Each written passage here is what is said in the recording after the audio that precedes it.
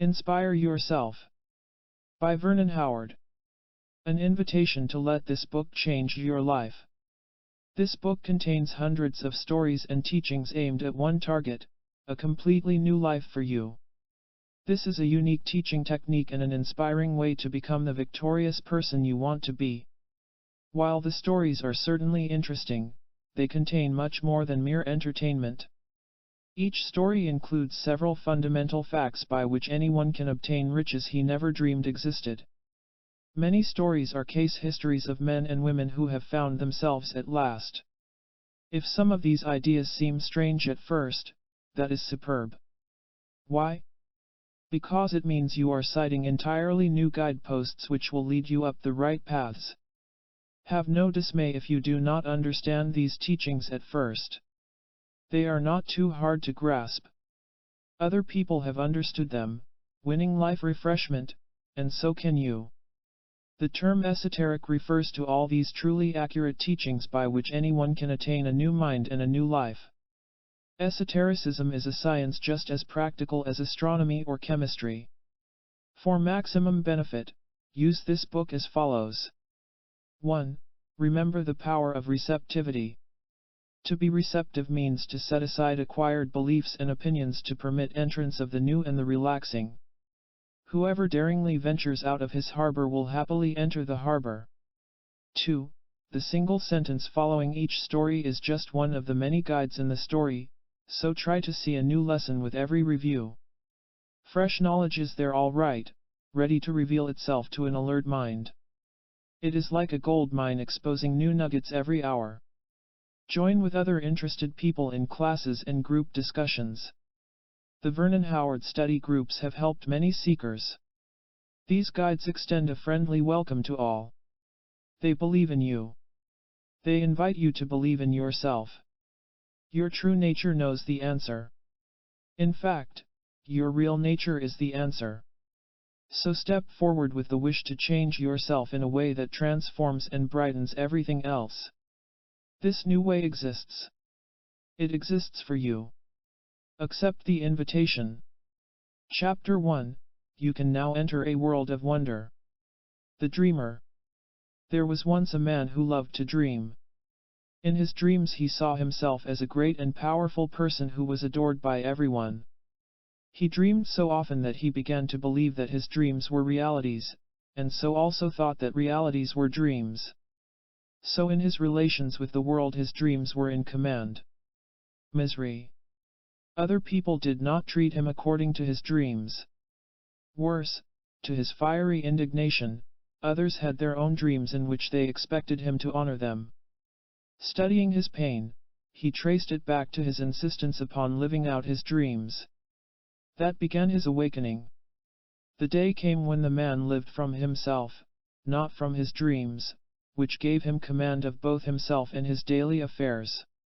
Our first and last task is to understand the meaning of self-awakening and then awaken to our true nature. Mental progress. There was once an earnest man who had succeeded in the spiritual journey. He had traveled all the way from desert to mountaintop.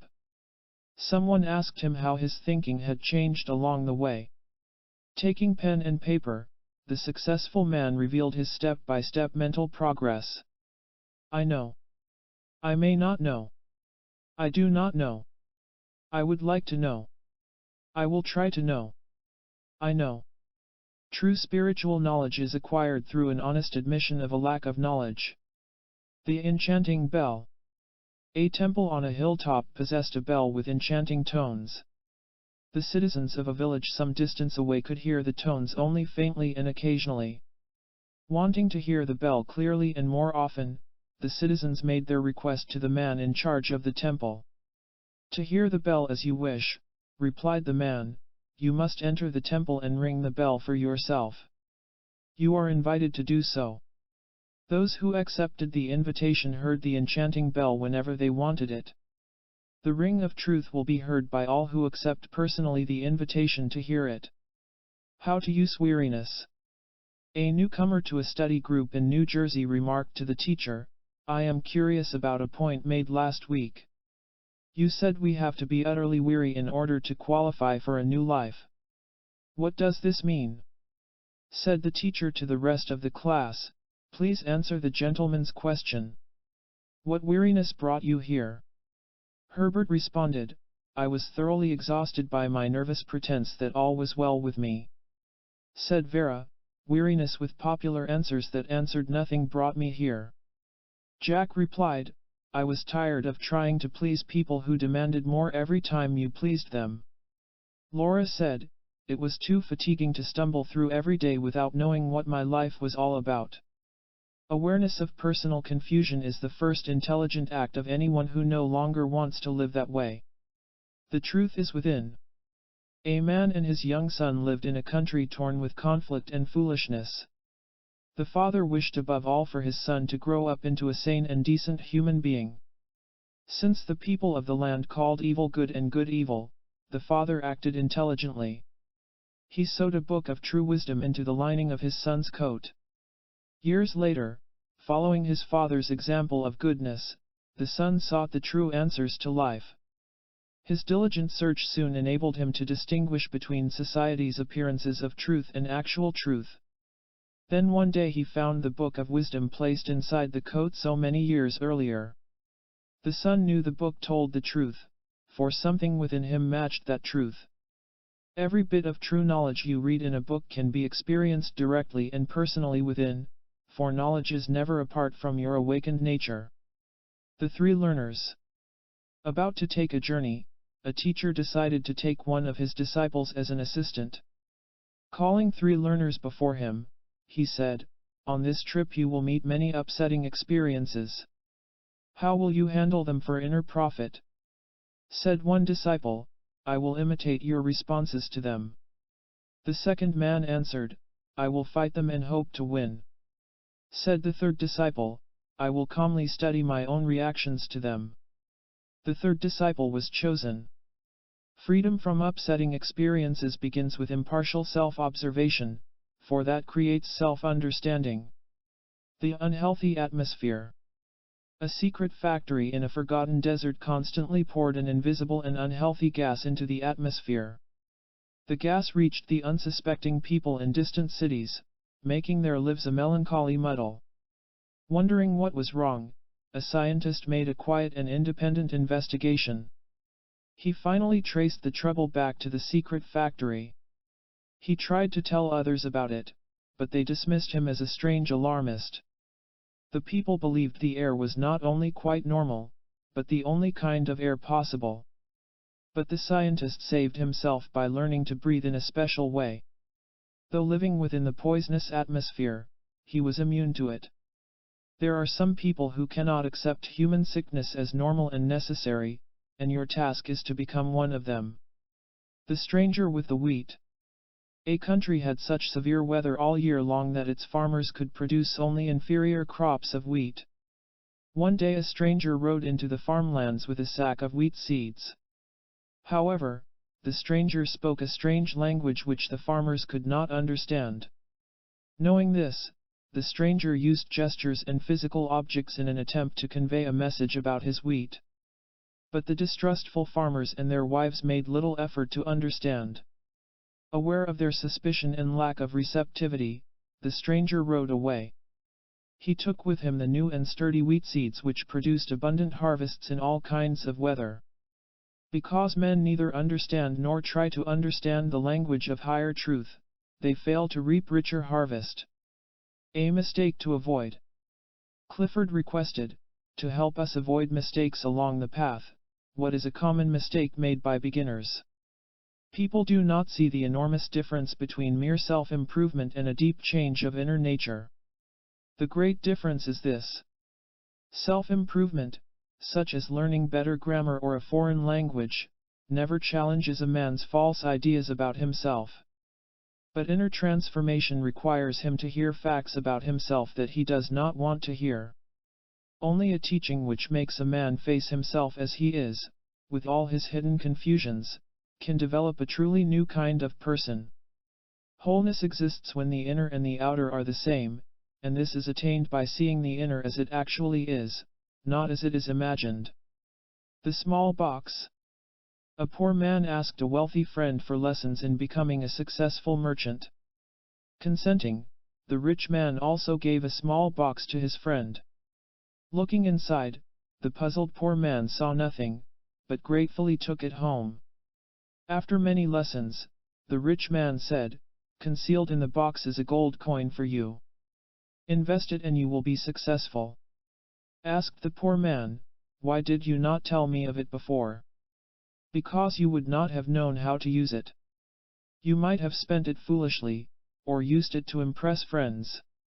But thanks to your faithful attention to lessons, you are now a wise investor." Opportunities for spiritual success appear just as swiftly as we make ourselves ready for them. The barrel of water. A man who lived in the desert brought a barrel of pure water to his cabin. The first day he added some sugar to make it taste sweeter. On the second day he mixed in some coloring to give it a bright appearance. The next day he made it thicker by adding some syrup. On the fourth day he tossed in some ginger to give it a spicy taste. Every day he drank from the barrel which no longer contained pure water. And there were two strange things about it. He could never figure out why the water never tasted right. And he could never remember that he himself was responsible for the contents of the barrel. Man distorts the pure truth, never seeing his own involvement and never realizing the ruinous consequences. The rare spice. The hobby of a woman in Kansas was the growing of rare spices. One day she received a sample of a spice completely new to her. It so excited her taste she was eager to grow it for herself. Not knowing its source, she made inquiries, but without results. Unable to forget the taste of the rare spice, she put more energy into her search. Dozens of letters were mailed. Notices were inserted in magazines for gardeners. After a long and disappointing search, a letter arrived from Argentina. "I know what you want," the writer stated, "and I can help you." The needed information followed. "Thank heaven," breathed the woman. "There is someone who knows." Those who know the truth are available to whoever cannot forget his first taste of something totally new. Hire help. In the early days of aviation, a pilot was forced down in a remote region of Brazil. Hiking to a distant village, he asked for help from the natives. Though not understanding what it was all about, the natives helped the pilot place tree branches in an open field, arranged in a definite manner. When a rescuing airplane appeared overhead, the pilot explained that the branches spelled out help. The natives then understood how rescue could come from a higher source previously unknown to them. There is something in you which is far wiser than anything in the world of men. Alan's question. May we have said Alan, an example of how we unknowingly stand in our own way. No barrier is thicker than to pretend to understand something which is far from understood. Take someone who advises a lonely friend to get involved in social activities. But the advisor himself is secretly lonely, even while having his own social escapes. Never having honestly examined himself, he is unaware of pretending to understand what is not understood. Incidentally, loneliness is simply a result of living apart from the whole. A common barrier to self-understanding is the careless assumption that one already understands himself. Mount Bliss. A man who was neither healthy nor happy heard about an invigorating herb which grew on top of a place called Mount Bliss. Not sure of its location, he studied a map and went on his way. While climbing upward he met a mountaineer who discouraged him from continuing. But a powerful herb grows on top of Mount Bliss. True. And it supplies fresh health and strength. Correct. Then why should I stop climbing? Because you are not climbing Mount Bliss. When seeking self-restoration we must make sure we are climbing in the right place, which these ideas help to do. The baffled student. A sincere but baffled student told his teacher, "I want to wake up, but the lessons sometimes cause distress." "Is it necessary to mention our faulty ways so often?" replied the teacher. "Do you remember what happened yesterday? You were walking next to a dangerous cliff you could not see because of the bushes. What was my motive in telling you about your position? The student never again brought up the subject. At first we think the truth shouts out in harsh condemnation, but later we see it as a gentle invitation. The secret stream. A woman heard of a secret stream flowing with healing waters. Taking the single path to the stream, she dipped her jar into it. She found that the water was indeed pure and healthful. Hearing about it, the woman's friends hastened to the secret stream, each carrying his own jar filled with the kind of water they drank habitually. We had better compare this stream with our own water, they advised each other. But the secret stream had a unique feature. To produce health, the water had to be placed into the empty jar of each person. Many people were unwilling to empty their jars of the old water, and so denied themselves a healing. But the wise ones threw out the old contents of the jars and received the desired healing. By higher law, the new will be given as soon as the old is given up. Sunny slopes. Philip told this story to other members of the study group. As a boy I once walked among some snowy hills with my father and some neighboring farmers. They wanted to know which slopes were capable of growing new crops. It was easy to determine. While snow fell on all the slopes, some were in a position to catch the sunshine which melted the snow. The slopes on the shady side could grow nothing. Philip concluded, likewise, we must expose ourselves to the sunshine of cosmic facts. When yesterday's mental snows are melted, a harvest is certain. Place yourself in a receptive position to healing powers. View and viewer. A husband and wife managed a tourist lodge in the mountains. One day a tourist arrived who displayed an irritable nature from the very start. He complained about the food, the service, and much more. Early one morning the manager invited the guests out to the balcony. He explained that weather conditions were perfect for viewing a beautiful sunrise. Accepting, the guests stood there and saw a colorful scene of dawn in the mountains. The irritable man left the balcony and marched sourly past the manager's wife. Wondering about it, she later asked her husband, "Something wrong with the view?" Something wrong with the viewer. A man's own mind makes his world whatever it is, for view and viewer are the same. Different food. A sick man consulted a specialist who told him, "You need a different kind of food. Dine somewhere else."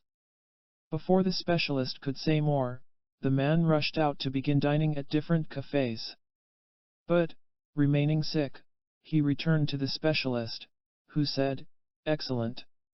Now you know what won't work. Go to this place," said the specialist, offering an address. Arriving there, the man was greeted by a woman holding a book.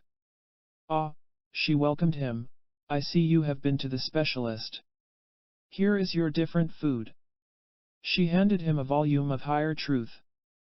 The different diet of esoteric knowledge restores and maintains spiritual health. The Egyptian soldier. An Egyptian soldier of ancient days faithfully served the army physicians as an assistant.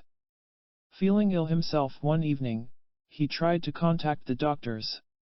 A captain told him, "After a long day on the battlefield, all the doctors are asleep."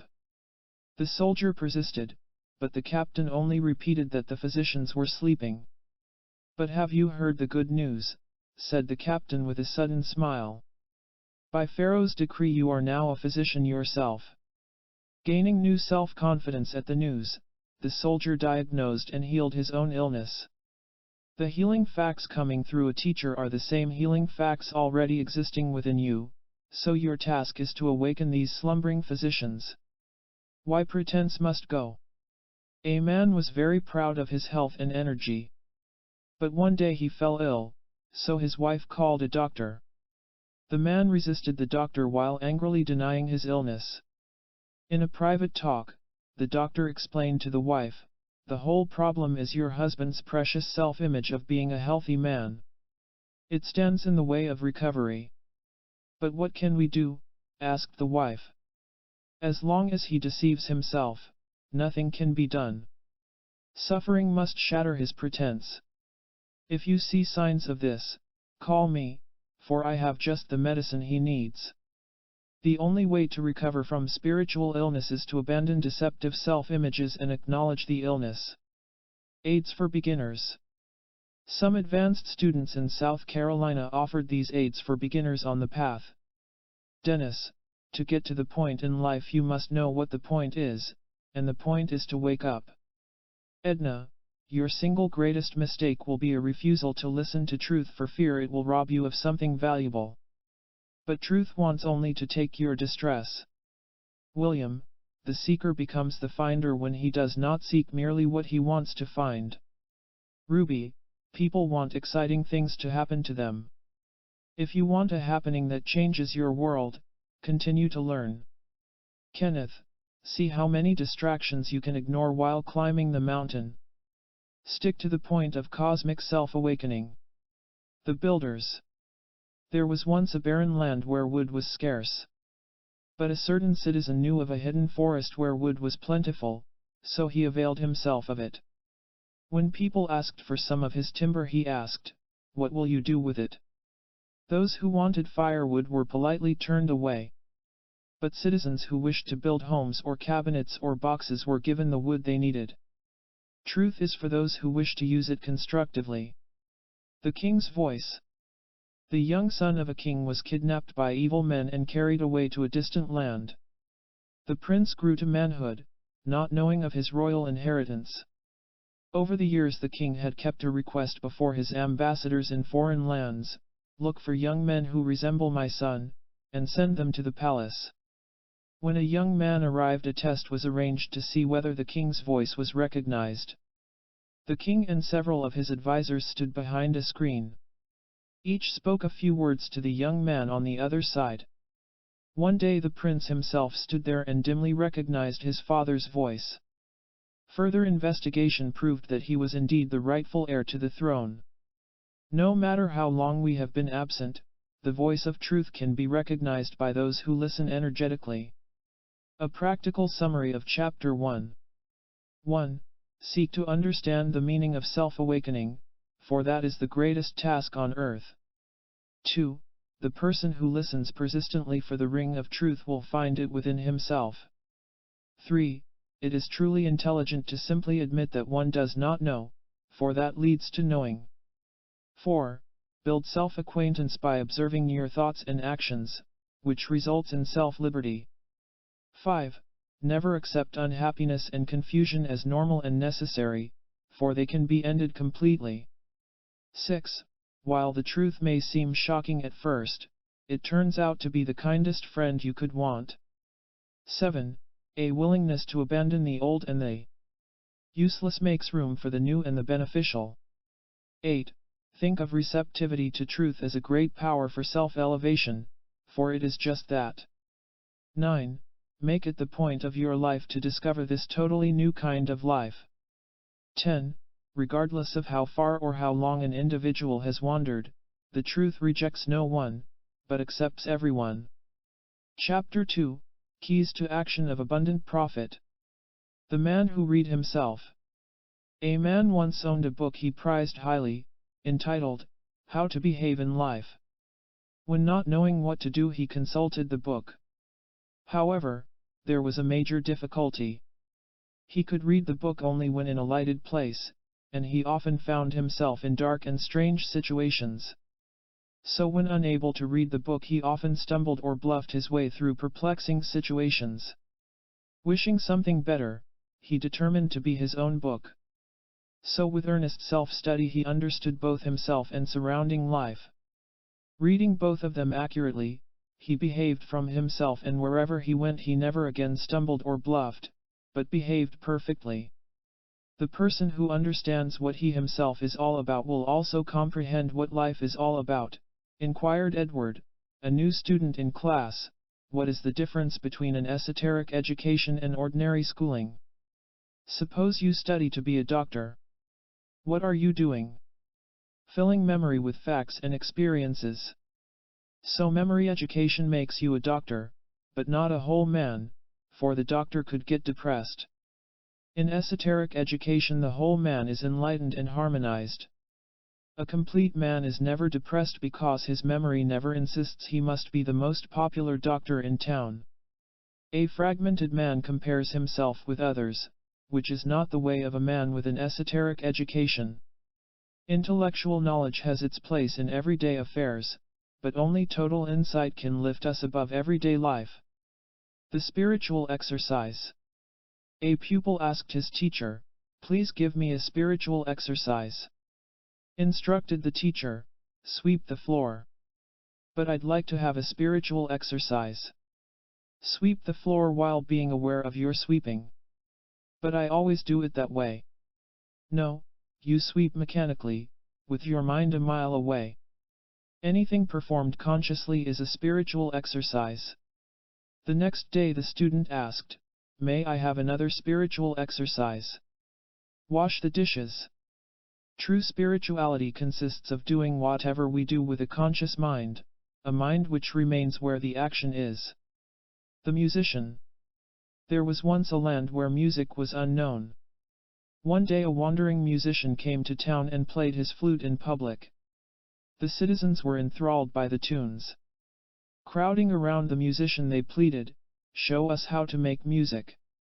The musician handed the people a spare flute. Several of them blew into it, but when no music came out, they looked bewildered and disappointed.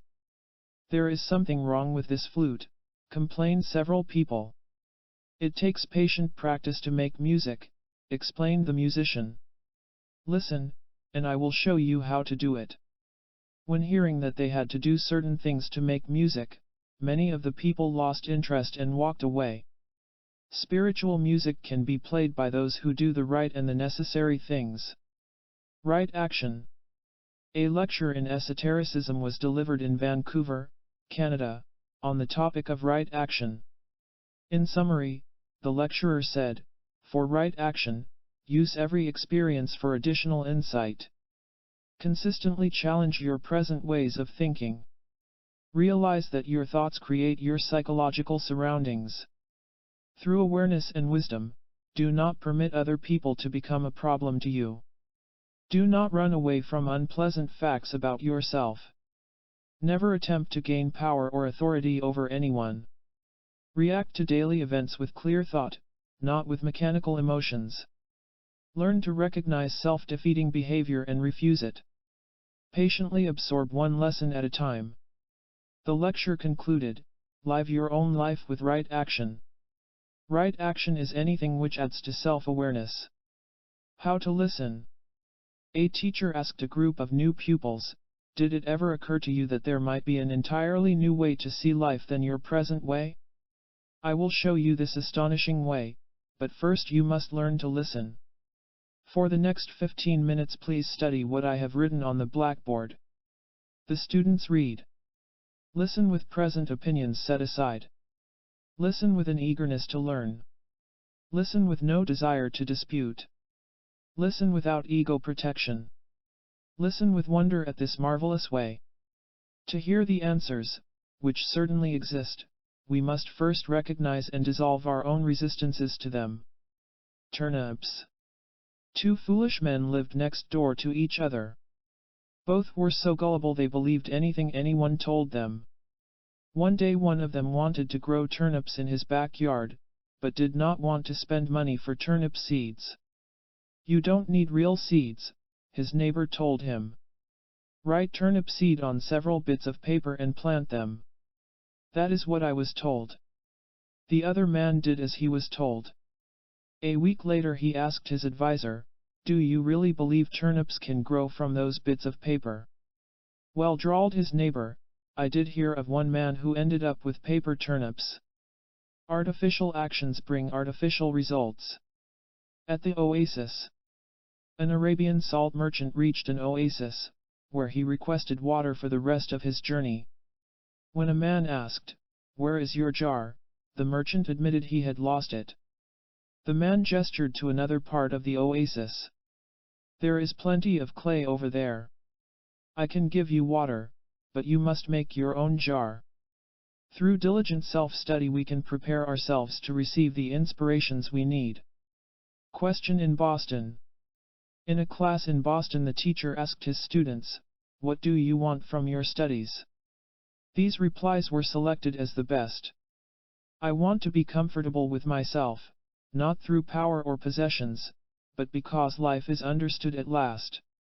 It is my wish to end the tension of trying to prove myself right by actually being right within.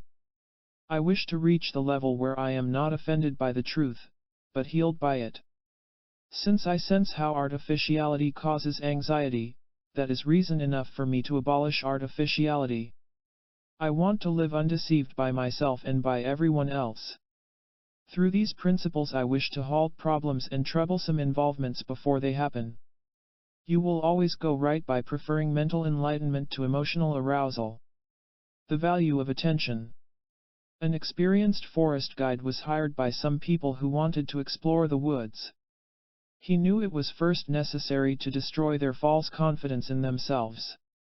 Pointing to a hilltop beyond the woods, he directed, "Fix your attention on that hill and climb it in a minimum of time." When the puffing hikers reached the hilltop, they found the guide waiting for them. "Do you know why you are so late?" he asked. "You were distracted by the sights along the way. Had you kept your attention on this hilltop, you would not have lost your way. Do not be distracted by superficial attractions, but keep your attention on the spiritual hilltop you want to reach." The basket. Standing over a table, a teacher held a small basket in one hand and several grapes in the other hand. One by one he dropped the grapes into the basket, but all fell through to land on the table. Said the teacher, "You will now remember that unhealthy desires and illusory ambitions always fall into a bottomless basket. They can neither accumulate nor satisfy. End wasteful actions by understanding this. True advancement begins with the realization that everything we have done up to now has not really advanced us 1 inch. The signal drums. Many years ago, an explorer in Africa set out along the Zambezi River, with Victoria Falls as his final destination. As he pushed forward, he devised a system of signals to summon supplies to him at any point in the journey. Natives with signal drums were placed in a line along the trail, each man within hearing distance of the next man. When supplies were needed, the drums sent out a message across jungles and hills. But when the explorer reached Victoria Falls, something went wrong with the signals. The reason was discovered. Some of the drummers had wandered away from their posts, while others had handled the messages carelessly. When they were replaced with reliable men, the signals brought the needed supplies promptly. Vigilant thoughts and feelings supply your every need. The right start. "We wish a right start in these classes," said Lee, a member of a new study group. "May we have some direction? Start as if you know nothing at all about the way out." Now, of course, this is insulting to vanity and frightening to hardened thought. Do it anyway. Vanity and hardened thought can only keep you in dismal prison. Dare to not know the answers, dare to discard silly superstition which masquerades as respectable tradition. Do this 10 times a day, every time you feel tempted to pretend you know what you are talking about. Pretense is the very prison itself. Begin every day with the wonderment of not knowing what life is all about. This is true power, refreshment, and relief. Eventually, a new feeling of rightness will arise within. You can make a new right start every single second, for your real nature is not chained by 5 minutes or 50 years ago. The treacherous rocks. A wandering tribe settled along the bank of a rushing river. The land on the other side of the river looked pleasant, so the people placed large rocks in the water in an attempt to walk across. But the stones shifted positions so treacherously that the people splashed down into the water, cold and irritable. Their failure continued over the years. Oddly, whenever a stranger wanted to reach the other shore, the villagers recommended the rocks. More oddly, few strangers ever asked, "How come you recommend the rocks when they have done nothing but make you miserable and frustrated?" No matter how traditional or how highly recommended, false methods for reaching the other shore can only cause frustration. What few men see. A seeker wished to enroll in the school of a wise man. The teacher instructed, "Go out and be good." The seeker went out and walked down the streets, giving gifts to the poor and helping whoever needed help. When returning to the wise man he was told, "I asked you to be good, not do good." There is a great difference, which few men see. You did good without being good, for you had a motive of self-reward. When the seeker nodded, the teacher said, "You were already in school but did not know it. Think about your first lesson. Above visible good works is a higher goodness which flows effortlessly and without thought." The incompetent dog. A shepherd owned a dog which was unable to understand its duties in handling sheep. The shepherd placed his dog in the company of other dogs who performed their tasks expertly. The shepherd hoped his dog would observe the others and learn from them. But the dog remained as incompetent as before, so the shepherd asked a friend for advice. The friend said, "Merely being in good company changes nothing. You must show your dog the advantages of right action. Association with higher truth can change only those who feel the need for self-transformation. Accept the actions." Asked a student at a class in New York, "How can we get more from these lectures?" Accept the actions as well as the words. If I tell you it is wise to learn something from every experience, you will agree wholeheartedly. But do you do it? You may agree that sunshine is healthy, but it does no good if you remain indoors. That is true, but how can we distinguish between artificial action and movements having real meaning? The only test of action is whether it truly changes the kind of human being you are, all else is illusion masquerading as reality. Never hesitate to perform authentic action, for results can never be anything but good. Cup and cabbage. A teacher realized that the girls in her cooking class had picked up several wrong methods. Knowing they had some unlearning to do, the teacher provided a visual lesson. She placed a cup and a cabbage on a table, then instructed one of the girls, "Hold one hand in back of you and pick up the cabbage." When the girl had done so, the teacher said, "Now pick up the cup." "I can't," said the girl. "Why not?" "My hand is filled with the cabbage." "Then drop the cabbage." By dropping wrong and impractical methods we are free to grasp right procedures. At the doorway. Dinner was about to be served at a school of higher truth. A teacher wished to impart a special lesson, so he told his students, "Stand at the doorway of the dining room and talk about food for 10 minutes. When the students finished, the teacher said, "Explain the lesson." Someone volunteered, "Mere talk about truth leaves one empty. Idle talking and mechanical thinking about right ideas is not the same as living from those ideas, so we must advance to the living." Sand castles. Two boys began to build sand castles on the seashore. One of them chose a site several yards above the topmost reach of the waves. The other boy built his castle close to the waves which battered his walls and towers.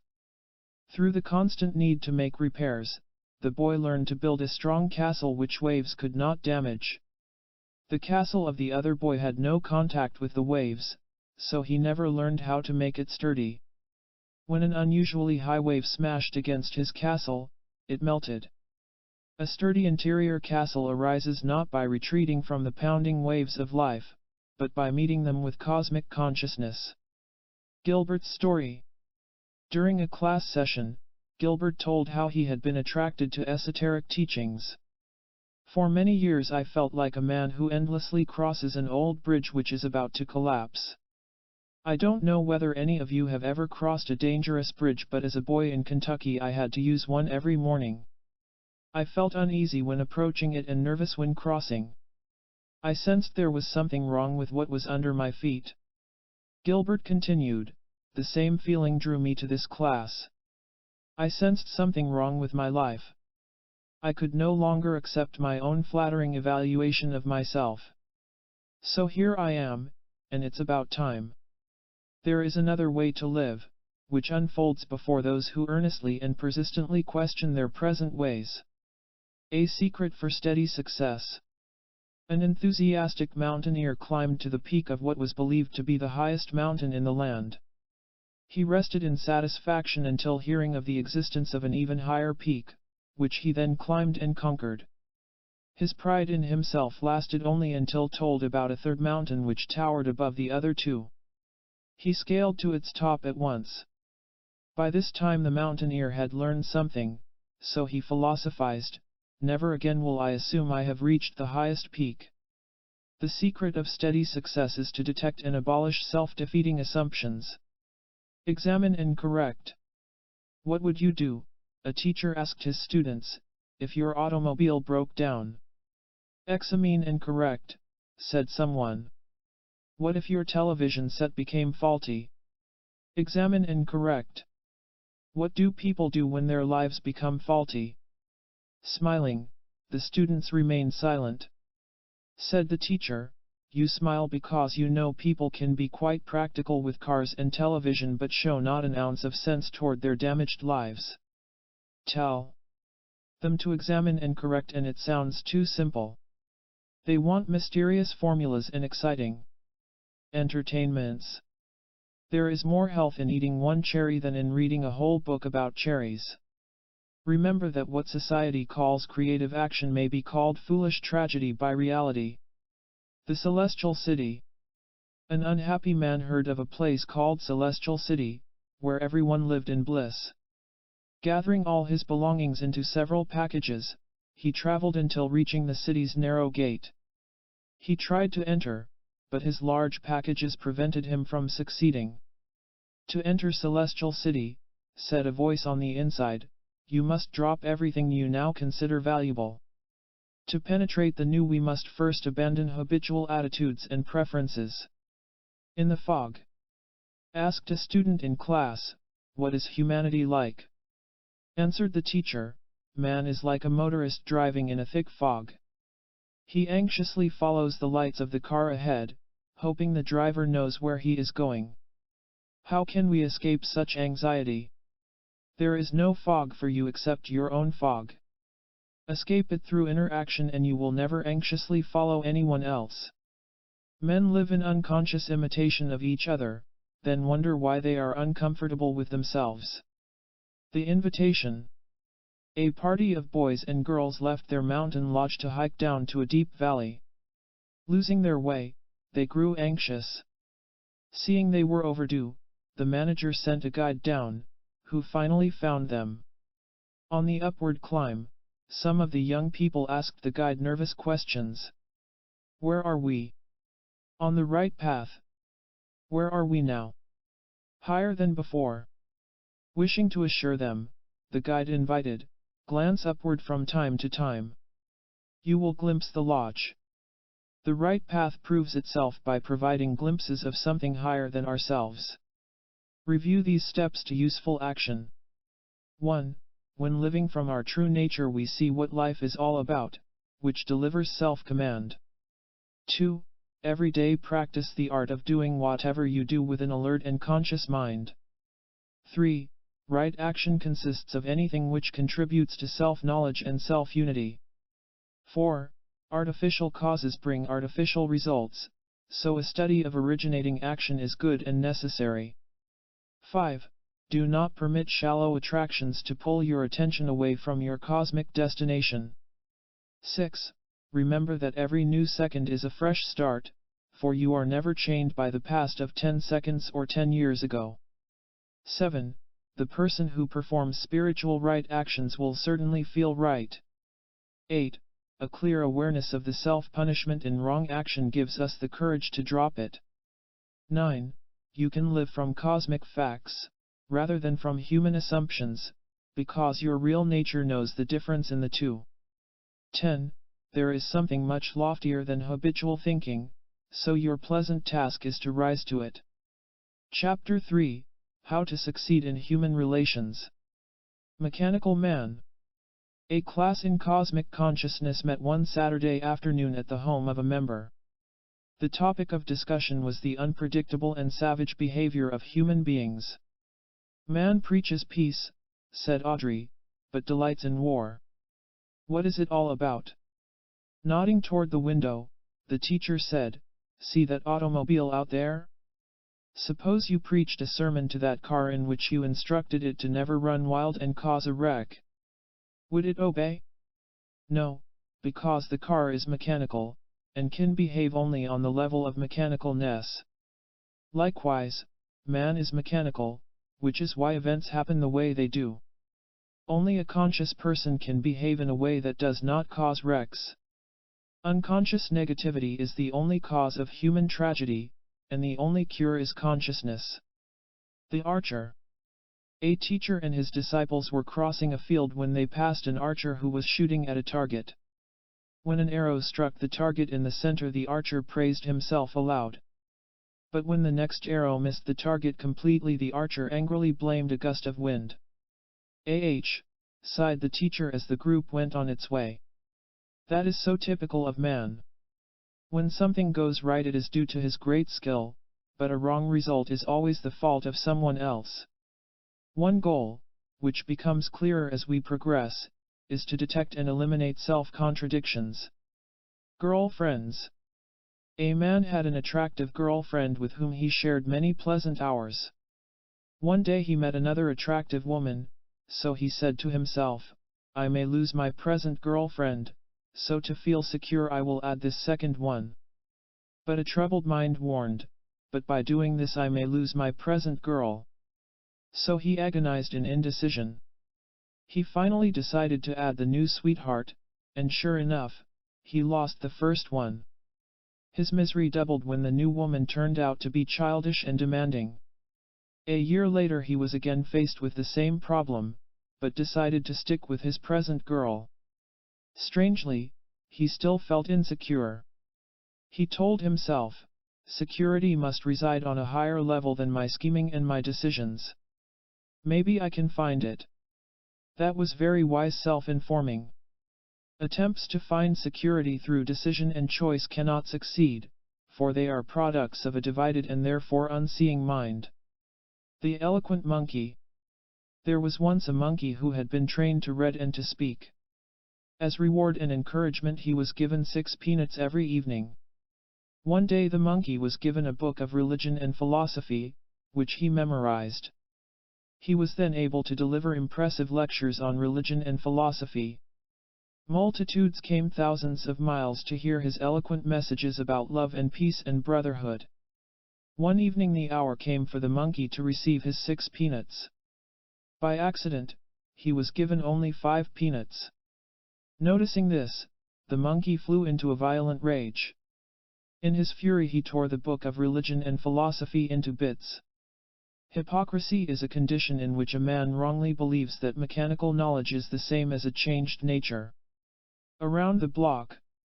A man had constant dizzy spells for which he could find no cure. He told a friend about it, who advised, walk around the block 3 times on Sunday afternoon. The man followed the advice, then complained to his friend, I did what you said, but still feel dizzy. It did me no good either. In trying to understand life, beware of foolish advice from those who do not know. The Pouncer. You have taught us how to listen correctly, said Diane in class, such as by setting aside hardened opinions. As additional aid, please explain how an insincere person listens to a lecture about truth. Like a fox stalking a flock of geese. An enemy of geese, his only aim is to pounce on one of them. It makes no difference which goose he attacks, the attack is all that matters. An insincere listener watches for anything to pounce upon, even the lecturer's way of dressing. This is the listener's desperate attempt to escape the anxiety of hearing truths he does not want to hear. Also, he hopes his pouncing will induce others to do likewise, for he is scared of standing alone. No matter how authoritative or educated he may appear to be, no one is more miserable than a pouncer. To attack truth in an attempt to escape anxiety over hearing the truth will only increase anxiety. The quiet dog. A father took his small son on a short business trip to the other side of town. As they approached the client's house, a large dog appeared in the yard, barking furiously. Unable to reach the front door, the father took his son's hand and led him away. The boy looked back at the dog which had become silent. "Why can't we stay?" asked the boy. "The dog is quiet." "Yes," said the father, "but his barks are still inside." Never believe that people are what they appear to be. The truly good woman. A woman who felt guilty over past misdeeds said to herself, "I must repent. I will start by doing good to others."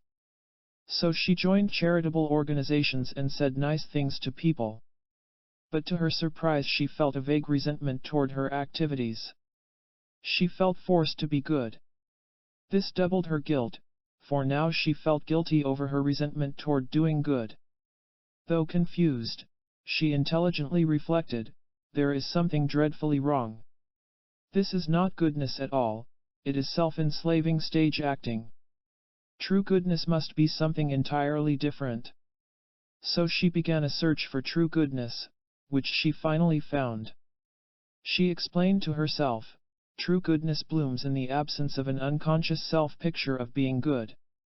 Abolish conditioned thoughts about personal goodness and badness, and authentic goodness flourishes. Freedom from pretense. In order to get what he wanted, a man pretended to be a friend of people he secretly scorned. But one day he heard a wise man teach, hypocrisy, being self-division, is its own punishment. So with the help of the wise man, the self-divided man became whole and free of pretense. Later, he met a smooth-talking scoundrel who promised fame and power in return for money. The man declined, stating, "No longer my own victim, I am not yours." A man with no deception in himself cannot be deceived by others. The opening in the wall. As a clerk in a courtroom, Wayne daily observed human beings in conflict with each other. As part of his inner work, he tried to connect human affairs with the facts absorbed in class, which speeded his progress. At one group gathering he commented, "The best word to describe human relations is confusion. Is there some opening in the wall we can work on to make things clearer?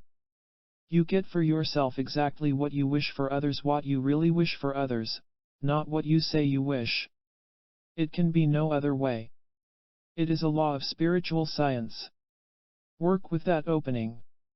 Conflict does not enter the life of anyone who understands the spiritual laws governing human relations. The well-dressed audience. The people of a certain country did not appreciate truly good music. They preferred noise, which they called music. One day a symphony orchestra visited their country. They did not want its fine music, yet wished to appear cultured and appreciative. So a concert was arranged, which was attended by a large and well-dressed audience. As the concert progressed, the musicians noticed the bored and inattentive manner of the audience. So one by one the musicians quietly left the stage. The music grew fainter and fainter until it faded out entirely. The half-asleep audience suddenly became aware of the silence. Thinking the concert had ended naturally, the people jumped to their feet and applauded wildly. Then they all went back to the noise which they called music. The symphonic truth remains only with sincere people who recognize and appreciate it. No need to think. A teacher provided these answers to an inquirer: what if someone wants to leave me? Let him leave. What if he wants to stay? Let him stay. But what if he is bad for me? If you live from what is true and good, a bad person will not want to stay with you. Your levels have nothing in common. Be true and good yourself, then, you will not even need to think about such things. Right action is so natural to a true and good person he has no need to think about it. The educated man. An educated man who thought he understood human nature asked a stranger, "Would you like to learn about human nature?"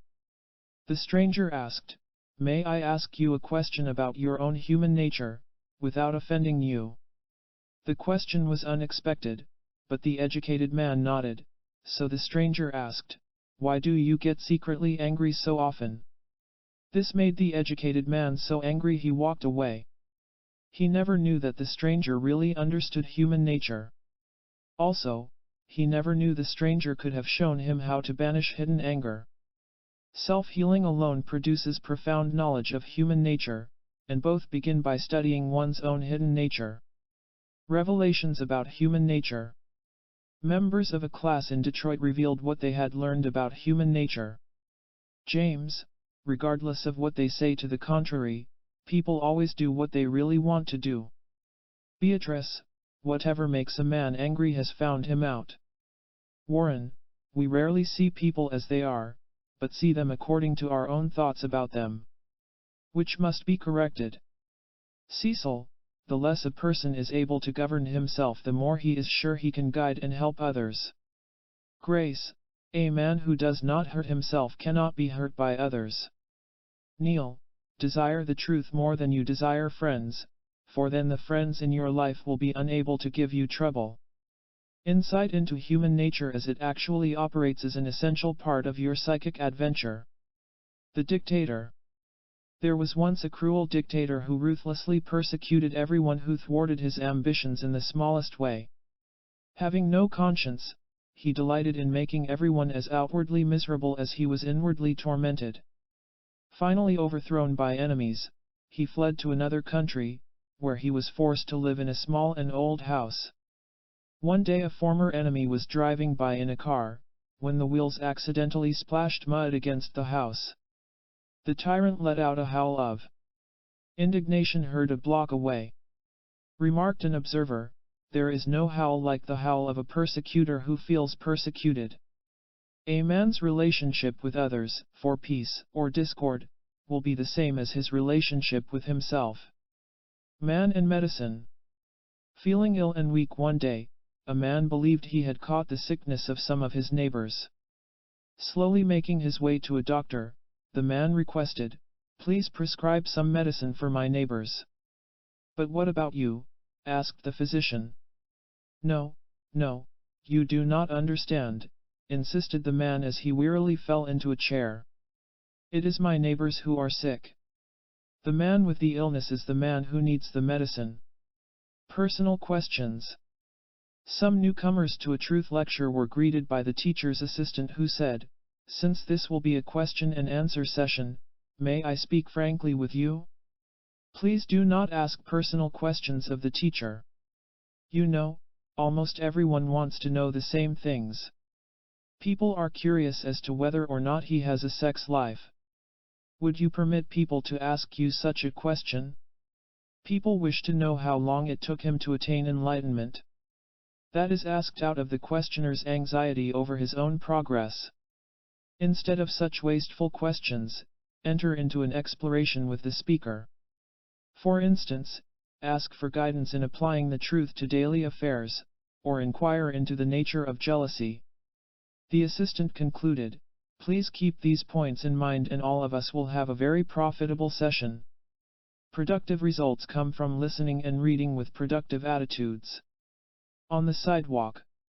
Two friends met on the sidewalk to hold this conversation. "How do you feel?" "Very happy."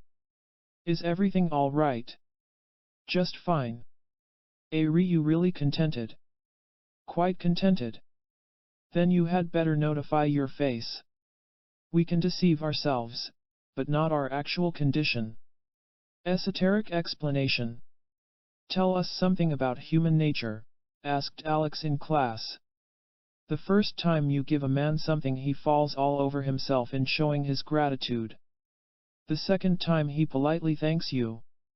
The third time he is annoyed that you did not bring it sooner. The fourth time he demands twice as much. The fifth time he considers you an enemy to be plundered." Asked Alex, what is the esoteric explanation of his behavior? The thrill over the first gifts excites his false sense of self, they seem to affirm him. But the false self is endlessly greedy for thrills, so it suddenly swings over to the new thrill of hatred and violence toward the giver. The false self has no conscience, it has only neurotic desires, which finally wreck the man. For right human relations, be in social contact with others, but not in wrong psychological involvement with them. The driver. Two women were motoring down the highway in a heavy fog. The passenger was one of those unaware people who could never put herself into another person's place. Unable to realize the driver's need to concentrate on the road, the passenger chattered and joked and asked questions. At the end of the hazardous drive, the passenger remarked, "You have been strangely silent for the last hour. You must have had something important on your mind." "Yes," said the driver. "Your life and mine. Do not expect other people to understand why your attention is on the road to higher truth." The high hill. Several travelers were lost in the desert. Fortunately, they met a man who was well acquainted with the region. He instructed, "Climb that high hill over there. The view will show you the way out." One by one the travelers replied, "My present view is good enough. You may be trying to mislead us. I already know the way out. Have others made it to the hilltop? I am too discouraged to move from here. Give us proof of what you say. I won't go up there alone. With what authority do you advise us?" Wandering men will do everything but prove the truth by their own investigation. The law of attraction. A tourist who was not noted for deep thinking was traveling through a mountainous region. Wishing to take some photographs of bears, he asked a citizen of a small village where he might find the animals.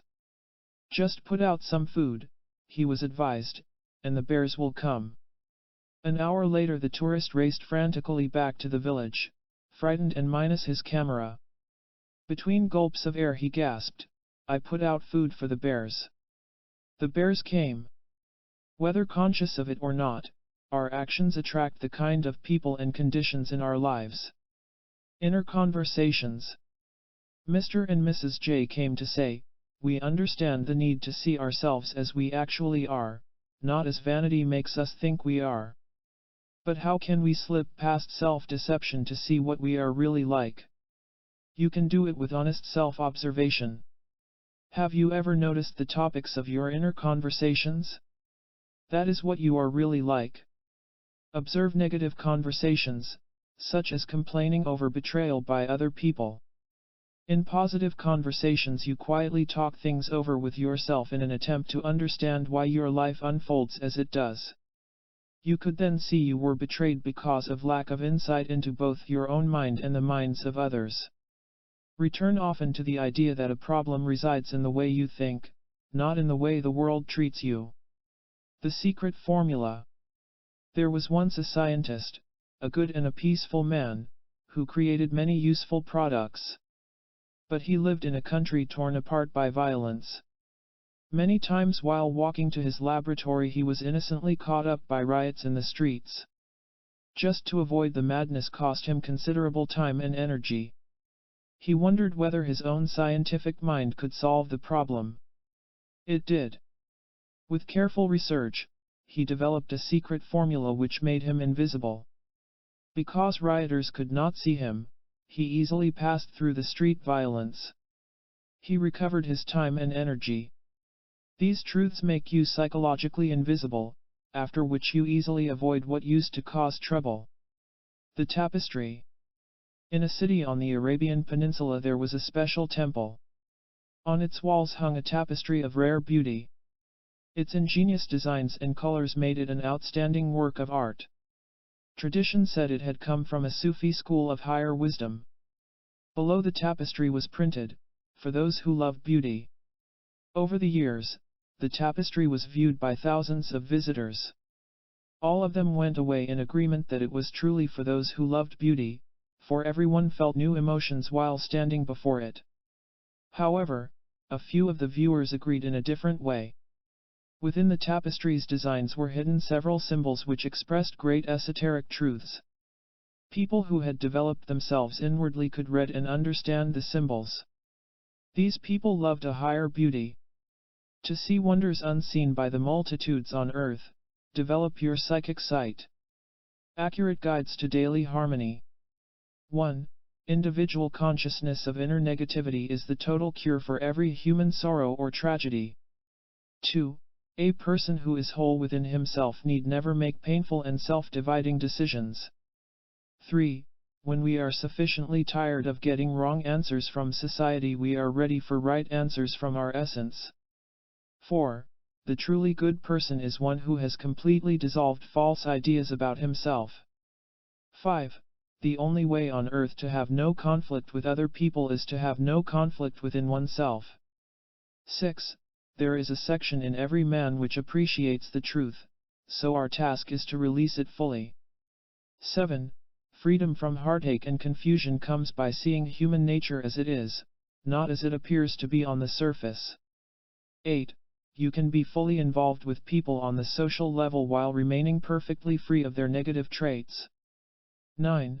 A man attracts to himself the people and events which correspond with his own actual nature. 10. Regardless of what other people do with their lives, make your life one of constantly expanding light. Chapter 4. Open the door to authentic happiness. The happy future. A man said to himself, I am unhappy. However, as soon as my goal is attained I will be happy. He attained his goal, but was just as unhappy as before, so he stated, when I win my new desire I will be happy. He won his desire, but remained unhappy, so he took his bewilderment to a wise man. You deceive yourself, said the sage, into thinking that mere passage of time can make you happy. You are both your present and your future.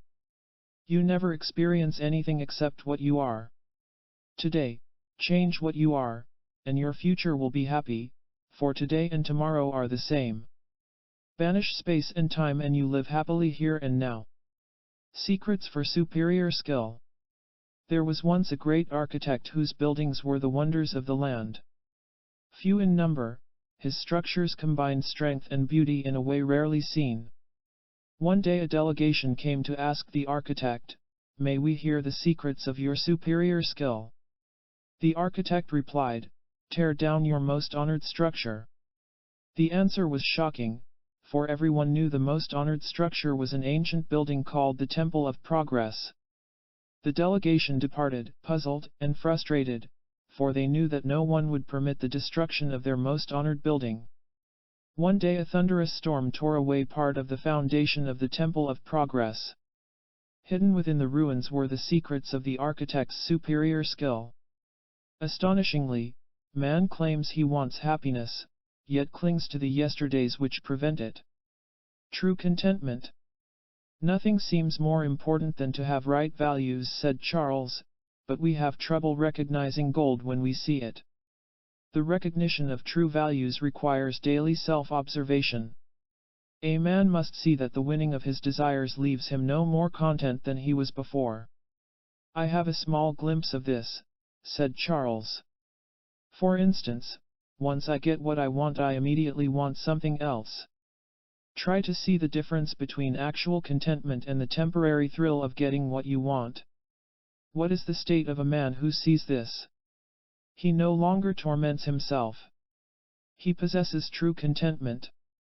Acquisition cunningly disguises itself as happiness, but in its falseness it always abandons its unwary victim. Illusion. A seeker asked a teacher, why do so many unhappy things happen to me? Will you listen to something you do not want to hear? Yes. You are unhappy because you live in illusion. What is my greatest illusion? The illusion that you are not living in illusion. An unaware man is unaware he is unaware, and that is the entire human predicament. The Emperor's choice. A wise emperor once sent short notes to 5 of his ministers. Each note simply asked, what do you do in your spare time? Though puzzled by the question, each minister sent his reply. I build my financial security. I involve myself in many excitements. I study to understand the meaning of life. I travel to shores and mountains. I do little but rest and relax. Said the emperor to himself, as my personal advisor I need a mature and inquiring mind. I will select the man who wants to understand life. The only activities of true value are those which aim at inner transformation. Love. Obviously disturbed by a lecture he had heard, a new student approached an advanced disciple. The teacher warned us against talking about love, said the beginner with a frown. He almost rebuked us for using the word love at all. Why? Because people talk most about what they possess the least. He wants us to use honesty as a tool for self-elevation. Do you know what motivates him to talk like this? What? Love. Love exists in the absence of self-reference, which is far above self-dramatizing words and public appearances. The weird philosopher. A certain man wanted to become wealthy, but failed. He then decided to develop a shallow but publicly impressive personality, but no one was impressed. In despair, he next decided to become a philosopher. As such, he gave lectures which denounced wealth and shallow personality. His philosophies became so weird they attracted many people whose minds were already inhabited by weirdness. To the philosopher's delight, he soon became wealthy and impressive. You see, he explained in a modest manner to his enthusiastic followers, humility attracts heaven's success. But the number of sleeping pills and tension pills the man secretly consumed was astonishing. He never explained them to his followers. For one thing, he himself could not understand why heaven could make him outwardly successful, but could never make him happy. A philosophy is worthless unless it makes the philosopher successful in his private life. Something to see. Requested Lloyd, help us to see something we do not see. You do not see that your strength and confidence is illusory. You do not believe that under different circumstances you would behave in a different way than now. For example, someone who considers himself an authoritative public leader will feel lost and lonely when change removes him from public view. This is costly self-deception, for by valuing the artificial you deny yourself the real. Shock and despair are inevitable as long as we insist upon living in illusions about ourselves. At the brook. A good and wise king was strolling through the woods one day, accompanied by a close friend. While pausing at a brook, they were joined by two strangers who did not recognize the king.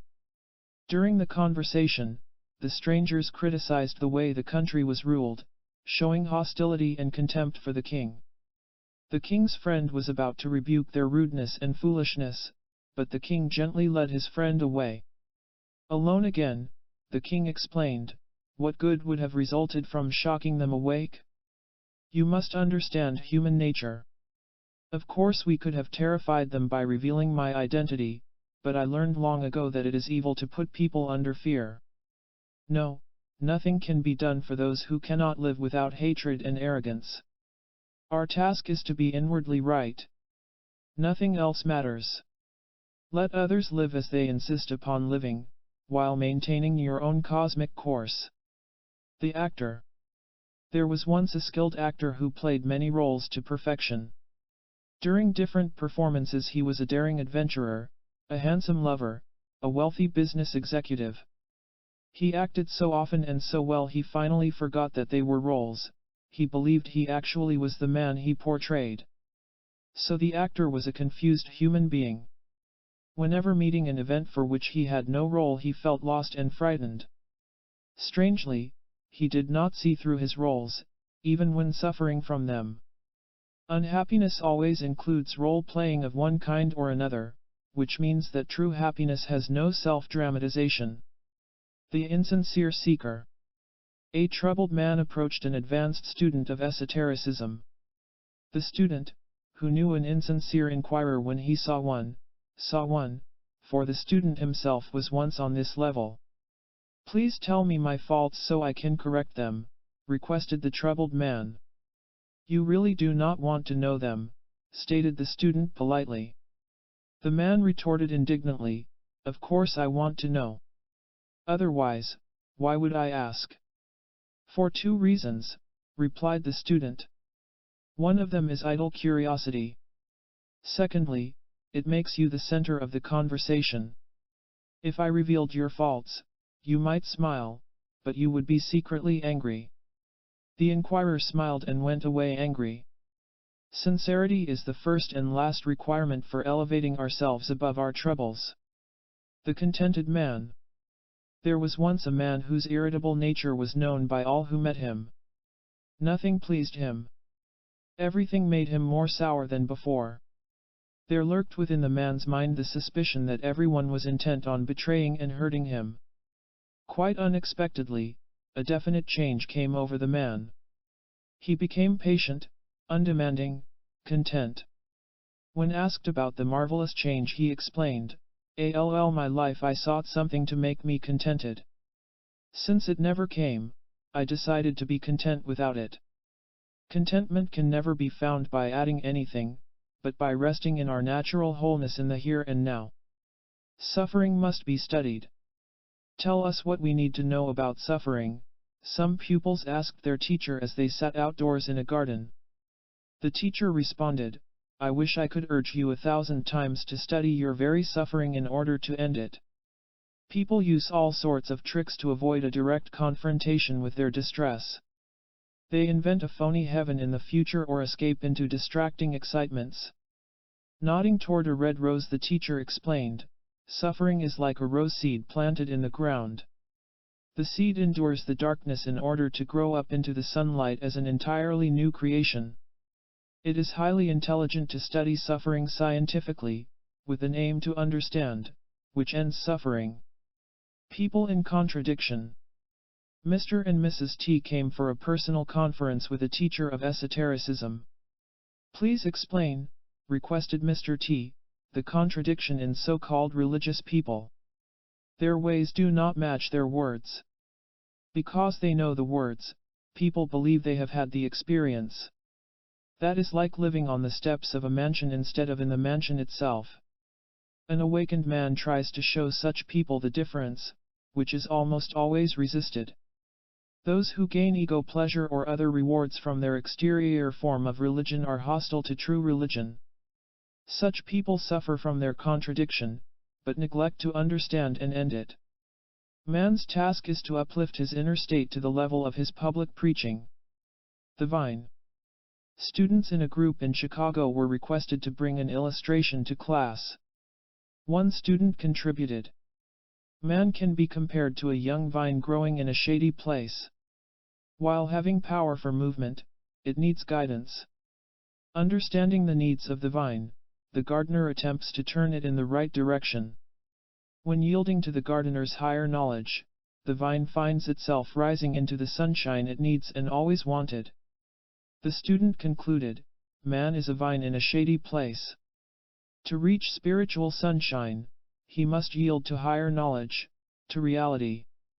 The higher knowledge needed for spiritual sunshine is freely available to those who are weary of shady places." The reward. A young student at an esoteric school approached his teacher to announce, "I have spent the entire morning improving the garden. What is my reward?" The teacher inquired, "Are you somewhat worried that you might not get a reward, or that an offered reward might not please you?" "Yes. Tomorrow morning, work once more in the garden. Do it just because you do it, without worrying over a reward. That will be your reward. Our true reward is to live without demands which cause worry, to simply enjoy our own company at each moment." The Sparrow's Complaint. A sparrow complained to Mother Nature, "You gave beautiful colors to the peacock and a lovely song to the nightingale, but I am plain and unnoticed. Why was I made to suffer?" "You were not," stated Mother Nature. "You suffer because you make the same foolish mistake as human beings. You compare. Be yourself, for in that there is no comparison and no pain. Comparison operates on the level of conditioned thought, so by transcending thought we never compare and never suffer." Encouragement. A teacher in Oregon asked his class, "How would you encourage a gloomy person?" The students replied, "Thomas, you are never asked to do the impossible, therefore, newness of mind is possible. Jane, limitation of everything truly good for you exists only in an incorrectly operating mind. Victor, things which make a big difference to the false self make no difference whatever to your true nature. Barbara, the nice thing about not having an adorable self-image is that you don't have to live up to it. Owen, the reason you can begin anew every day is because you are new every day. What you now take as pleasant thoughts for encouragement will someday be seen as scientific facts for self-transformation. Candy. Two young men in Syria decided to go into the candy business. Calling on an experienced candy maker in their village, they learned many useful facts. When leaving, one said, "We must first find a source of sugar and buy as much as we can." His excited friend began to walk away, protesting, "That will take too long. I already have some flour at home. I will use that." "But you can't substitute flour for sugar. You do it your way and I'll do it mine. When there is a difference between our way and the right way, there is also chaos." The two balloons. An orange balloon and a blue balloon were set free to float around sky and earth. They separated, but a year later the winds brought them together again. Instantly, the blue balloon began a long story of oppression and misfortune. "I resent getting bumped by everything," the complaint ended. The orange balloon nodded in understanding. "At first I suffered from the same bumps. Then I learned a fantastic secret which may sound strange to you. I learned to not enjoy my resentment. Now, I still run into all sorts of objects, but miraculously, I don't feel a thing. You see, I learned that my resentment is the bump. If we could only see it, we are at the mercy of absolutely nothing except our own wrong thinking." The bracelet. A woman with a careless mind was given a bracelet which she believed to be of great value. She lived in daily worry that it might be stolen or damaged. One day she decided to buy a stronger case to keep it in, so she took it to a jeweler. Glancing at the bracelet, the jeweler said, "There is no need to protect it from anything. This bracelet has no value at all." Stunned at first by the news, the woman said nothing. Then she exclaimed, "Thank heaven, my worries are over." Worry ends completely for whoever realizes he does not consist of that surface personality which was so anxiously protected. The trail to the top. A national park included a particularly difficult hiking trail which led to the peak of a mountain. Even though long and tiring, it was a favorite with visitors. Those who reached the top did so with a sense of achievement. Halfway to the top there was an especially steep stretch of twisting trail. Weary hikers who reached this point came upon an unexpected sign. It read, "Courage. Others have succeeded. Simply remember that you can do anything that is necessary for reaching self-recovery." Suffering and self-knowledge. A teacher answered these questions. From what does a man suffer? From what he does not know himself. What is an example of the kind of knowledge needed? A man must see how he secretly cherishes anguish because it makes him the center of his own attention. In summary, how is suffering eliminated? By deep and persistent self-study which leads to self-knowledge. Ponder the fundamental fact that anguish and understanding cannot occupy the mind at the same time. Stormy weather. Eva came to her first meetings after suffering the pains of a broken romance. One evening she said, "I know there is something right about everything we hear here, but I seem to be standing in my own way. How can we learn faster?" Imagine a highway used by trucks to bring food to a city. The highway cuts across a region having sudden and furious storms which wash out the bridges and block the trucks. That is similar to what happens when we are overwhelmed by stormy emotions, such as bitterness and self-pity. No one cuts us off from swift progress except ourselves. Starting right now, free yourself from negative emotions by refusing their destructive thrill. Never listen to the false voice which says there is satisfaction in fiery feelings, such as panic and dread. Perfect pineapples. There was once a field of pure and perfect pineapples. The fruit was so superior that the owner never permitted any bargaining over the price, even though bargaining was a popular custom. All day long the shoppers came to glance at the pineapples. Most of them used all kinds of cunning tricks to avoid paying the fixed price. But all were told, there can be no bargaining with such perfect pineapples. Either you want them or you do not. Many shoppers departed in anger and criticism. But others inspected carefully, and, recognizing perfection, gladly made the purchase. Truth never bargains, but comes to those who pay the price being a willingness to abandon self-centered ways. How to use life. 2 students were observing a newcomer to their esoteric school. One morning they saw him trying to drag a water hose to a comer of the garden. But at every few yards the hose caught itself against the stepping stones. Annoyance was plainly on the face of the newcomer as he walked back to loosen the hose. "Too bad," remarked one student to the other, "but life is using him." A month later the students again observed the newcomer at the same task. Once more the hose caught against the stepping stones. As the newcomer loosened the hose, a new expression was on his face. Clearly, he was studying his annoyance instead of going along with it. "Very good," stated a student. "Now he is using life." An extraordinary secret for true success is to use every annoyance to gain self-insight and self-command. Helpful facts about true happiness. 1. Since the present moment is free of time, you are now free of inner pains, but must realize what this means. 2. Man's entire problem is that he is unaware of being unaware, so self-rescue begins with a new consciousness. 3. Anything that contributes to a deeper understanding of your mind contributes to personal happiness. 4. Authentic love exists in the absence of a fictitious sense of self, and nowhere else. 5. Happiness is present when there is no difference between the inner man and outer man. 6. Know that contentment is never found by adding anything, but is found by subtracting whatever is artificial and illusory. 7. When suffering is studied and understood through esoteric science, suffering ends for the scientist. 8.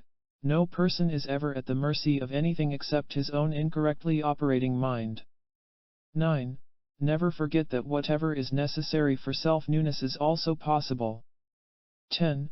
Everything works in favor of the person who meets his day with an awakened mind. Chapter 5. Discover the marvels of a new mind. Boxes of silver. A ship of the 18th century was entering a harbor in Portugal with a rich cargo of silver. It struck an unseen rock and sank in shallow but dark water. Divers tried to tie ropes to the boxes of silver, but were confused by the darkness. The captain realized that the divers were wasting time trying to distinguish between the boxes of silver and the boxes containing products ruined by the water. "Don't try to judge what you see down there," the captain told his sailors. "Just send everything up to the surface." The divers followed instructions. In the light of day, the valuable silver was easily separated from worthless boxes. The light of consciousness enables us to distinguish between true riches and valueless. A vanishing question. Said a bewildered man to a teacher, "I do not know what to do with myself." Understand and correct your mind. "Will I then know what to do?" "Yes." "Then what exactly will I do?" "You will do everything you do without asking what you should do. The question will vanish. Your mind will no longer be divided against itself.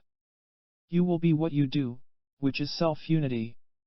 To be in agreement with your own nature is all you ever need to be or do. Something to think about. In a class in Toronto, Canada, Bird requested, "Please give us something to think about for the next few days." No one is ever really endangered by anything but his own wrong thoughts, his fantasies parading as facts. Think diligently about this. A man free of his own fantasies cannot be threatened by the cunning delusions of others. To reinforce this principle, please restate it in your own words. Brenda, our only enemy is our own mental meandering. Lowell, self-liberty guarantees liberty from the traps of others. Edith, fear of danger vanishes with self-knowledge. No man is deceived except by his own permission, and the permission is unconscious, for consciousness cannot be deceived. Instruments for seeing. Wishing to teach a certain lesson to her young pupils, a schoolteacher set 3 objects on her desk. She then asked the children to look at the objects and name them. The students responded. A telescope. A microscope. A magnifying glass. The teacher asked, what do they have in common? A student answered, all of them help us to see better. That is right. They are instruments for seeing. The teacher applied the lesson, you must use all your instruments for seeing your lessons, such as attention and effort. Our instruments for spiritual seeing are ready for today's use, such as verifying everything for oneself, and remembering our high aims. At the palace, a disciple asked his teacher, what is the difference between intelligent thinking and mechanical thinking? The teacher replied, wait a few days. The next week both men were part of an audience gathered for a pubic ceremony on palace grounds. In front of them stood a tall man with a glittering crown on his head and dressed in royal robes.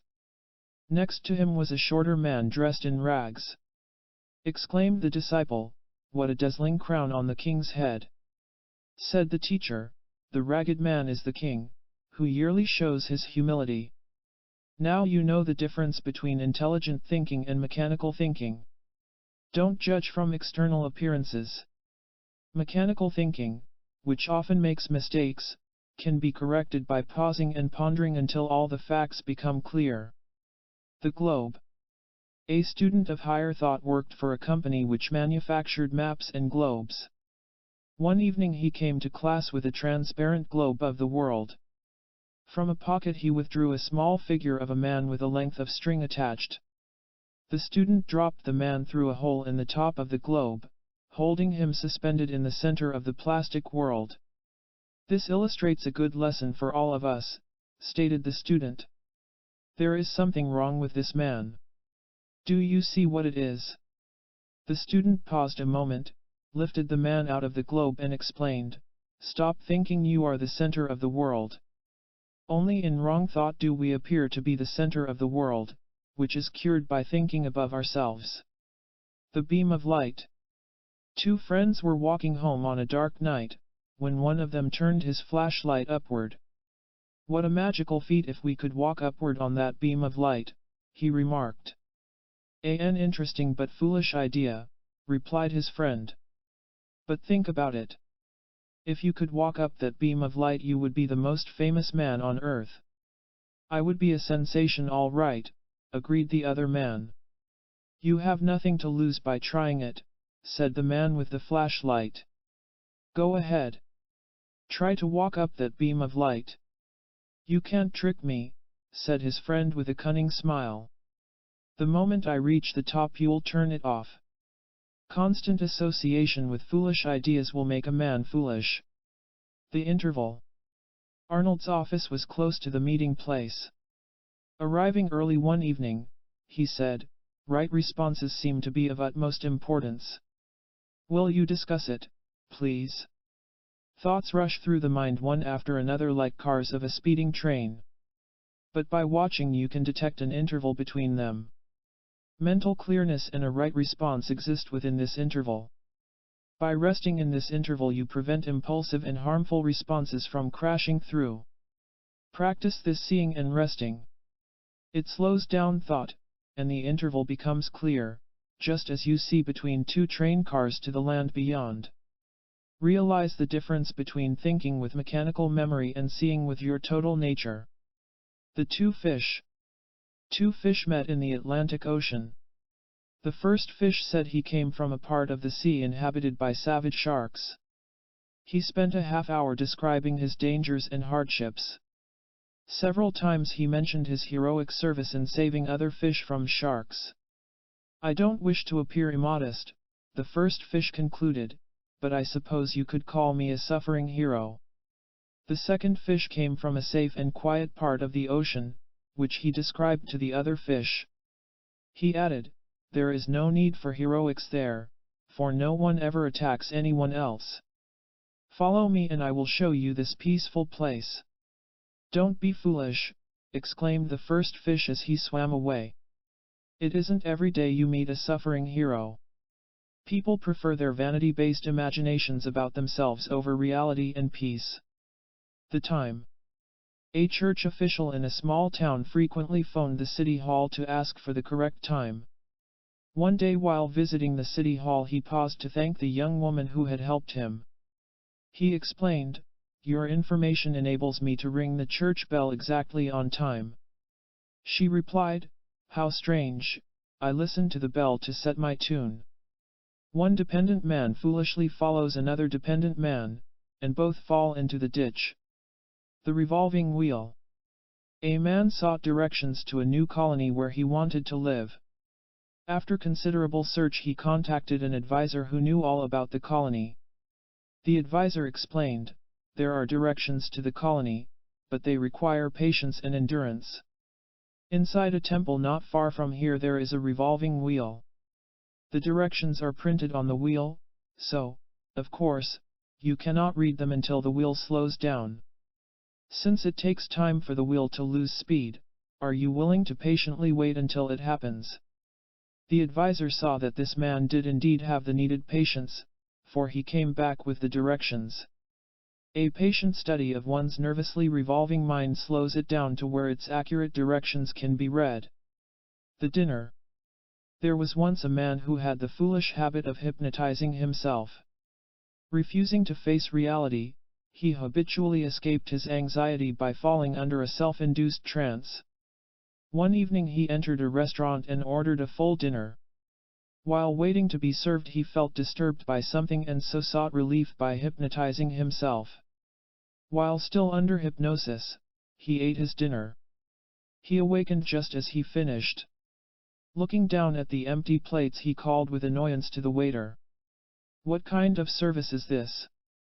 I asked for a full dinner and this is what you give me." People dwelling under spiritual self-hypnosis cannot recognize higher truth when it is served to them. Right thinking. A study group in Scotland expressed these ideas about right thinking. Only when losing something of value, and taking that loss rightly, can we begin to recognize true value.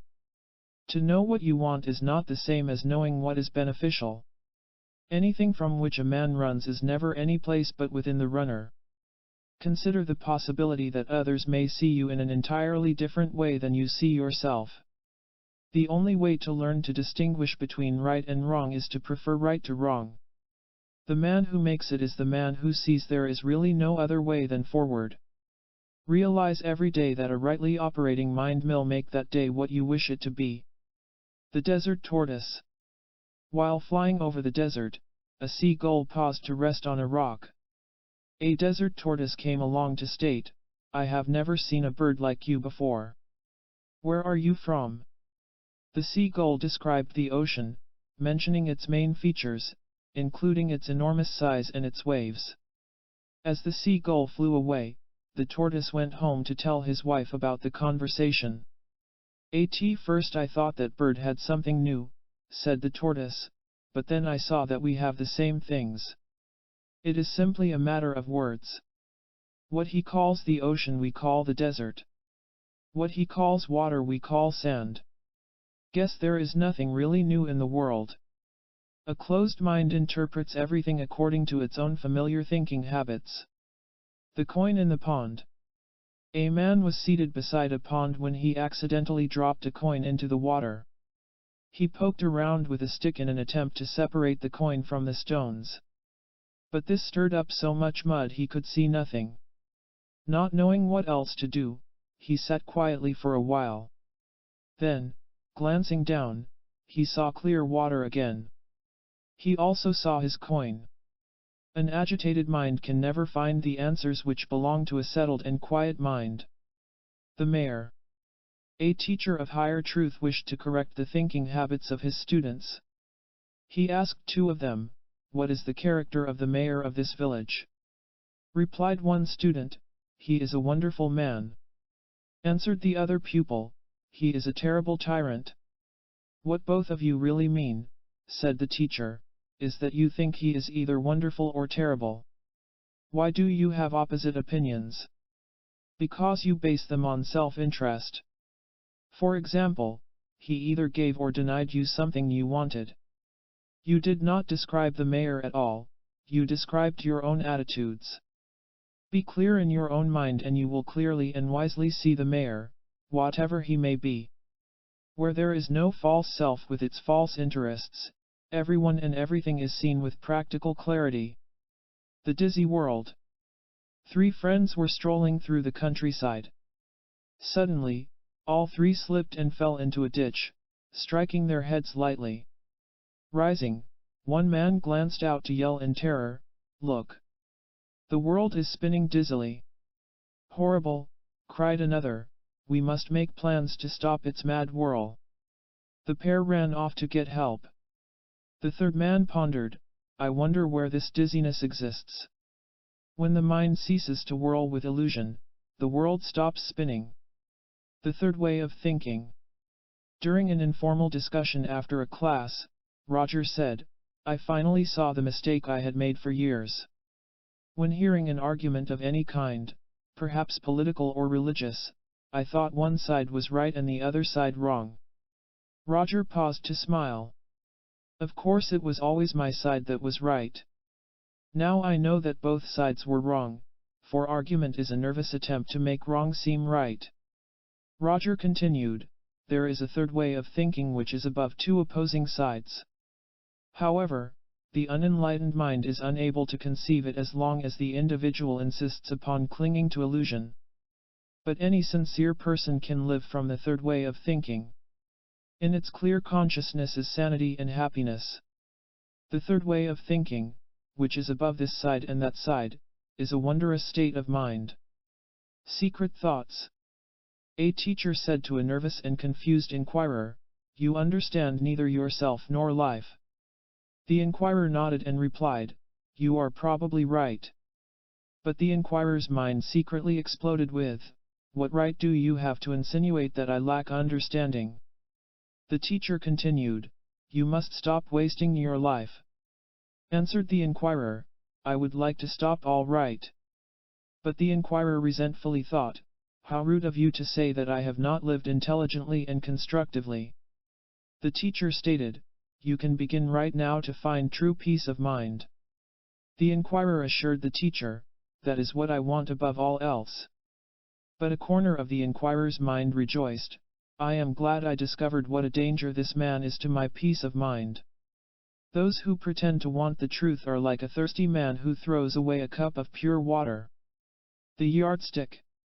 A native of a primitive tribe in South America was given a ruler 1 foot long.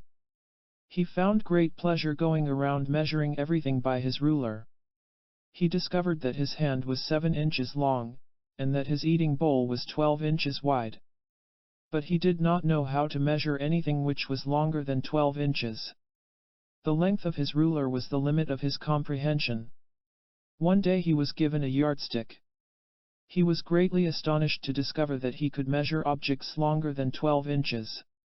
Never believe that the limit of comprehension is the limit of life. The man who felt owed. A wise man asked a man with a muddled mind, "Do you feel you have the right to make demands on another person?" "Yes." "Does he have the same right to make demands on you?" "No."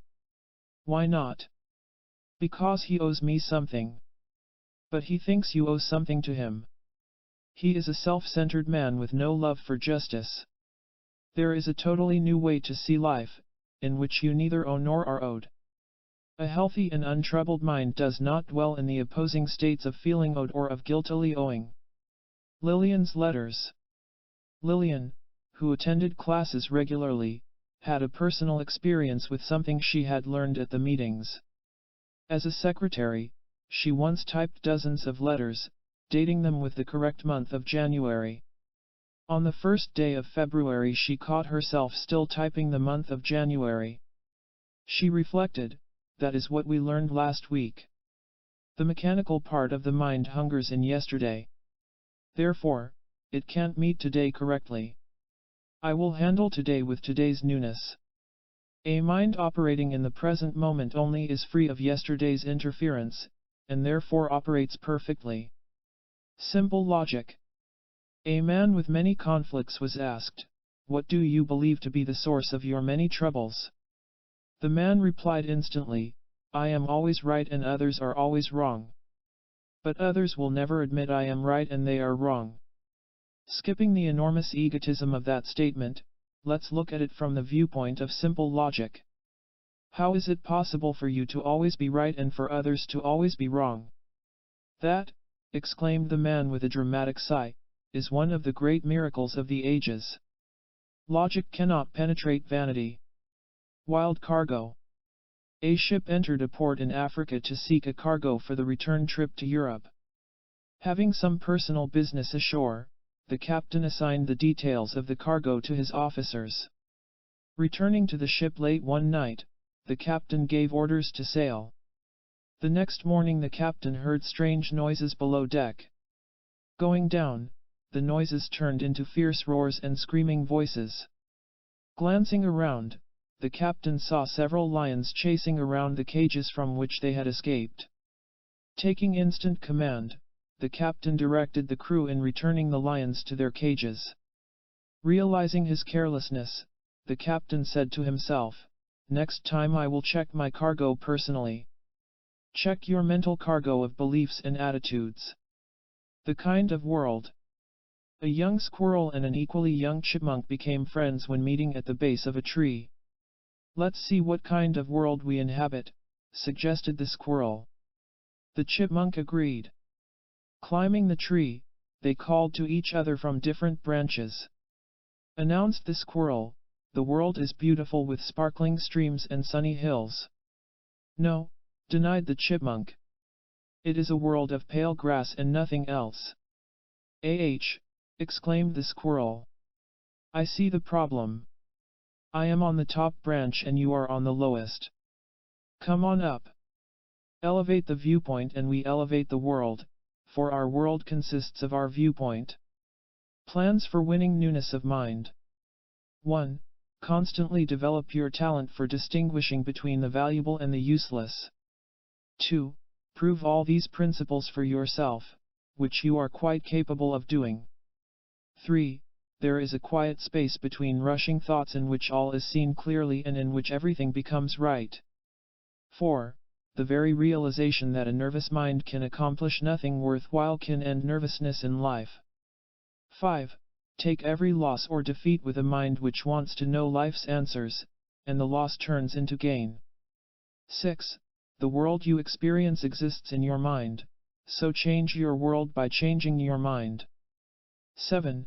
Thinking with awareness and intelligence is to think above opposing positions taken by battling human beings. 8. Never accept your present world as the only kind of world which exists for you. 9. Yesterday's mistakes have no power whatever to interfere with today's right performances. 10. Today, challenge a belief or opinion, to see whether it produces the kind of life you really want. Chapter 6. How to cure daily difficulties swiftly. The businessman's success. A businessman in earnest about inner transformation developed his own method for meeting daily events correctly.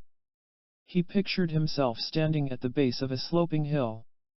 He then pictured a ball rolling down the hill, which could bounce into a weedy field at his left, or into a box on his right. Everything depended upon his handling of the ball when it reached him. It could be lost in the weeds or saved and used. It was excellent self-help. Among other things, he learned to meet an event with a new and clear mind. Then, an event remained an event, and never turned into a problem. Each day we receive hundreds of impressions from the external world, which can be used for constructive self-change, or which can be wasted. The most important fact. 2 students of higher knowledge had an excellent intention.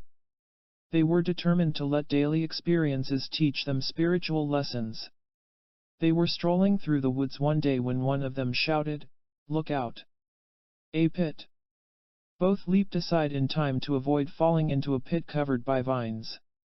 What was the most important fact about that pit? One asked the other. The fact that someone carelessly left a danger like that. No. The fact that we nimbly jumped aside. No. What, then? The fact that we saw it. One thing alone delivers us from daily injury, and that is an awareness of a pit as a pit. Inward investigation. Edwin, a government employee, asked, "What do you mean by solving a difficulty with inward investigation? Suppose you feel mistreated by someone. Glance inward.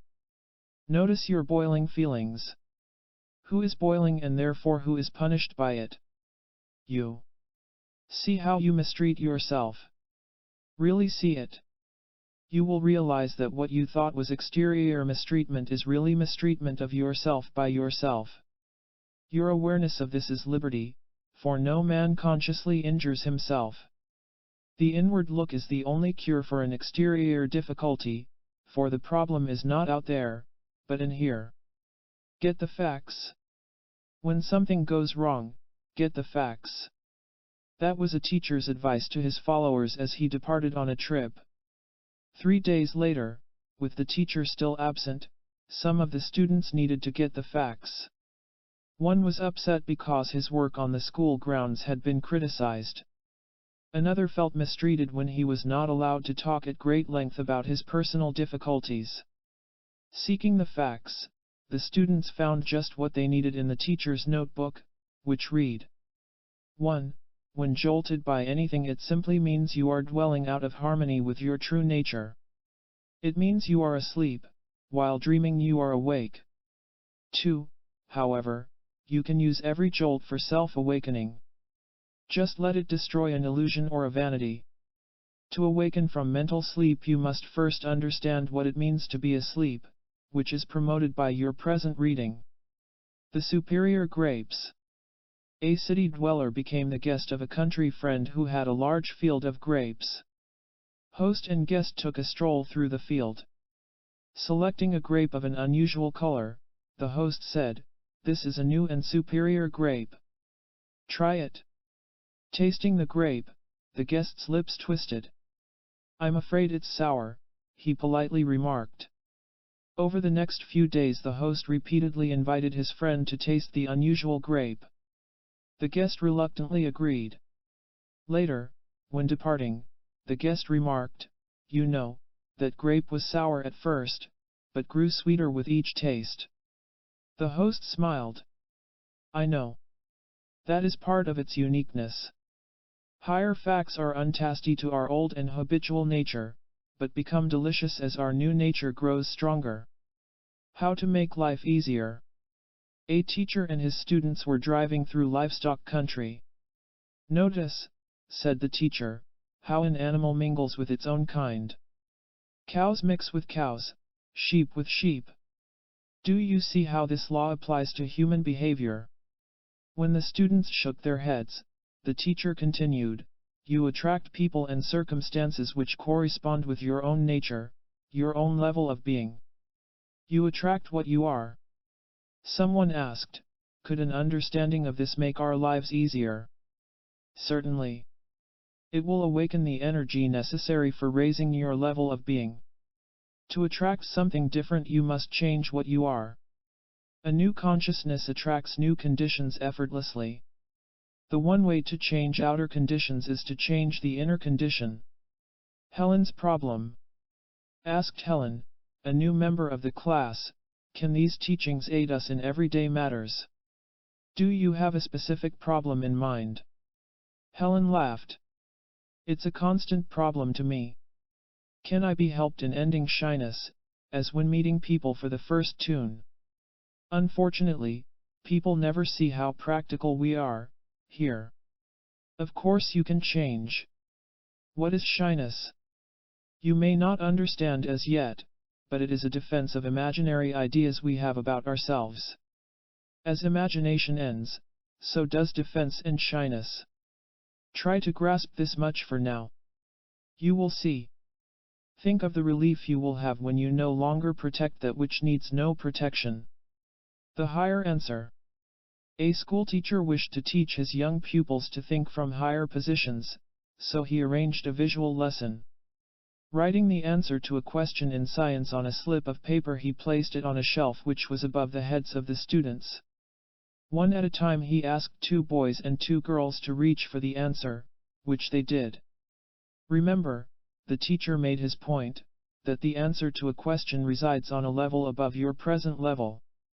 Learn to reach above yourself. Upon the appearance of a problem we must remember that the true answer dwells above the level of the conditioned mind. A teaching about security. A sparrow flew in and out of several trees in an orchard, seeking a secure place for its nest. Selecting a tree, it began to build on one of the higher branches. Noticing the sparrow's first trips, the orchardist scattered the bits which were forming the nest. Discouraged, the sparrow selected another tree and began a second nest, but it was also scattered by the orchardist. The sparrow then began work in a tree which grew close to the orchardist's home. Nodding in satisfaction, the orchardist watched with interest as the sparrow completed its nest. A few days later the orchardist cut down the trees selected originally by the sparrow. They had become too weak to withstand strong winds. Though the sparrow did not understand, the orchardist did. When our search for security is frustrated, we need only understand the whole process of life. The secret of the ages. An inquirer asked a teacher, "How can I command whatever happens to me?" By being one with whatever happens. What does that mean? You really do not possess a separate self which is apart from anything, you are one with all of life.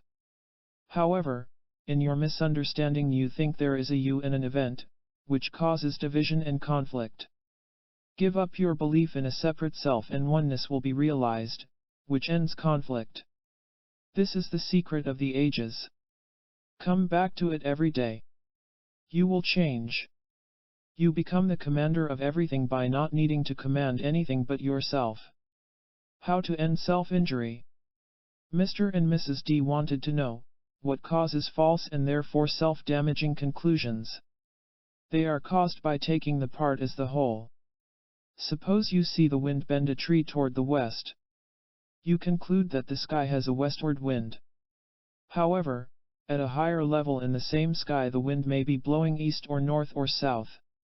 So it is the entire sky which is vital, for its winds are interrelated. A man may pretend to respect the existence of other people, but his egotism secretly believes only in itself. Seeing the whole of life, really seeing it, and self-harming conclusions. Errors of judgment occur when one part of the mind wrongly assumes it is the whole mind, thus blocking whole perception. The country woman. There was once a very lonely woman who lived alone in the forest. Every day she set out bits of food for the wild animals who came around. The animals seemed to like her, which made her feel better. But one day she ran short of food, so the animals stopped coming around. Her loneliness returned more hurtful than before. However, the woman had once read a book which said, "Dependency causes anxiety. Don't find fickle friends. Find yourself." So the woman found herself and was never again lonely. When wisely used, disappointment enables comprehension to replace inner hauntings. The inventor. An inventor was baffled by a problem connected with a machine he was creating. Certain wheels failed to function as desired. He decided to seek assistance from a scientist who had superior knowledge of such things. For an hour the inventor talked about the problem to the scientist, then talked another hour about possible solutions. When he finally stopped talking he was made uneasy by the silence of the scientist. Somewhat timidly he asked, "When may I expect your help?" "When you run out of solutions." Solutions to life's problems can reach us only when we no longer assume we already have them. The clock. A man once owned a large and expensive clock, made by skilled craftsmen in Switzerland. He kept the clock in a window, where it was seen by passers-by who set their watches by it. But something was wrong with the clock. Its hands habitually showed the wrong time. So the man spent considerable energy every day in turning the clock's hands to the right positions. This went on for several years, which kept the owner weary. One day someone suggested, "Instead of wasting your energy in correcting the hands, why don't you fix the clock's inner parts? What a tremendous idea, the owner exclaimed in astonishment and delight. I never thought of that. People seldom think of changing their inner nature for the purpose of ending useless and tiring daily tasks. How to make everything different. When problems were discussed in class, Nancy threw up her arms to exclaim, but how can we find all the needed solutions? Place all your problems in one basket. They might consist of worry, overweight, regret, problems connected with sex. They are now in front of you. Now realize that each problem does not have a separate cause, not at all. There is but one underlying cause of all the problems. It is the false belief of having a separate ego. Go on from there. How would things be different if you lived from the whole, and not from a sense of separation? You would never fear the loss of your sex partner, you would never feel inferior when others win more money or popularity than you. Think along these lines. When you are truly different, everything else is astonishingly different. What to do? A student of higher truth brought a friend to a lecture. While waiting for the talk to begin, the student said, "The teacher not only knows the answers but knows all the questions. You will see." The student was right, for the lecture began, "You constantly ask what you should do. This is what everyone asks. What should you do? There is only one answer. You must permit truth to bring you an understanding of yourself and your life. But many of you wrongly assume you already understand. Others run away because it sounds too difficult or too mysterious. Remember that right doing always involves an effort to gain new knowledge. Do this and the question of what to do will fade away. You will be pleased at how perplexing questions fade away in the light of cosmic knowledge." Correct steps. Two friends regularly exchanged helpful plans for attaining the new life. One evening one of them gave the other a slip of paper which read, "To not get hurt by others you must understand them. To do this you must first understand yourself. To do this you must see yourself as you really are. To do this you must examine yourself honestly and constantly. To do this you must have a deep wish for the new life. Your life unfolds according to what you accept as true about yourself, so self-facts are all important." Escape plans. The following plans for escaping psychic imprisonment were offered by a study group in Tennessee. It is both courageous and necessary for us to see that we do not understand many things we assume we understand. I cannot change my psychological atmosphere without first changing the way I think, for my thoughts are my atmosphere. A wise man changes causes, while a foolish man merely rearranges effects. It took steady work, but I finally saw that no true benefit could ever come from trying to win the favor of other people. To see a situation with mental health is to see it freshly, without the interference of conditioned thought. Connect these escape plans with a condition in your own life, using them to change that condition, for you can succeed. The wool coat. There was once a merchant who believed himself possessed of superior judgment. One day, wanting a new coat, he went into the country and selected one particular sheep out of a flock. "Get wool from that sheep only," he instructed the shepherd, "and have your local tailor make me a new coat." When the coat was delivered, the merchant was proud of its style and comfort. He credited its success to his own judgment in selecting that particular sheep. A week later he met the shepherd, who explained he had been unable to use the selected sheep. When hearing this, the merchant felt depressed and angry.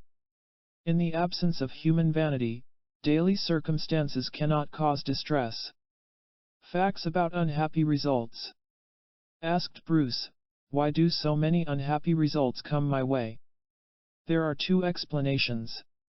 Firstly, they happen because you do not understand cause and effect. You set an unconscious cause into motion, making an unhappy result inevitable. The cause was negative, such as a gloomy feeling, which then attracted its own nature, such as meeting a treacherous person while attempting to escape your gloom. Secondly, To ask why something happens means you permit the ego to fight an event instead of letting right thoughts understand the cause of the event. You do not ask why the sun rises because your ego is not involved. Understand yourself and why no longer arises. That we reap what we sow is not just religious sentiment, but a scientific fact we prove every day by our experiences. The hypnotized man. An evil magician hypnotized a man, telling him, "You are a great and powerful conqueror. Go into the world and win what is rightfully yours." Under the influence of the self-picture suggested by the evil magician, the man went out and tried to conquer the world. But all he received was tension and rage and bitterness. Suspecting something wrong, he worked on himself until he snapped the hypnotic trance with its false self-picture. All his troubles ended. All difficulties are caused by psychic hypnosis, and all difficulties are cured by self-awakening. Rising and falling fortunes. Some students in an outdoor class had difficulty grasping the lesson: you can live in psychological independence of rising and falling exterior fortunes. The teacher explained, you are hurt by exterior events because you falsely believe you possess an individual ego which is apart from all of life. You wrongly assume there is a self and an event, which causes conflict. Picking up a stone, the teacher tossed it into the air and let it fall. Did either the rising or falling hurt the stone? No, for it had no false ego which thought the rising was good but the falling was bad. When winning the higher victory you have nothing to win or lose on the everyday level of life.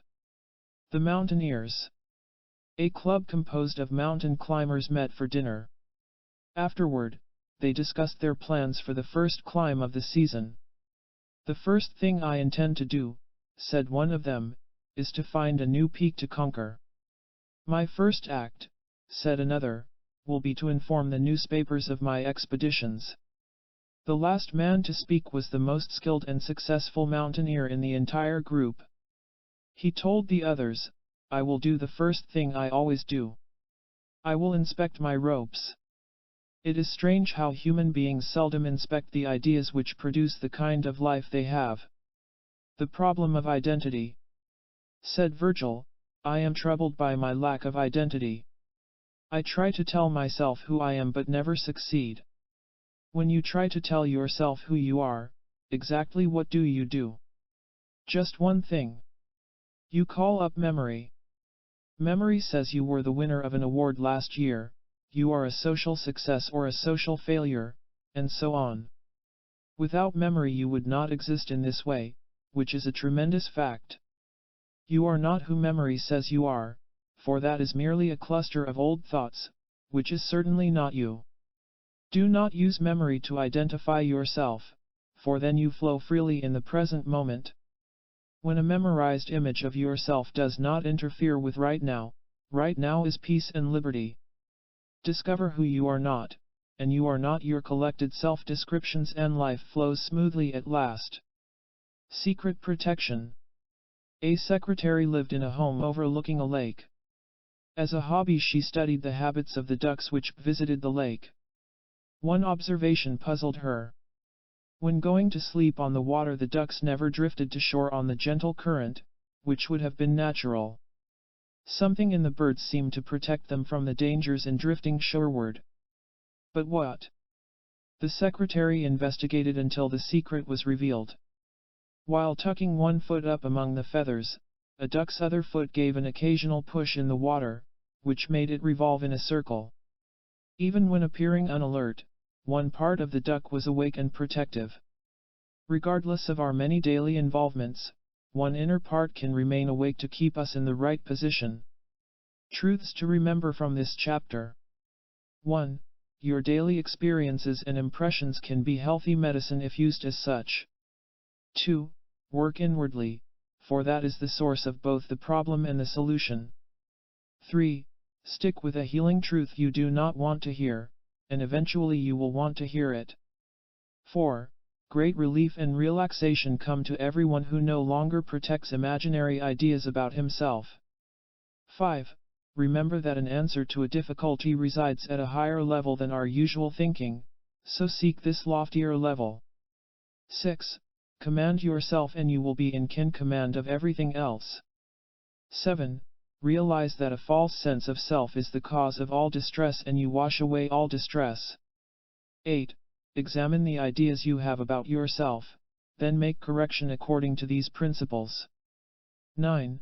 Daily events are powerless to disturb the person who lives from his real nature, so discover this nature. 10. Apply the lessons of this chapter to a particular problem or situation in your day.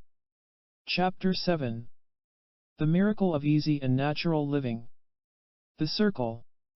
There was once a man who liked to take walks, but was unhappy with them. He complained to a friend, "I fall into bogs and am bitten by insects. Why can't I find a pleasant place to walk?" His friend replied, "Because you always walk in the same circle." "Nonsense," exploded the walker. "I take new routes every day." "Then how come you always meet the same troubles?" "Oh, no, you walk in a circle while pretending it is a new place." "There is some logic in what you say," admitted the walker. "How can I stroll through fresh countryside?" Stop loving that familiar circle. Have the courage to step out of it. Man is so fond of the familiar and the habitual, he refuses to step out of it into his rightful place. The real reason. A family was camping in the woods for a few days. One evening the 15-year-old son set out for a nearby village to buy some groceries. He returned an hour later with scratched arms and legs. When questioned by his sister he replied, "The reason? In the darkness I walked off the trail into some bushes." His father commented, "The real reason is because you forgot something. The next time remember to take your flashlight, and all will be well." We have forgotten our original nature, but when remembered, all is well. Secret codes. Browsing through a shop which sold used books, a customer found a book he had sought for many years. The volume revealed simple methods for solving and understanding secret codes. When the customer returned to the bookstore a week later, the manager asked whether the book had lived up to expectations. "Yes," answered the customer. "I just had to remove what was not supposed to be in there." He explained that the previous owner had filled the book with scribbled notes, many of them containing erroneous information. By removing what is not supposed to be within, including feelings of hopelessness, we read and understand the secret codes about life. The new view. While seeking a site for a new home, a man finally chose a hill overlooking a dry river bed. His friends thought him very foolish. "Your only view is sand and dryness," they told him. But the man knew something his friends did not know. One afternoon a trickle of water appeared in the river bed. By evening a clear and attractive stream flowed below the building site. The man explained to his friends, it was dry only because the upstream water had been drained away by broken river banks. "I bought the property up there and stopped the drainage." Cosmic wholeness ends the drain of our natural energies, giving us a new view of life. Let life flow. Mr. and Mrs. B said they were studying the principle of non-interference with the natural flow of life. "Eastern religions teach this," commented Mr. B. "Would you please add to our knowledge? It is the surface personality, the conditioned mind, which anxiously interferes with the natural flow. Suppose you lose something you had depended upon for feeling safe and supported. In itself this loss cannot cause distress. But you are so closely involved with this exterior object that you wrongly conclude you are losing part of yourself. If you did not care whether or not you lost it, there would be no anxiety. This proves that your thinking determines your feelings, not the exterior object. Let life flow as it wishes, without self-interference. Watch what happens. Everything is met correctly and calmly when met without the anxious interference of surface personality, of self-centered thought. The stars. The father of a small boy studied astronomy in his home. He had a telescope through which he observed the stars every evening. From time to time his son was shown how to look through the telescope. Though not understanding what he saw, the boy sensed that the stars were different from anything he had ever seen before. One evening the father placed a protective covering over the telescope. Entering the room and not seeing the telescope's familiar shape, the boy's mind went by mental association to the stars he had seen. He asked his father where the stars had gone. The father uncovered the telescope and showed him that the stars were still there. Covering ourselves with faulty ideas does not extinguish our essence, but we have considerable uncovering to do. True spirituality. Like almost everyone else, said a man to a teacher, I do not know what it means to be spiritual. Everything I try is either artificial or impossible. Said the teacher, to be truly spiritual means to be aware of what you are doing at the moment you are doing it. It means to feel yourself in action at the precise second of that action. But is this awareness possible for me? You could have been aware of yourself asking that question. Artificiality is a result of unawareness, unconsciousness, so expanding awareness leads to genuine spirituality. The power of refusal.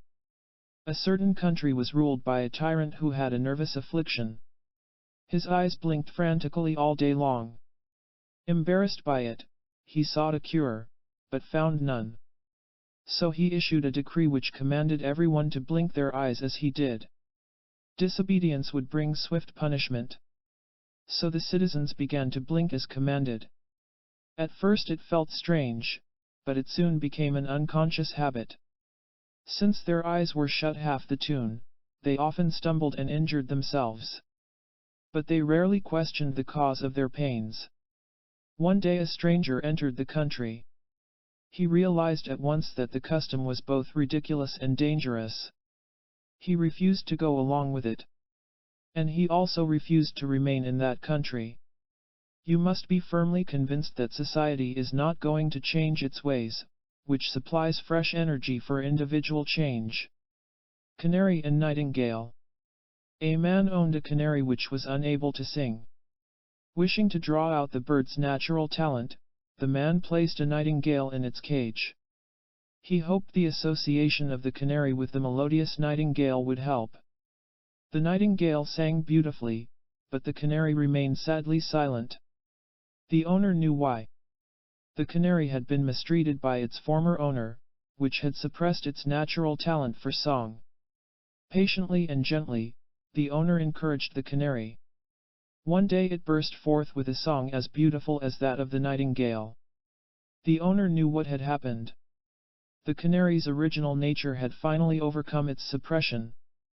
By associating only with what is right within us, whatever is wrong is overcome. The true and the false. Richard asked, how can we tell whether someone is giving us true spiritual facts or not? If someone tells you he can speak Arabic, how can you test him? Ask him to speak Arabic.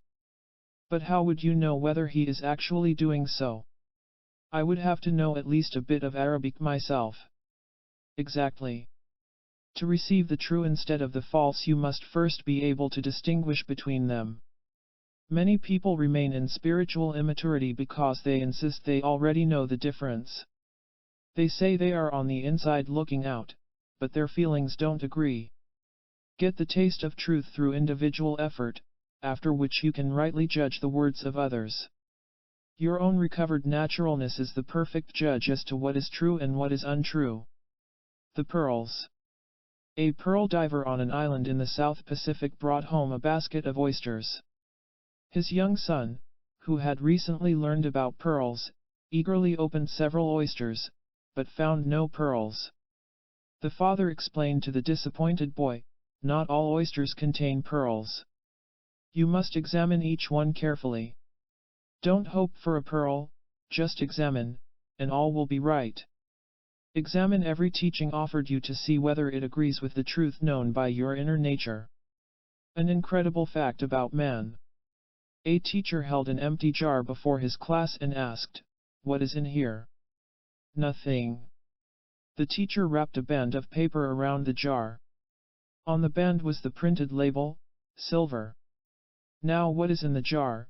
the teacher asked. "Nothing." "But it is labeled as silver." It is as empty as before. The lesson was taught.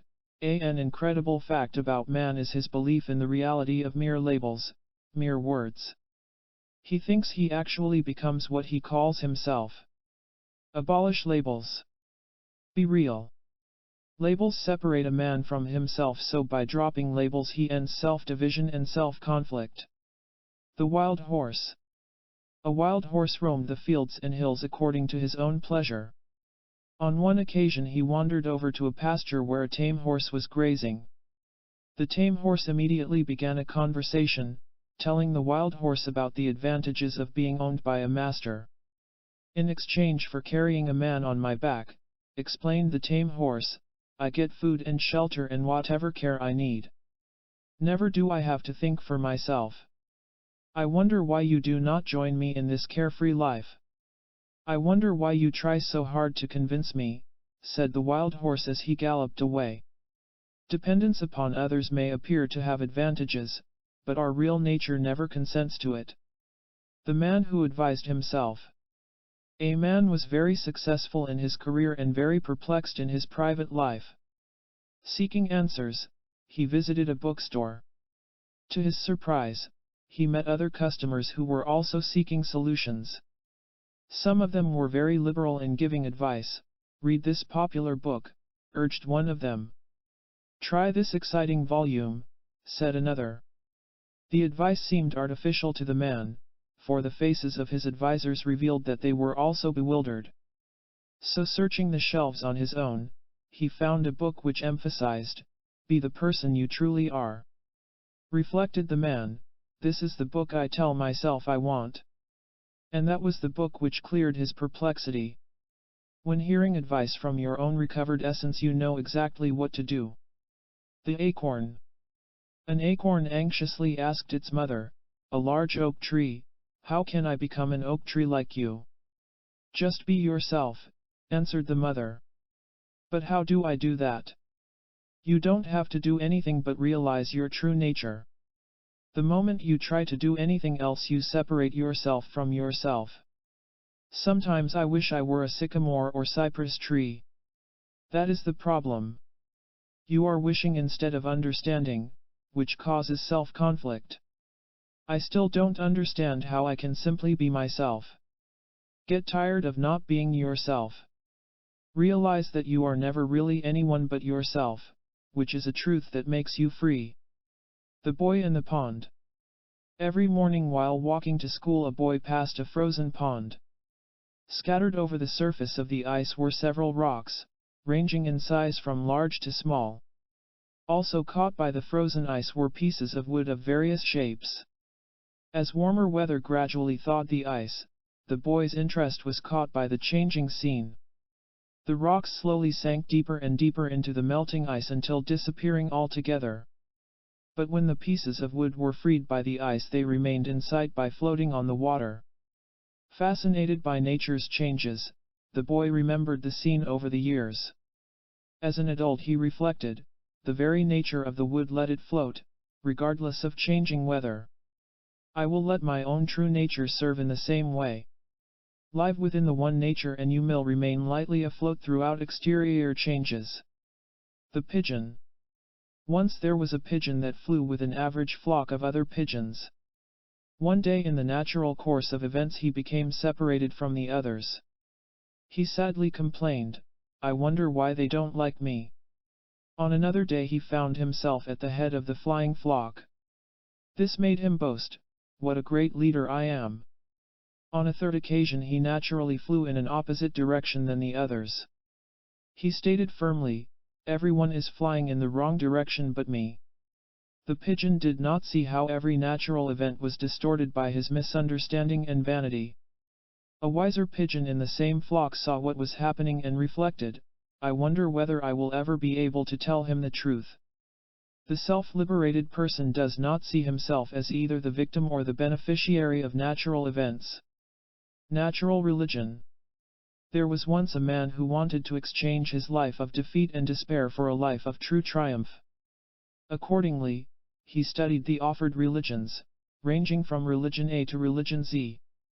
But it left him more confused than before. He still did not know the difference between right and wrong religion. He was helped by a clear-minded man who told him, no collection of man-made doctrines can ever be wholly right. For example, some of the religions you studied taught self-reliance. That is right.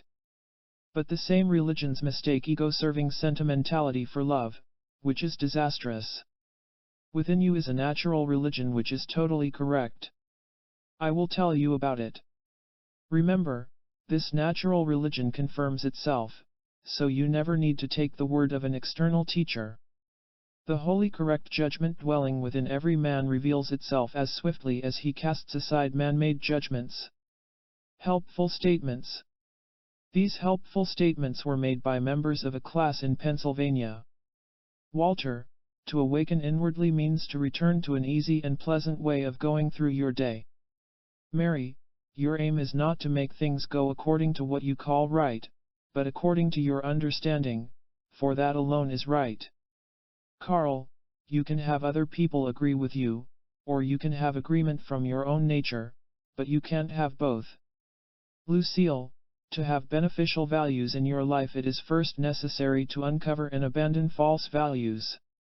Ralph, whatever you can do for yourself you can do right now, for you are not chained by time. Anyone can return to his originally pure nature, just as we climb a mountain to a stream's pure source. In the Rose Garden. A teacher of ancient China was talented at finding spiritual lessons in nature. One time he and some friends were seated in a rose garden. From time to time, various birds crossed before them, flying from one side of the garden to the other. Your thoughts should fly like those birds, the lesson began. They should be permitted to rise, fly past your mental vision, then disappear on the other side. Do you know the cause of personal grief? It is a man's unwise attempt to cling to a thought as if it were his personal possession. For example, many unhappy people cling desperately to thrilling thoughts. Observe each thought, then let it fly away. In this mental freedom is spontaneous happiness. Suffering exists only when the mind runs along in mechanical thought, so to end anguish, learn how to replace habitual thought with consciousness. The authority. A man who considered himself an authority on travel once found himself hiking through a desolate land. On the first evening he slept within inches of a deep pit which he did not see in the darkness. The next night he slept alongside a dozing lion which he mistook for a log. On the third night he slept within a few yards of a camp of bandits, but in the darkness they did not see each other. Finishing his trip, the fortunate traveler told everyone, for safety's sake, travel as I advise. Listen to the counsel of your own original nature, not to those who do not know but imagine they do. Glenn's story. Glenn came to class with a definite idea in his mind. I sense the practical power of these ideas, he said. May I give an example? Encouraged by the nods from others, Glenn began, a story will illustrate my point. A man once owned a very expensive horse. It cost him considerable money and time to feed and attend. But strangely, the horse returned no practical services. It was no good to ride and it refused to pull a wagon. Finally coming to his senses, the man turned the horse loose in the hills. This shows how man lives from artificial personality, said Glenn. The false sense of self is utterly worthless. It costs happiness. Most men never investigate themselves and so remain unaware of their false personality. They pay the price. We are here to stop paying. An excellent method for ceasing to pay the price of artificiality is to honestly suspect the presence of artificiality. Your real nature. Said a student to his teacher, I wish to speak from myself, not from unconscious imitation of what others have told me. How is this achieved? By understanding that you never talk from yourself when you talk from memory. You are no more your memory than you are the book from which you took some facts. Memory is the past, the old, the chained. Your real nature is the present, the new, the free. The student nodded and said, I understand. exclaimed the teacher. Now you are talking from yourself. Your true nature does not depend upon memory for psychological security, therefore it performs freely and perfectly in the present moment. The supreme law. There was once a citizen in a country which had 10 million laws. The laws were so confusing and contradictory they kept the citizen afraid and guilty all day long. He asked dozens of publicly prominent people if it were possible to be free of his feelings of oppression. However, he observed that his advisors were just as afraid and guilty as he was. His search finally brought him to a man who affirmed, "There exists a supreme law. Obey it and man-made laws will not trouble you. Every man is given this law at birth, but he forgets it. Look for this supreme law at home." Searching through an old trunk in the cellar, the citizen found the supreme law. It read, "Obey the law of your own original nature. All feelings of oppression can be repealed by reuniting yourself with the supreme law of your true nature." Lessons for recovering a natural life. 1. Dare to step out of the known and the familiar to journey toward the unlimited world. 2. Remember that your aim is to recover your original and your untroubled nature. 3. The abandonment of a wrong position recovers the energy needed for self-transformation. 4. Realize that anxious thoughts have no real power to interfere with the natural flow of your day. 5. The aim of society is to keep everyone imprisoned, so make it your aim to refuse psychological imprisonment. 6. Let your true nature, not your conditioned self, judge whether a teaching is true or not, for it is always right. 7. Life is delightfully simple to whoever lives according to natural laws. 8. Natural happiness is recovered just as swiftly as we toss out wrong and hardened thoughts about life. 9. Artificiality demands a high price, but when living from natural principles we do not pay it. 10. You are now uniting yourself with natural law, which means you are now on your way back home. Chapter 8. Freedom from fear and nervous tension. Tunnels. An astronomer drove daily to the observatory located on top of a mountain. The upward road passed through a series of tunnels. The astronomer was a spiritual scientist as well as an observer of stars. One morning while on his upward drive he reflected, "This road is like the inward journey. There are dark tunnels along the way, but entering them and passing through is the certain way to reach the desired destination. There are no obstacles in the tunnel. The only barrier is our own timidity." The astronomer continued, "What tunnel can I enter and pass through today? I know. One part of me still believes that riches and fame can make me less afraid. But a scared human being who becomes rich and famous will still be a scared human being. I will work on that idea. The man who makes it to the top is the one who plunges through all inward tunnels, never attributing any power to them." Village in Venezuela. A village in the highlands of Venezuela was visited by a team of engineers. Their work was to lay a water pipe from a lake to the village.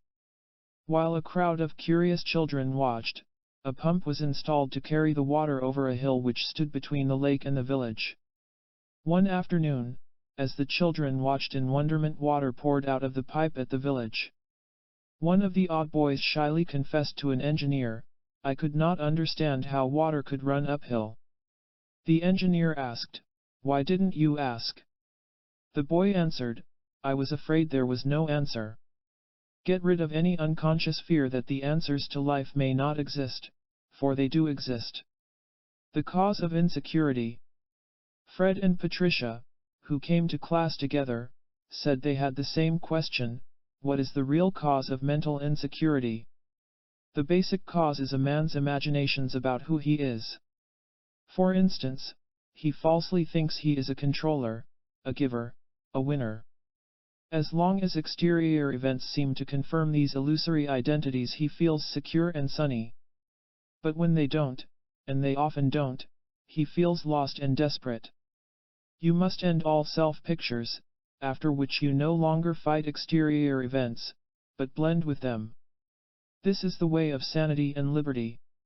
An actor who quits the stage never worries over performances.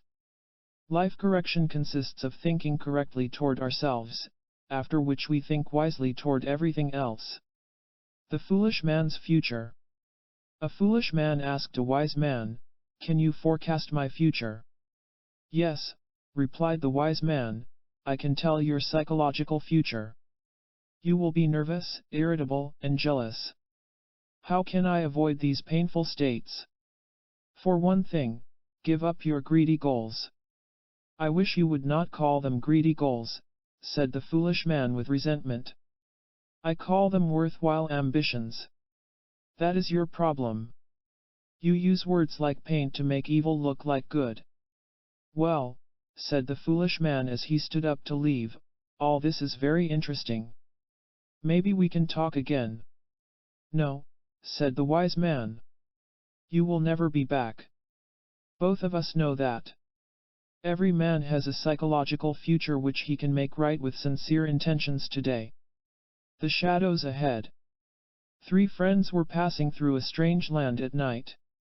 Just ahead they saw some moving shadows which seemed to menace them. "We had better run away," whispered one. "No, it is best to rush forward and fight them," stated another.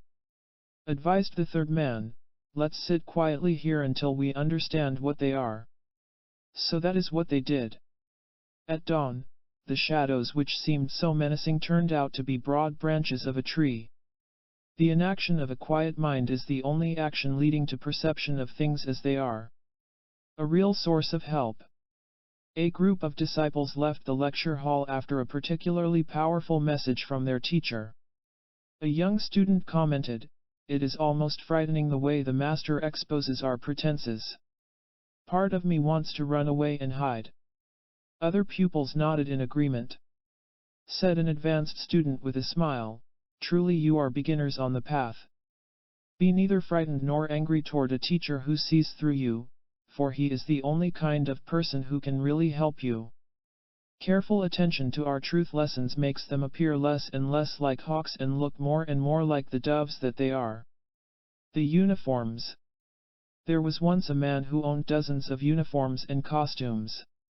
He wore the uniform which seemed best for the occasion. For example, when wanting to appear wise he wore a judge's robe, while at a party he dressed like a clown. Playing his uniformed roles seemed to provide security, for he needed only to glance at his costume to know who he was. But over the years he noticed something while removing one uniform and putting on another. He felt terrified, for in that minute he did not know who he was. The man finally consulted a sage who told him, "You have noticed something quite valuable. Get rid of your uniforms and dress normally. Have no fear doing this, for you will then know who you really are." Social uniforms consist of self-dramatizing thoughts, so by dropping them we rest in our own normality. The bull in the field. A man and his son were crossing a field when a vicious bull appeared before them, half hidden by some bushes. The terrified boy started to run away, but his father calmly called him back. "See," said the father with a gesture, "the bull is chained. You were safe all along." As they walked on, the father said, "Fear is a terrible emotion, which you need not suffer from. Learn to see a situation as it is, not as you are. When you are truly transformed, so is your world, and that world contains no fear." Corrected mistakes. Members of a class in Ohio told of self-harming attitudes they had corrected. Gerald, "There was no way for truth to get through to me until I realized at last that I was a prisoner who refused his own liberty." Elizabeth, "Do not allow the behavior of other people to be your model, or you will suffer from what they suffer." David, "Not realizing that it was really possible to know, I used to content myself with pretending to know." Dorothy, "A person who has taken his own responsibilities will never wrongly bear the responsibilities belonging to others."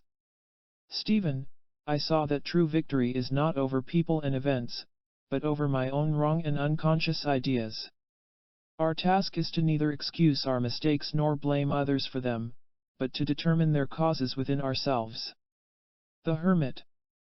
A citizen fleeing from a wicked king found refuge in a cave on the side of a mountain. There he lived for years in nervous discomfort. Not only did he fear capture, but huge boulders crashed constantly around his head. One morning, weary of his fearful existence, he climbed cautiously to the plateau above the cave. There he met a group of happy people who told him the king had no power to reach them. Complained the hermit, "Why didn't you tell me about this before?" Someone answered, "You never asked." People live in a world of fear because they do not question the necessity for doing so. The angry man. There was once a man who had been treated roughly by life. He wrongly used it as an excuse for hostile behavior. As he daily showed his anger to others, he discovered that people were easily shaken by his hostility. So he enjoyed the power his animosity seemed to supply. He felt important and individualistic. One day he met a stranger, and, as usual, showed anger. But the stranger reacted in a different way than the others. His eyes seemed to see past the anger and into the man himself. The stranger then said in a calm voice, "There is no need to be afraid." The hostile man began to think about that. Fear goes with anger, and anger goes with fear, but there is no need for either of them. Unexpected events. Asked a student in class, "Is it possible to live without fear of the unknown and the unexpected?" Yes. How? Give up the belief that you possess a separate self which is apart from the whole. Then, in this self-unity you are also in unity with every event in your day. In this total union there can be no battling opposites and therefore no fear. I will try to understand. Good. The understanding of oneness is everything. Insight into oneness ends 1,000 fears and tensions. What the man feared. At a gathering of friends, one man was boasting of his fearlessness. With great pride he described his daring adventures in dense jungles and on stormy seas. He concluded, "I even give lectures in which I tell others how to be unafraid." Several of his friends gently suggested there might be more vanity than veracity in his assertions. "Nonsense," he exploded. "Tell me one thing I fear." "You fear we will see how afraid you are." To pretend to not be afraid of something prevents the healing in which we are really not afraid. Why anxiety continues. Harvey, an insurance agent, asked, "Why does anxiety continue in spite of all attempts to end it?" Think of the last time you searched for a lost article. Did you notice something? Everything was fine as long as you still had places to look. But as you began to run out of likely places, anxiety arose. Man is like that. Fearing coming to an end of himself, he pretends he still has legitimate places to look. He must come to the end of his self-deceiving search. What he has lost can be found, but not as long as he insists upon looking in the wrong places. Look inward, for the healing is in the same place as the hurt. The authoritative attendant. A man was visiting a sick friend in a hospital. While they were conversing, an attendant entered. By his self-important manner, the attendant revealed his love for his authority over the patients. When the attendant approached the sick friend, the visitor stepped away, found a vacant bed and relaxed upon it. The attendant then approached the visitor, eyed him quizzically for a moment, and thrust out a bottle of medicine. "I am sorry," apologized the visitor, "but I am not sick." Do not be intimidated by those who love their authority in human affairs, for your inner spirit possesses true authority. How suffering ended.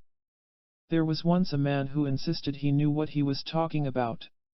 Consequently, he talked only with those who talked as he talked and avoided those who talked differently. Those who agreed with him were called friends, while those who disagreed were called enemies. But the man lived in terrible tension. He could never find enough friends and was always harassed by enemies. Still, he received an odd enjoyment from his nervous agitation. One day his supposed friends deserted him. Although suffering terribly, he noticed something peculiar. By losing his friends he also lost his enemies. From that day on he sensed how his suffering could end. And when he finally understood, his suffering did end. Both friends and enemies exist as ideas in a divided mind, so by rising above these ideas a man becomes unified, and therefore truly friendly. The Princes and the Lion. A king of ancient Babylon had 2 young sons. One day the king's soldiers brought a caged lion to the palace for all to see. The king took the hands of the boys and led them to the lion. The lion suddenly roared, which so frightened one of the princes that he ran away. That evening, the prince who had remained with the lion told his brother all about the strange creature. The frightened boy was impressed with his brother's knowledge, and said so. "It was easy," came the reply. "I just stood there and studied." The person who eventually understands what life is all about is the person who does not run away. The Strange Magicians. A girl ran home to tell her father about a marvelous magician she had seen. Excitedly, she described how the magician had made doves and flowers appear out of the air. Her father responded, "You know, other people also perform strange acts of magic. I know a man who makes enemies appear out of nowhere. Also, a woman down the street pulls problems out of empty space." In reality, neither enemies nor problems exist except in their confused minds. Part of the girl's mind heard and recorded her father's unexpected words. Years later she understood the lesson and felt grateful. The psychic magician is one who no longer creates his own problems and griefs. The light of self-honesty. Keith stated, "All of us sense the power of self-honesty. How can we make it work for us?" When a man takes an unpleasant fact about himself as a fact, and not as a hurtful criticism, it ceases to be a fact. This is mental magic. Suppose a deceitful man is told that he is deceitful. He wrongly takes it as a criticism but not as a fact. By refusing to face the fact, the self-punishment of deceit must continue, such as the punishment of nervousness. But when honestly taking it as a fact, he admits self-light. This light then reveals that deceit is self-punishing. Seeing this, deceit vanishes of itself, for self-punishment never continues when seen as self-punishment. Honesty is light. Light cancels darkness. People who say they want help and encouragement need look nowhere else but toward their own self-honesty. The Creeper. A teacher's assistant was guiding a group of beginners to the esoteric school. While passing through some shadowy woods, the assistant said, "Watch out for the creeper. The creeper is an animal living in these woods. It may suddenly appear in front of you." The beginners whispered worriedly among themselves for a moment. One of them finally asked the assistant, "If there is danger from the creeper, why did you bring us this way?" The assistant reached behind a nearby bush and held up a small and innocent-eyed rabbit. "Creeper," he said, "is the local name for this breed of rabbit. You now have your first lesson. You were afraid of a mere word, which prevented you from understanding the fact. Understanding exists on a higher level than both words and the associations aroused by words." Guilt and desperation. There was once a man who suffered daily from guilt and desperation. A wise friend asked him, "Would you like to know how to get rid of guilt?" The sufferer instantly snapped, "I already know." The friend persisted, "Would you like me to tell you how to banish desperation?" The man replied with pride, "I already know." "But if you already know, how come you still suffer from guilt and desperation? Would you like to know how to end your self-punishing confusion?" The suffering man stated, "I already know." Just as darkness is merely the absence of light, fearful resistance to truth is simply the absence of understanding. The candle. There was once a young candle which did not understand his purpose in being a candle. He thought his only need was to illuminate himself, so he hugged his flame as tightly as he could. As a result of this, his light did not reach the other parts of the room, which made him afraid of the shadowy shapes out there. Later, growing tired of being afraid, he loosened his light to let it illumine the whole room. Then the shadowy shapes disappeared and he was no longer afraid. Fear arises from the false belief in a separate self, so fear departs with the understanding of oneness. How to end worry. When attending her first class, Susan had mentioned her specific worries, including worry over money and her human relations. At a later session she asked, "How can we understand and end worry? What would the mind do if it had nothing to worry about?" The very question frightens a mind which operates wrongly. Above all, it fears coming to the end of itself. If it has nothing to worry about, it immediately seizes something. Why all this foolish mental agitation? Because a man's supposed identity, such as being successful, acts upon the stage of thought. He fears the end of thought because he wrongly believes it means the end of himself. But it will only end the false self with all its anguish. Worry is false action, like a man who jumps up and down to convince himself he is traveling somewhere. Useless thought can come to an end, but we must experiment with this until the miracle of consciousness appears. The substitute. A man returned home from a meeting of his club. His wife asked, "Did the speaker give an interesting talk?" "I don't know," her husband replied. "But you were there." "Yes, but the scheduled speaker failed to appear. I was chosen as the substitute speaker." "Well, did you give an interesting talk?" "I don't know. I was so nervous I wasn't listening." Nothing need distract us from hearing the voice of our own essence. Howling wolves. A pioneer in an unsettled wilderness was visited by a friend. As they sat down to dinner, some wolves howled fiercely near the cabin's door. The pioneer proceeded calmly with dinner, but the visitor jumped nervously. "You are not alarmed?"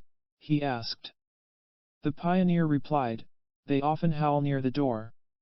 At first I was scared of them. But I decided to study the nature of wolves, and I learned many things. It was my own wrong reaction to them which caused fear, for they have no real power to harm me. Nowadays their howls stop at my ears, they no longer penetrate inwardly to cause disturbance. You can say I am no longer at home to them. They howl in vain.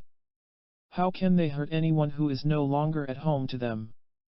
You can learn to not be at home to wolves of worry or of loneliness or any other kinds of wolves." A summary of ideas for ending fear. 1.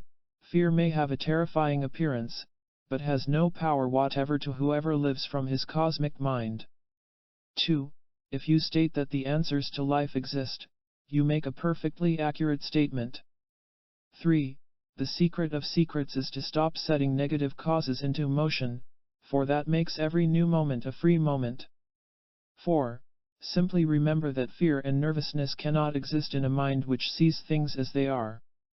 5. Oneness with yourself is the same as oneness with the universe, and that universe does not include fear. 6. Constantly question the necessity of anxiety, and you will eventually hear the answer that it is completely unnecessary. 7.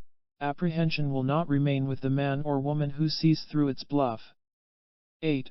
Man is fearfully separated from himself by illusion only, so when the illusion is cured, so is the man. 9. Realize that self-honesty is a necessity, an inspiration, and a power for self-transcendence. 10.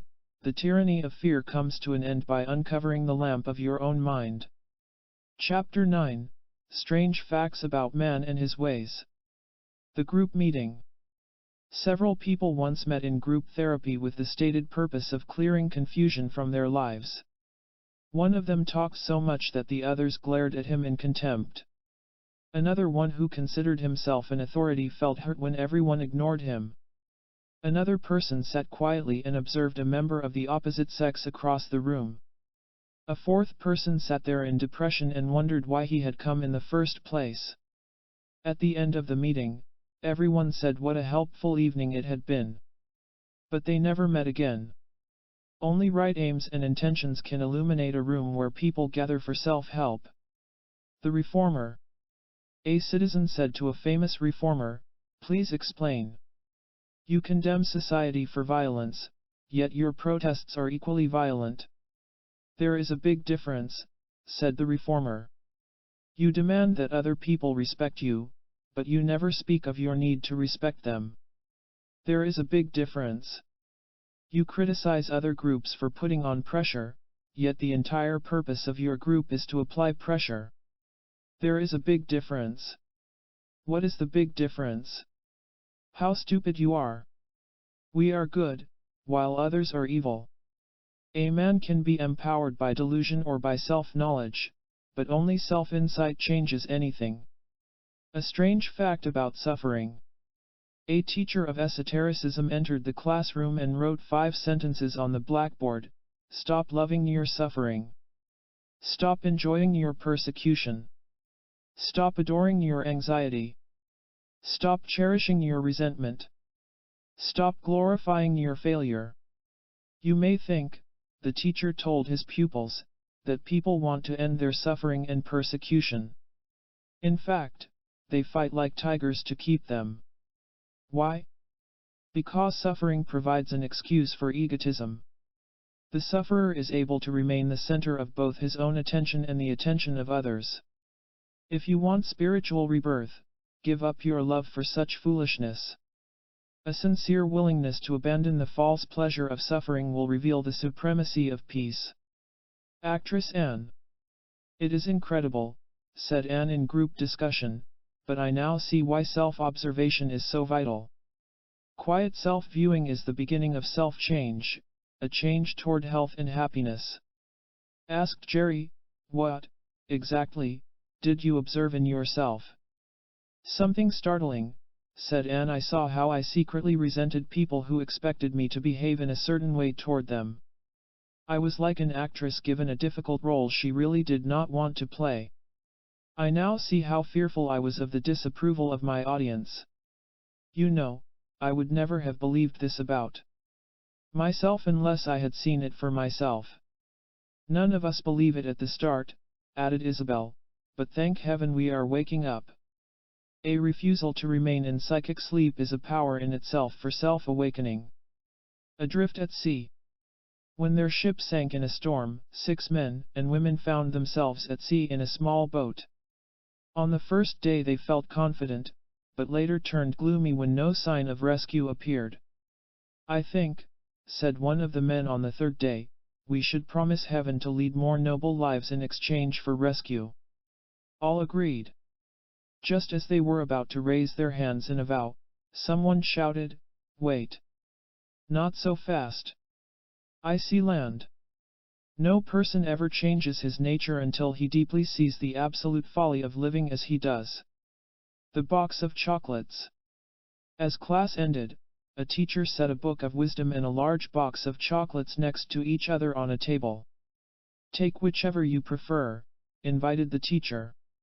All the students but one crowded around the book of wisdom. They commented seriously upon the ideas in the book. The other student opened the box of chocolates and helped himself. Noticing the doubtful gaze of the other students, he stated, I see just as much wisdom in the chocolates as in the book. I observed my own attraction to the candy. I watched my hand reach out to it. I was aware of its pleasurable taste. You have no idea how much this candy taught me about myself. Also, the student added with a smile, I was conscious that most of you really preferred the chocolates. Everyone else also smiled, including the teacher. A school of wisdom is wherever a self-working person happens to be, whether at home, in an office, or anywhere else. Trader Travis. A tourist was strolling down a quiet street in an unfamiliar town when he saw a shop sign, Trader Travis. Curious, he entered to ask, what products do you trade? Oh, many things, replied Trader Travis. Give me your anxiety and I will give you poise. Give me gullibility and you can have insight. Astounding, exclaimed the tourist. How busy you must be. Trader Travis shook his head. Not at all. You see, many people do not value my products. Others cannot believe that items such as conscience and compassion can actually be found, while still others believe they already have them. But once in a while I do get a customer. How about you? Welcome the healing facts as you would want the healing facts to welcome you. The divided village. There was once a village in which everyone lived in harmony. One day the people went out to pick the berries which grew in abundance in surrounding fields. Those who picked purple berries stained their clothes with that color. Those gathering orange berries were stained with orange color. When the people looked at the stains, an odd thing happened. Some immediately called themselves the purple people, while the others labeled themselves the orange people. From that day on the village was divided into two hostile groups who fought night and day. A wise man who was passing through the village was asked, "Is it possible for the people to stop fighting?" "Yes," he said, "if they ever get over the childish vanity of calling themselves by special names. Every human problem and heartache can be cured by seeing through society's labels." Psychic hypnosis. In a class in Minnesota, the teacher said, "Remember, you are constantly given facts which you do not accept presently, which have no meaning to you. For instance, if I say you are now seated before me in a state of psychic hypnosis, you do not understand what this means. Not understanding, you either reject it or think it applies to the person next to you. But the plain fact remains that you are now listening to me while immersed in spiritual and psychological hypnosis, which you do not realize." "How can realization come?" asked Douglas. "Listen without resistance, let facts have their way, not just now, but tomorrow and next week and next month and next year. When you know how to be free of mental conditioning, you also know how to be free of psychic hypnosis." The tiger shoes. There was once a country with a proud tradition. As a symbol of strength, its citizens wore shoes which displayed a picture of a tiger. However, the land was rough and rocky, so the shoes wore out quickly, causing discomfort. But there was one shoemaker who made sturdy and durable shoes, always comfortable to whoever wore them. When glancing at the shoes, people asked him, "Where is the picture of the tiger?" He replied patiently, "I have no pictures. I just make strong shoes." "You have no sense of what is right," accused most people, as they limped away in pain. Man conceals his weaknesses under theatrical symbols, then wonders why he limps through life. The great difference. A man visited his friend at an esoteric school. The visitor was eager to meet the teacher, for he had heard that he was a man of extraordinary spiritual attainments. But after seeing the teacher, the visitor spoke with disappointment to his friend, "I see nothing unusual about him." "Of course you don't. It is spiritual law that no man can see above his own level. His supremacy exists, but not to you. A rabbit knows nothing about a star. I still don't see how he is different. He walks and talks much like anyone else. When he walks and talks, do you know the great difference between you and him?" "What?" "You do them mechanically. He does them consciously. For the next few hours, try to see the difference between mechanical behavior and conscious action." Psychic powers. A man who had found a genuine teacher was asked how he had succeeded. "I knew only one thing," explained the man, "but I knew it for sure. I knew that a true teacher never bluffs. Bluffing is a stupid man's attempt to appear wise." Sooner or later, all teachers are asked about psychic powers. A false teacher bluffs out his answer. He promises supernatural rewards to his followers, or boasts about miracles he has seen, or hints that he himself possesses occult powers. And how did the authentic teacher reply? He told us to give up our childish attraction to psychic powers and to try for just 1 hour to not think a destructive thought. There is something different about the answers of an authentic teacher, which is detected by people having something different in themselves. What a free man is like. A teacher in Australia asked his class of advanced students, "What is a free man like?" The replies came. "Ruth, Since he understands why things happen as they do, he can guide others to safety. Moral: he does not live from borrowed opinions, as do most men, but lives from his own pure essence.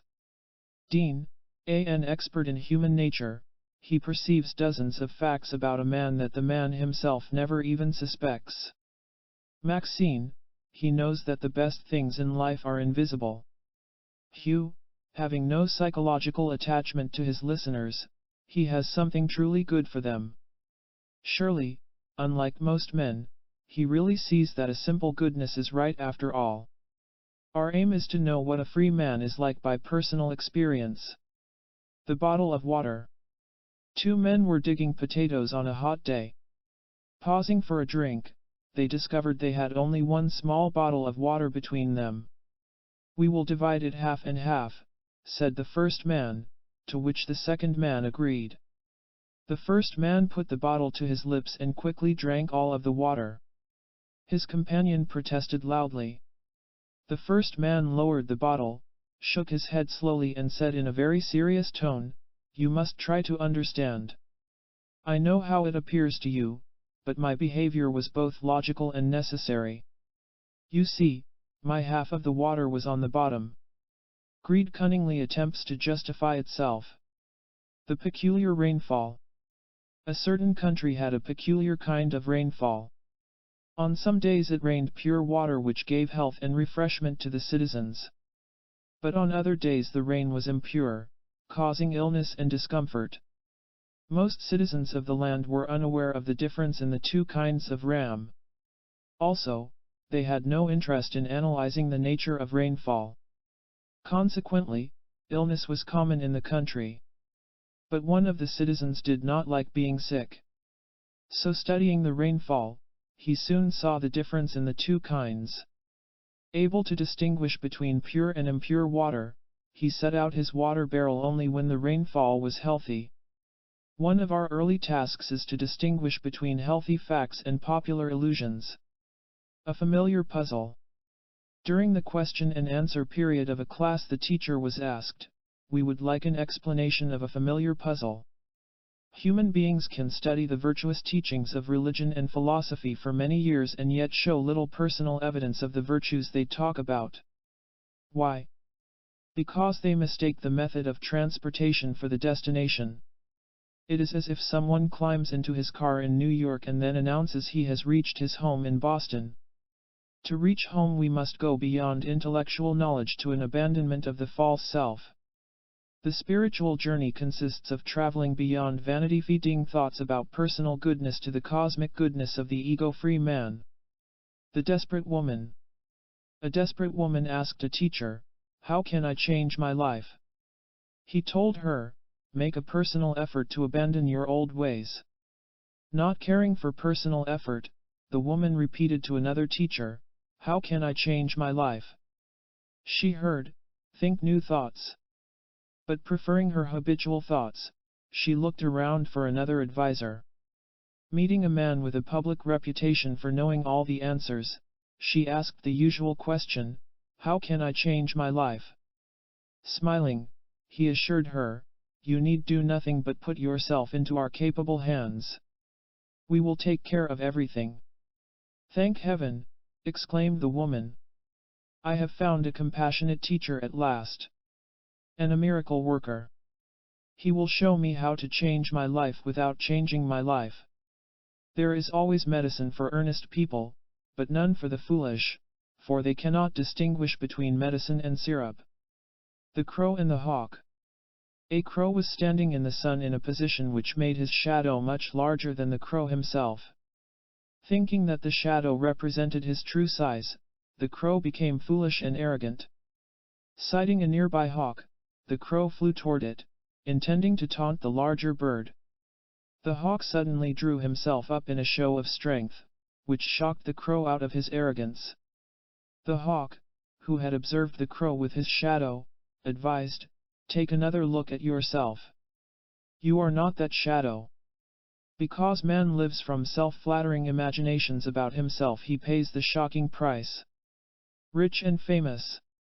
During a lecture, a teacher suddenly asked his students, why do you want to climb a coconut tree? One student timidly answered for the puzzled class, but sir, we do not want to climb a coconut tree. There is no reason for it. No reason for it, replied the teacher. I see. You know, if you ask a man why he wants to become rich and famous, he will answer you, but will be mouthing mere words. He will not really know why, for there is no why. There is no reason on earth to become rich and famous.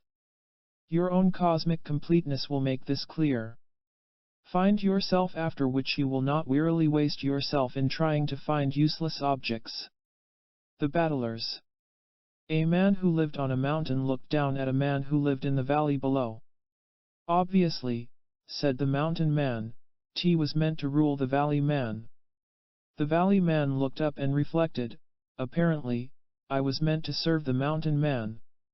So agreeing upon that arrangement, all went well between them for a while. But one day, by accident, the valley man found himself on the mountain. It changed him. Insisting that he was supposed to be the ruler, he viciously threw the mountain man into the valley. So they battled endlessly, with one on top and then the other. Between battles they signed peace treaties. But neither ever inquired as to the cause of their misery. Self-inquiry reveals the nature of all things, and that revelation is self-liberty. The followers. There was once a famous magician who astounded everyone by making almost any object disappear. His showmanship attracted many followers who attended every performance.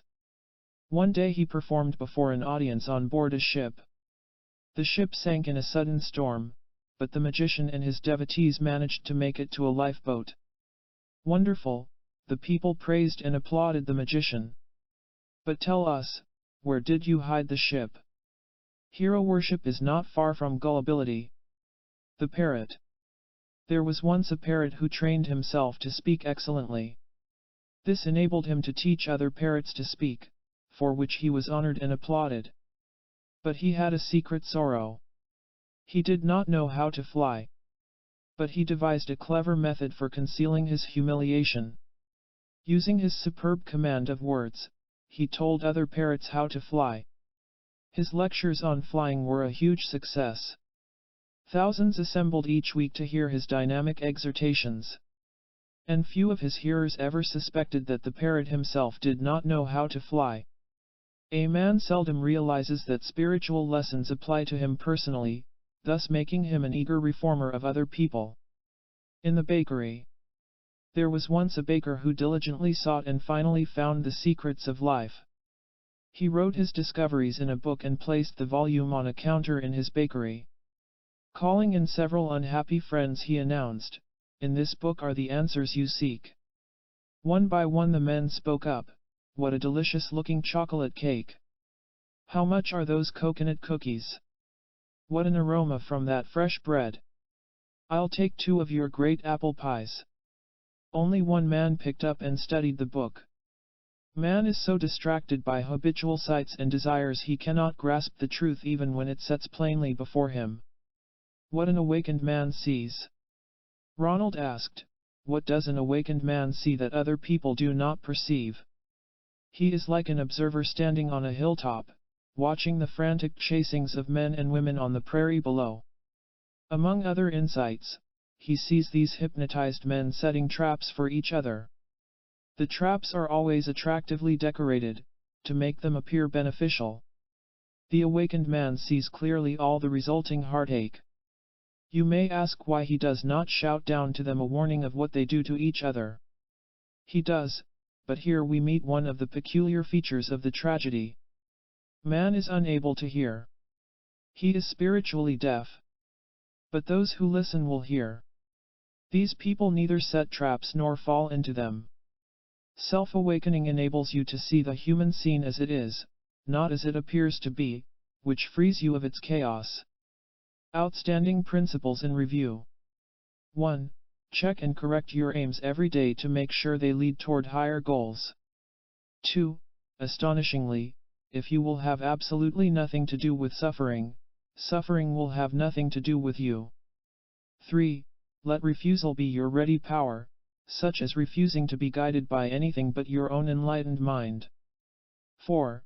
Your own mind is a school of true knowledge which you can attend every moment of the day. 5. Travel beyond mere words, beyond labels, beyond society's dramatic but empty performances. 6. Today, think what it means to walk consciously, to speak with self-awareness, to be one with yourself at all times. 7. Never accept a way of life as being right simply because it is publicly popular or rewarding, but build your own way from yourself. 8. True goodness consists of union with cosmic goodness, which is not mysterious, but perfectly plain to sincere seekers. 9. Cosmic completeness releases you from dozens of tiring tasks you really do not want to do. 10. Whoever has cleared himself of inner chaos remains untouched by the chaos of a hysterical society. Chapter 10. How to turn emotions into healing powers. The man without a care. A motorist was driving through farming country when he saw a man working alongside the road. When the motorist stopped to ask for directions, they fell into conversation. The motorist observed the great amount of work to be done, including irrigation and fence mending. With all the necessary work out there, remarked the motorist with a sweeping gesture, your mind must be in endless turmoil. No, replied the other man. I don't have a care in the world. But the farm requires so many difficult decisions. Yes, but I don't own it. An individual without a sense of personal ownership toward life is carefree, with no difficult decisions to make. The Rock. While conducting a class in a shady grove, a teacher said, I want you to see the burden of having an angry mind. Also, I want you to see that the hiding of anger is not the same as the absence of anger. The teacher then instructed a student to pick up a heavy rock and set it down again. The student groaningly did so, after which the teacher next instructed, place your coat over it. The student obeyed. Now tell me, the teacher asked the class, is that covered rock just as heavy as it was before? The burden of any kind of negative emotion is lifted by exposing and understanding it. Concealed weapons. A citizen of a violent nation decided to emigrate to another country. When reaching the border of the new nation, the guards asked, do you have any concealed weapons? Admitting he had, the guards turned back his several attempts to cross. On one more attempt, a guard asked, why carry concealed weapons? The man explained their necessity in his violent nation. The guard explained, you misunderstand. This is a peaceful land. There is no need for weapons of any kind. In relief, the emigrant abandoned his concealed weapons and entered the new nation. When dwelling within cosmic consciousness, there is no need for concealed weapons, such as suppressed resentments. The Shivering Man. It was the month of August, but instead of the usual heat, the day was chilly. A foolish man walked down the street, coatless and shivering. An approaching friend remarked, you look cold. Impossible, declared the Shivering Man. This is August. Never mind what the calendar says, advised his friend. What does your body say? An honest appraisal of how we really feel is necessary if we wish to change and feel right. Exhausted Donald. Donald's business affairs took him to different parts of the United States. Whenever he could find a class in authentic esotericism, he paid it a visit. In a class in Florida, Donald confessed, I am tired, but the cause of my exhaustion is not clear to me. And you are interested in knowing what it is. Very much interested. You are tired of looking after yourself. After a short pause, Donald nodded in understanding. Yes, that's it. Of course. You cleared it up in a flash. What must I do? See that you are not the self you think you are. You are not your personal dreams and habits and ambitions. You are part of the whole. Nothing is more exhausting than to haul around a fictitious sense of self, and nothing is more relieving than to drop it. The Storm. A group of friends rented a mountain cabin for a few days. When an unexpected storm kept them indoors, the first few hours were spent in pleasant conversation. But one man suddenly revealed a deep bitterness by complaining of past mistreatment by people. Surprised by his outburst, the others said little. Next morning, the complainer asked someone who had just stepped out the door, "Is it still storming?" "Not out here. It is the inner storm which needs attention and correction. Fighting and fussing. There was once a nobody who wanted to become a somebody. So he said to himself, like everyone else who wants to become a somebody, I will start fighting and fussing." That is what he did. Fighting and fussing became his way of life. He made some strange discoveries. The very fighting and fussing made him feel like somebody, even though unrecognized as such by others. Also, when becoming somebody in a small town, he felt the painfully compulsive urge to become somebody in a large city.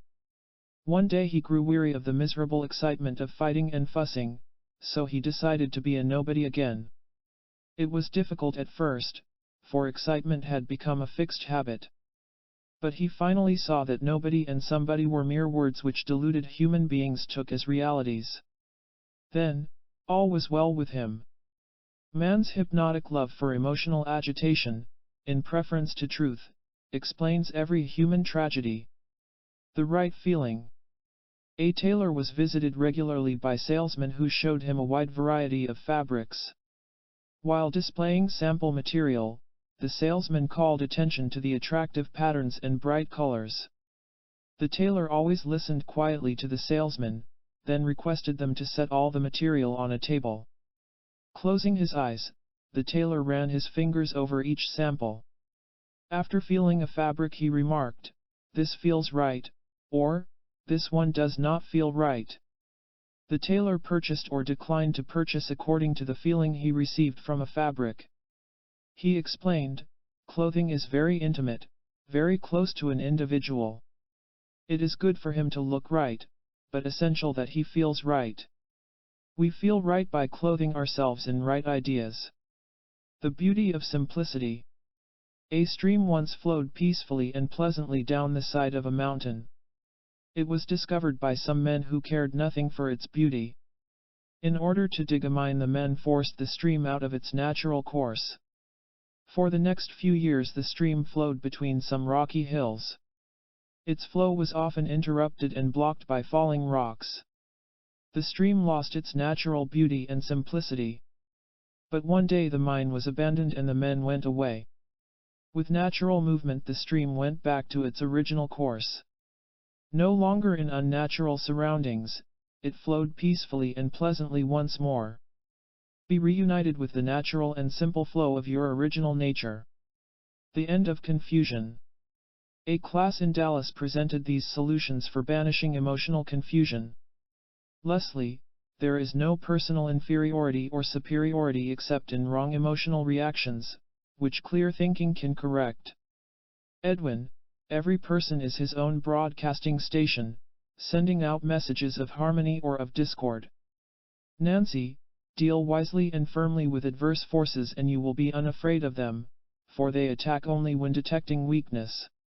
Annette, a healing lesson appears frightening at first only because we fail to understand it. Fred, it may be a man's way to quarrel and to agonize, but it is not the way of higher reality. When rightly channeled, emotions become a form of energy for healing. The man who ran. A man was strolling through the woods when he saw smoke rising from the trees. His emotions leaped, for he feared a disastrous forest fire.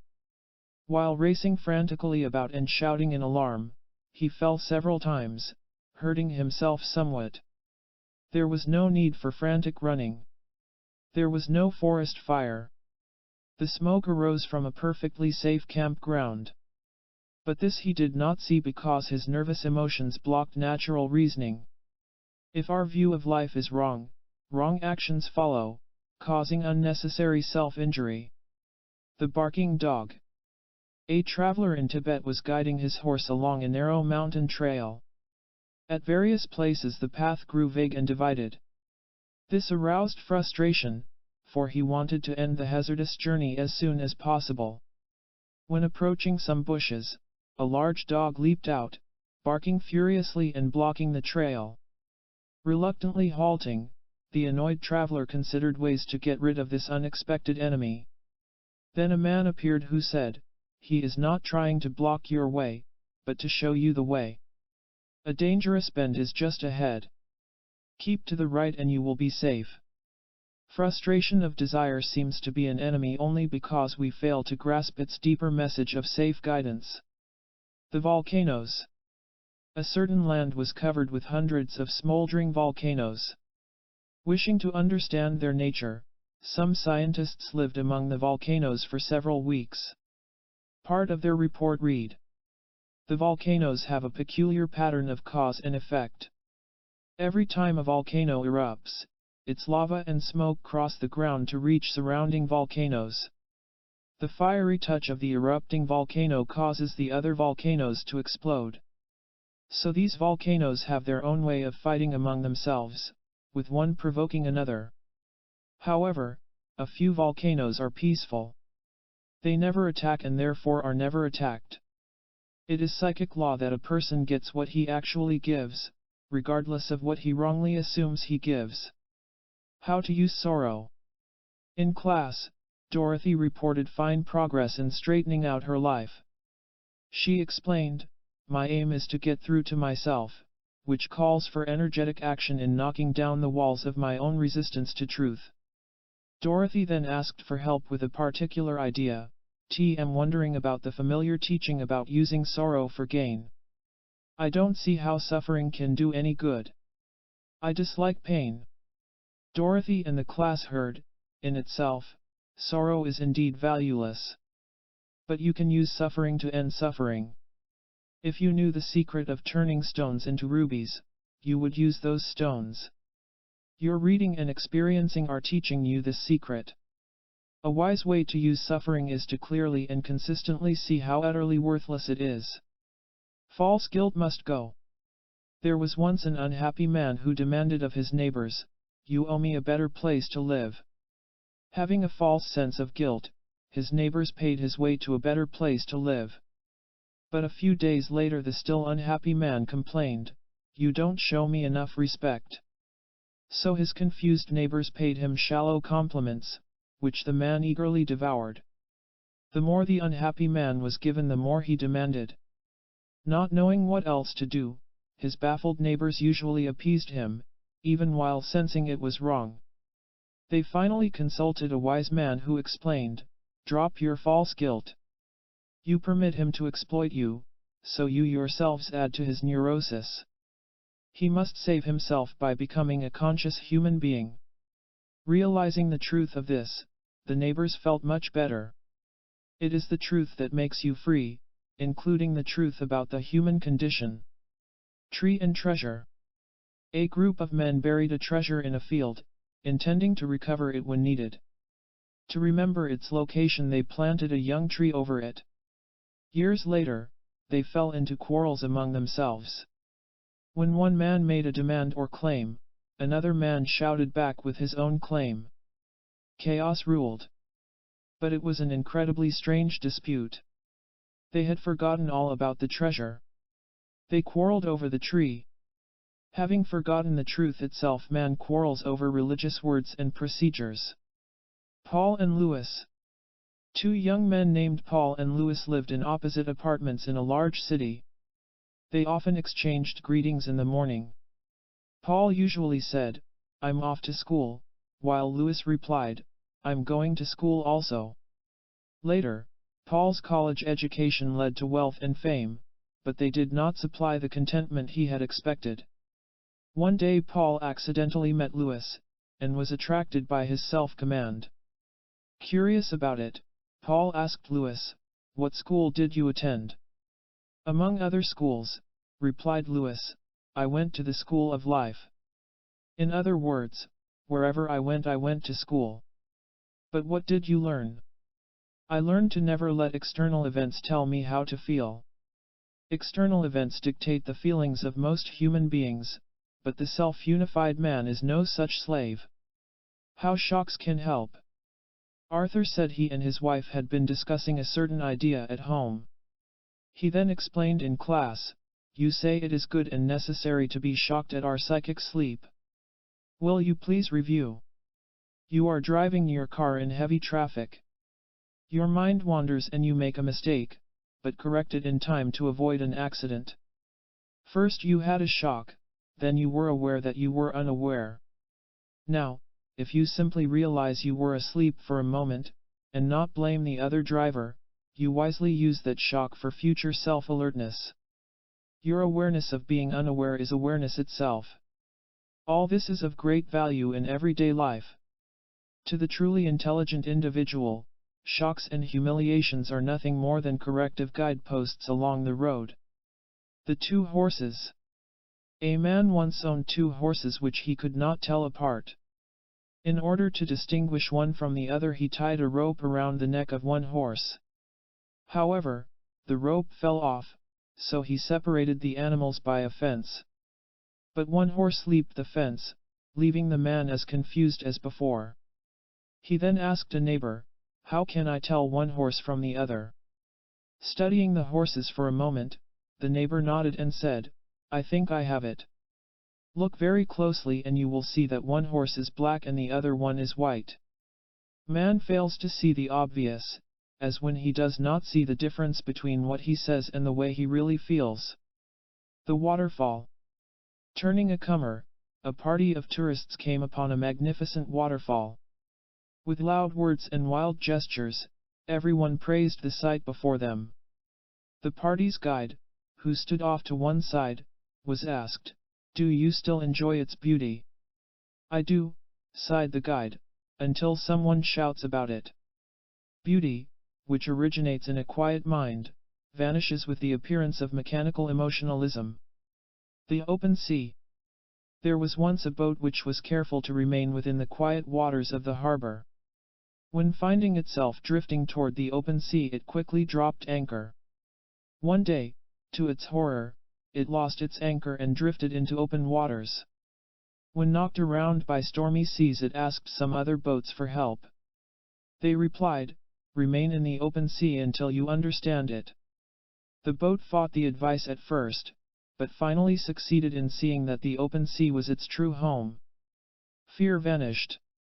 Later, it met a new boat from the harbor which had just lost its anchor. The terrified boat asked, "Do you know how to help me?" "Yes, I know," the older boat replied, then added with a sigh, "Do you also know how you will fight everything I tell you?" The loss of psychological anchors, such as dependency and self-centered thought, can be wisely used to enter the whole of life. The deceiver. There was once a man with a compulsive need to deceive people, for it gave him a feeling of power and superiority. Feeling ill one day, he went to a doctor who gave him the correct medicine. "Take a spoonful every day," instructed the physician. The man promised to do so. Every morning the man poured out a spoonful of medicine, and with a broad grin, poured it down the kitchen sink. Of course, the man grew sicker and sicker every day, until he had to enter a hospital. As the doctor approached, the man silently shouted in triumph, "Ah! Another victim!" The first deception is self-deception. The feeling of annoyance. Said Gerald at class, "I am trying to let these principles work for me in everyday situations. Today, I had an interesting experience. A man took my place on the company parking lot. It annoyed me. What do I need to know?" Your real nature was not annoyed at all. The old nature simply loved the feeling of annoyance, for it made you feel important. Under different circumstances you might have felt pleased, for example, had your place been taken by a pretty girl. Don't let a false fondness for annoyance and agitation carry you away from yourself. Just as you would not let a tornado carry you off, you must not permit stormy emotions to pull you away from yourself. The nature of true love. What is the nature of authentic love? A class asked the teacher. He replied, "I will give you 4 explanations. Each connects with another.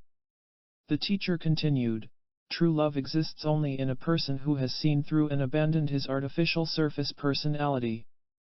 Genuine compassion never demands anything from anyone, for it dwells within its own completeness. Real tenderness is above the level of mere words, above shallow sentimentality, above public dramatics. True love is part of the lofty individual who never divides the world into opposites, such as you and I. Authentic compassion blossoms naturally within those who go all the way with inner transformation. The perplexed swan. There was once a young swan who became separated from his family by a storm. He felt an inward urge to find an associate with other swans. However, because he failed to look at his own nature, he did not know what kind of a bird he was. On one occasion he saw some hawks, and thinking he might be one of them, he joined the hawks in a raiding party. He barely escaped the guns of some angry farmers. In turn he thought he was a mockingbird, a peacock, a duck. All imitations brought grief in one form or another. In despair the swan flew to the tree of a wise old owl to ask, "Who am I?" "Examine yourself," stated the owl, "and you will know. First you must see who you are not." By dropping labels and imitations we finally dwell within the contentment of our real nature. Be receptive to these inspirations. 1. Freedom from feelings of distress comes by exploring and understanding them. 2. Remember that most negative emotions are concealed, unconscious, so clear awareness of them is the right medicine. 3. The outer storm ceases the moment the inner storm ends, for they are the same storm. 4. Do not be like most men who secretly love conflict and agitation, but love only peace and decency. 5.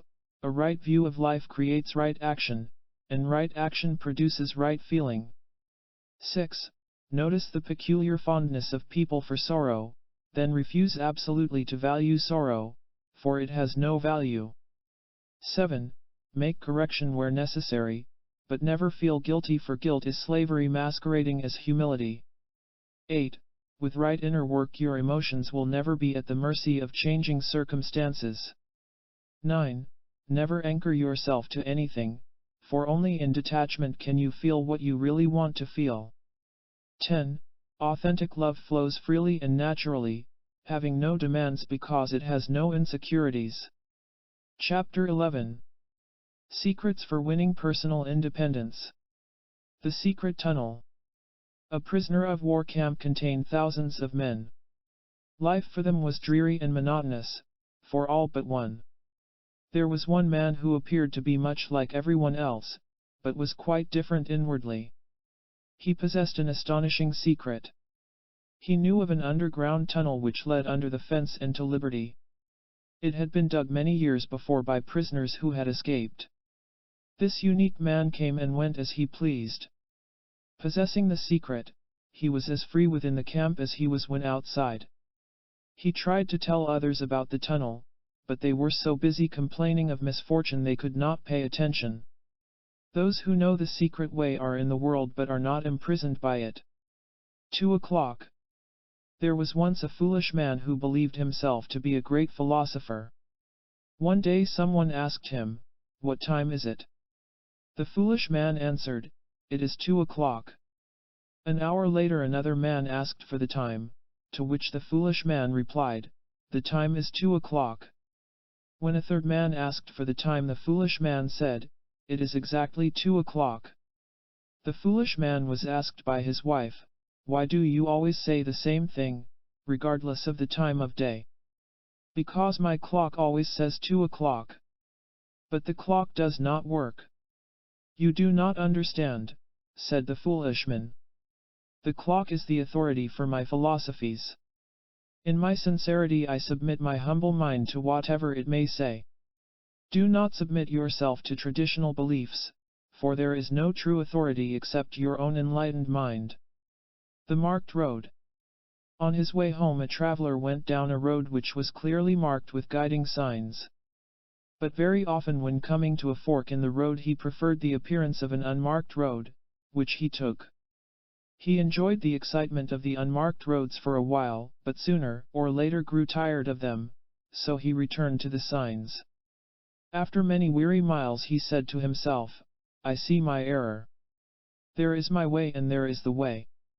I will make the way my way. Let your inner teacher call you back from bumpy detours to the main highway. The slave. Some students asked their teacher to tell them of an experience of his with inquirers. The teacher began, I once met a slave. Though his slavery was inward, it was just as binding as if he wore actual chains. When I casually mentioned his plight, he reacted as all slaves react. His response was a combination of disbelief, scorn, bewilderment, and rejection. Had he been receptive, I could have helped him, for awareness of slavery must precede freedom. The teacher continued, what awareness could have helped him? I could have told him he was the slave of everyone he needed to impress, of everyone he feared, of those he depended upon for psychological security. He could have seen his enslavement to shame over past follies, and could have understood how shame prevents understanding and freedom. The test of a man's teachability is to tell him about his chains and watch how he takes it. What Claude saw. A class in California was given a specific assignment. Each member was to carefully observe his own mind in order to see something which needed correction. Remember a basic rule of mental wholeness, the class was told. Honest awareness of a negative condition is the first step toward removing it. Claude reported at the next meeting, it is not easy for me to come out with it, but I see how most of my reactions are determined by exterior influences. A word or a letter or face tells me what to think, and it is often an unpleasant thought.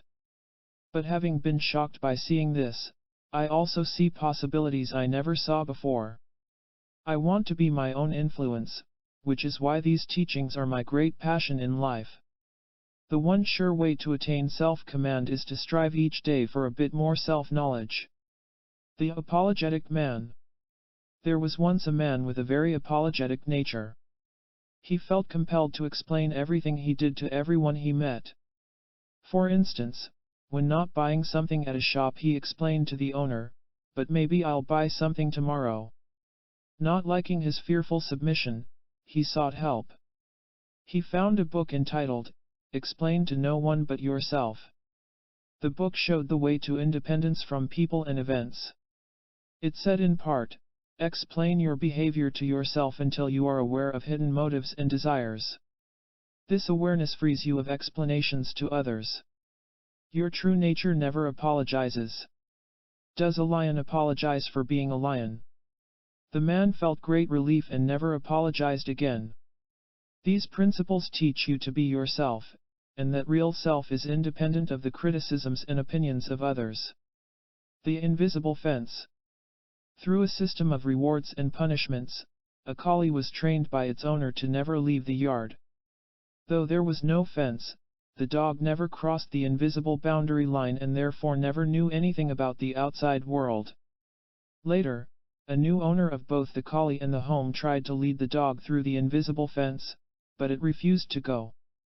However, through gentle unlearning, the collie was finally set free. Anyone can unlearn his self-limiting ways of thinking to cross over to the abundant world. Authentic self-command. There was once a man who believed he commanded the events in his life. He owned a factory in which he had authority over many employees, and he also had a pretty wife. His relationship with them protected his belief in self-command. One day the factory failed and the wife went away. The man felt he had lost himself. Being a student of esotericism, he asked a teacher for an explanation. He heard, "You believe you possess a separate self. This illusion creates a second illusion, that is, you think this self can and must command other people.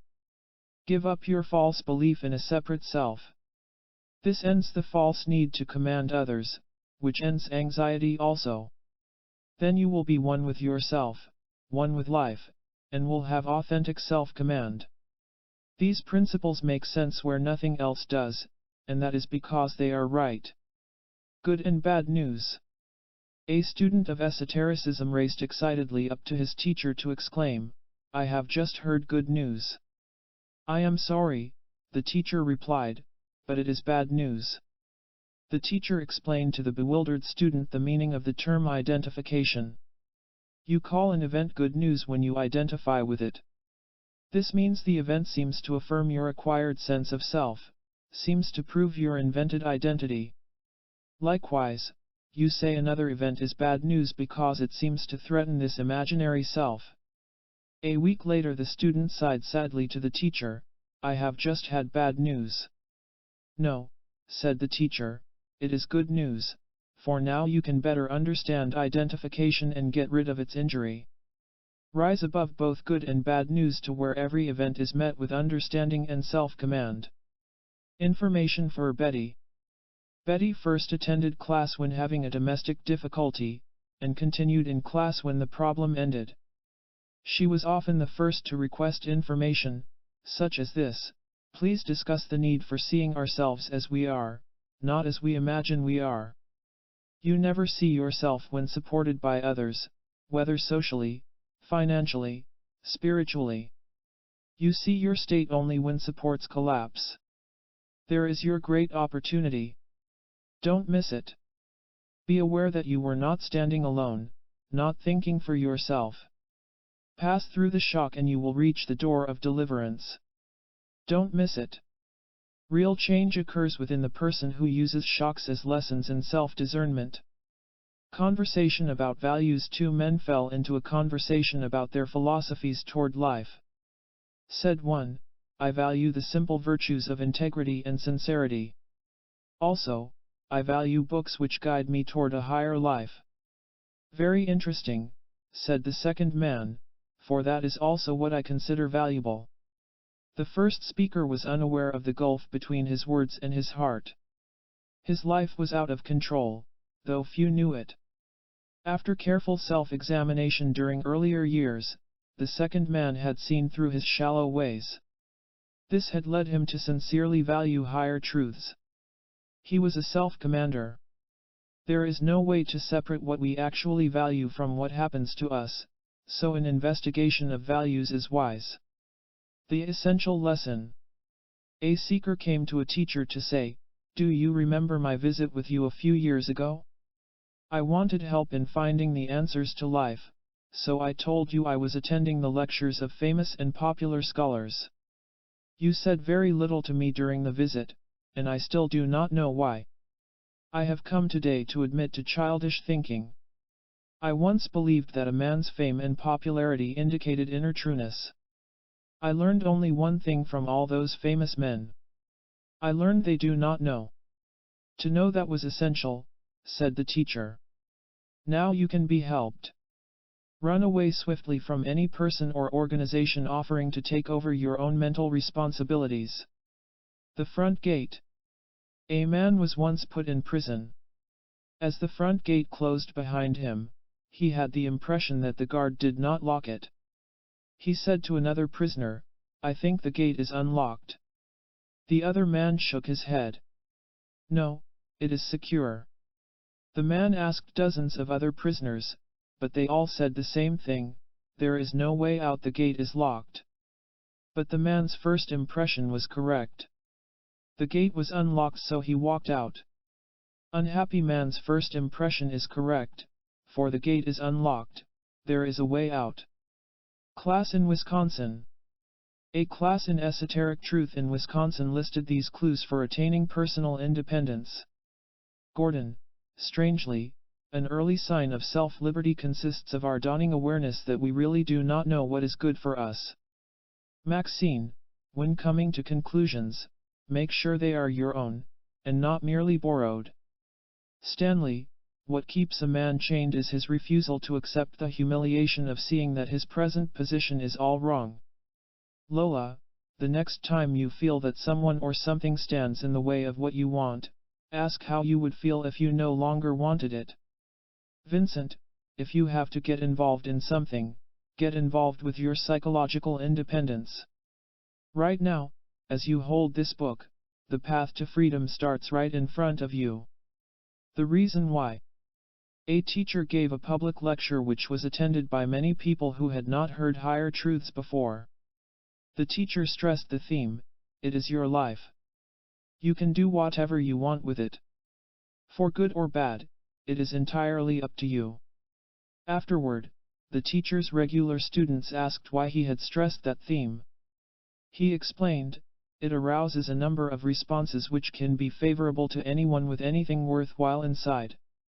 It cuts away his belief that others can or should rescue him, thus encouraging self-responsibility. It challenges his false assumption that he is a helpless victim of circumstances, which in turn challenges self-pity. It throws him on himself, makes him feel all alone. If he uses this critical moment wisely, instead of fearing it, he admits a ray of psychic sunshine." Self-reliance is a cosmic law, which means that the only person who can solve a problem is the person having the problem. The self-commanding king. There was once a king whose empire stretched from sea to sea. But with all his wealth and power he felt empty within. Turning to spiritual studies, he finally attained what he really wanted, self-command. One day the king told a close friend about his inner adventures. Others would not understand all this, the monarch explained, "But I know you do." The friend asked, "What caused the turning point?" The king replied, "When I saw the real ruler of the land. Let me show you what people really worship." The king reached out and held up the royal uniform. "If you want the command which is above men, do not seek it in the ways of men." The poised teacher. A new student and an advanced disciple were discussing their teacher. "He is a marvel of poise and judgment," praised the new student. "How superbly he handles questions from the audience, even when some of the questions are foolish or pointless." "Is it possible," asked the student, "for me to attain this perfect command?" "Of course." "When will it happen?" "When you are awake to what is awake in you." An awakened man is like a captain who knows both ship and sea, and who is therefore never upset by a nervous passenger. The man who understood. There was once a man who understood many things. Truly realizing the beauty in simplicity, he lived quietly and sanely. He had no compulsive ambitions to grab for society's shallow prizes. One day his neighbor raced over to shout, "Did you hear the awful news? Some people have formed a pressure group to serve their own selfish interests. But this means the end of our own benefits. Help me organize our own pressure group to fight back. Do you see what I am trying to do?" "Yes," replied the hearer. "I see that you have a problem, and wish to convince me that it is also my problem. Pardon me, but I am not part of the madness. A man with true insight never permits society's violence to intrude upon his sanity." The chains. There was once a citizen of a certain country who moved about awkwardly and uncomfortably. This was because his arms and legs were bound with chains. But because he never questioned his bondage, he became quite used to it. In fact, had anyone told him about his chains, he would have denied having them at all. This was because he and everyone else gave their chains fancy names, such as jewels of freedom and ornaments of honor. One day the chains made him especially uncomfortable, which made him aware of them for the first time. Though shocked, he took an even closer look. To his delight and astonishment, he saw that the chains were made of paper, not of steel as he had first supposed. So he broke the paper chains and moved freely about ever after. Chains of unhappiness can be broken by seeing that they have no real power. True independence. The topic of individual independence was introduced by Lewis in an afternoon class.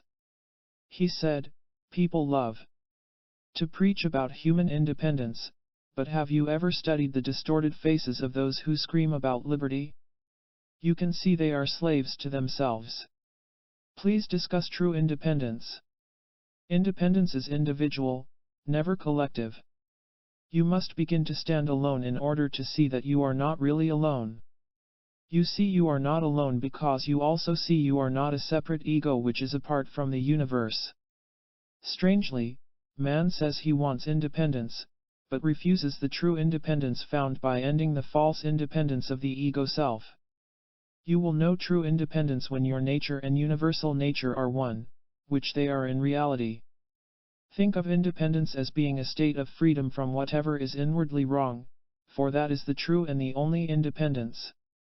The wild man. There was once a man whose life ran wild. He was a near alcoholic, he eventually fought with everyone he met, and he was tormented daily by violent thoughts.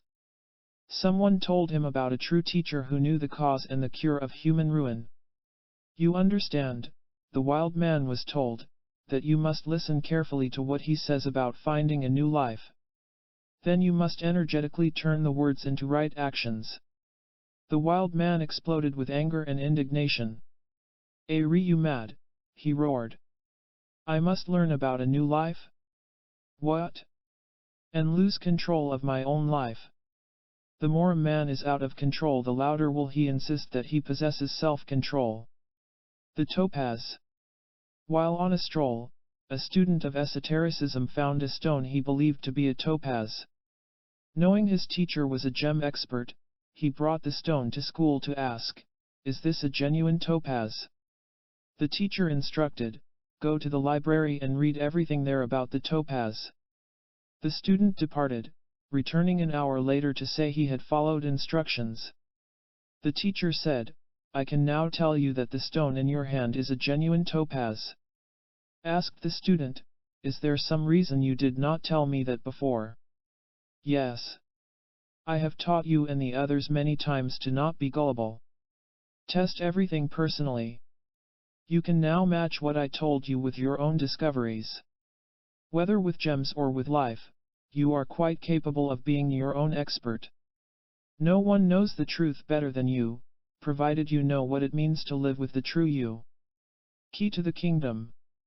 A weary wanderer met a stranger who told him, "At the end of this road is a peaceful kingdom. There is a gate at its entrance which requires a key. Somewhere along the road you will find the key." After many days of travel the man reached the gate. To his surprise, the gate was open, so he walked in. Sighting the stranger again he said, "I am very grateful to you, but why did you mention a key when the gate was already open?"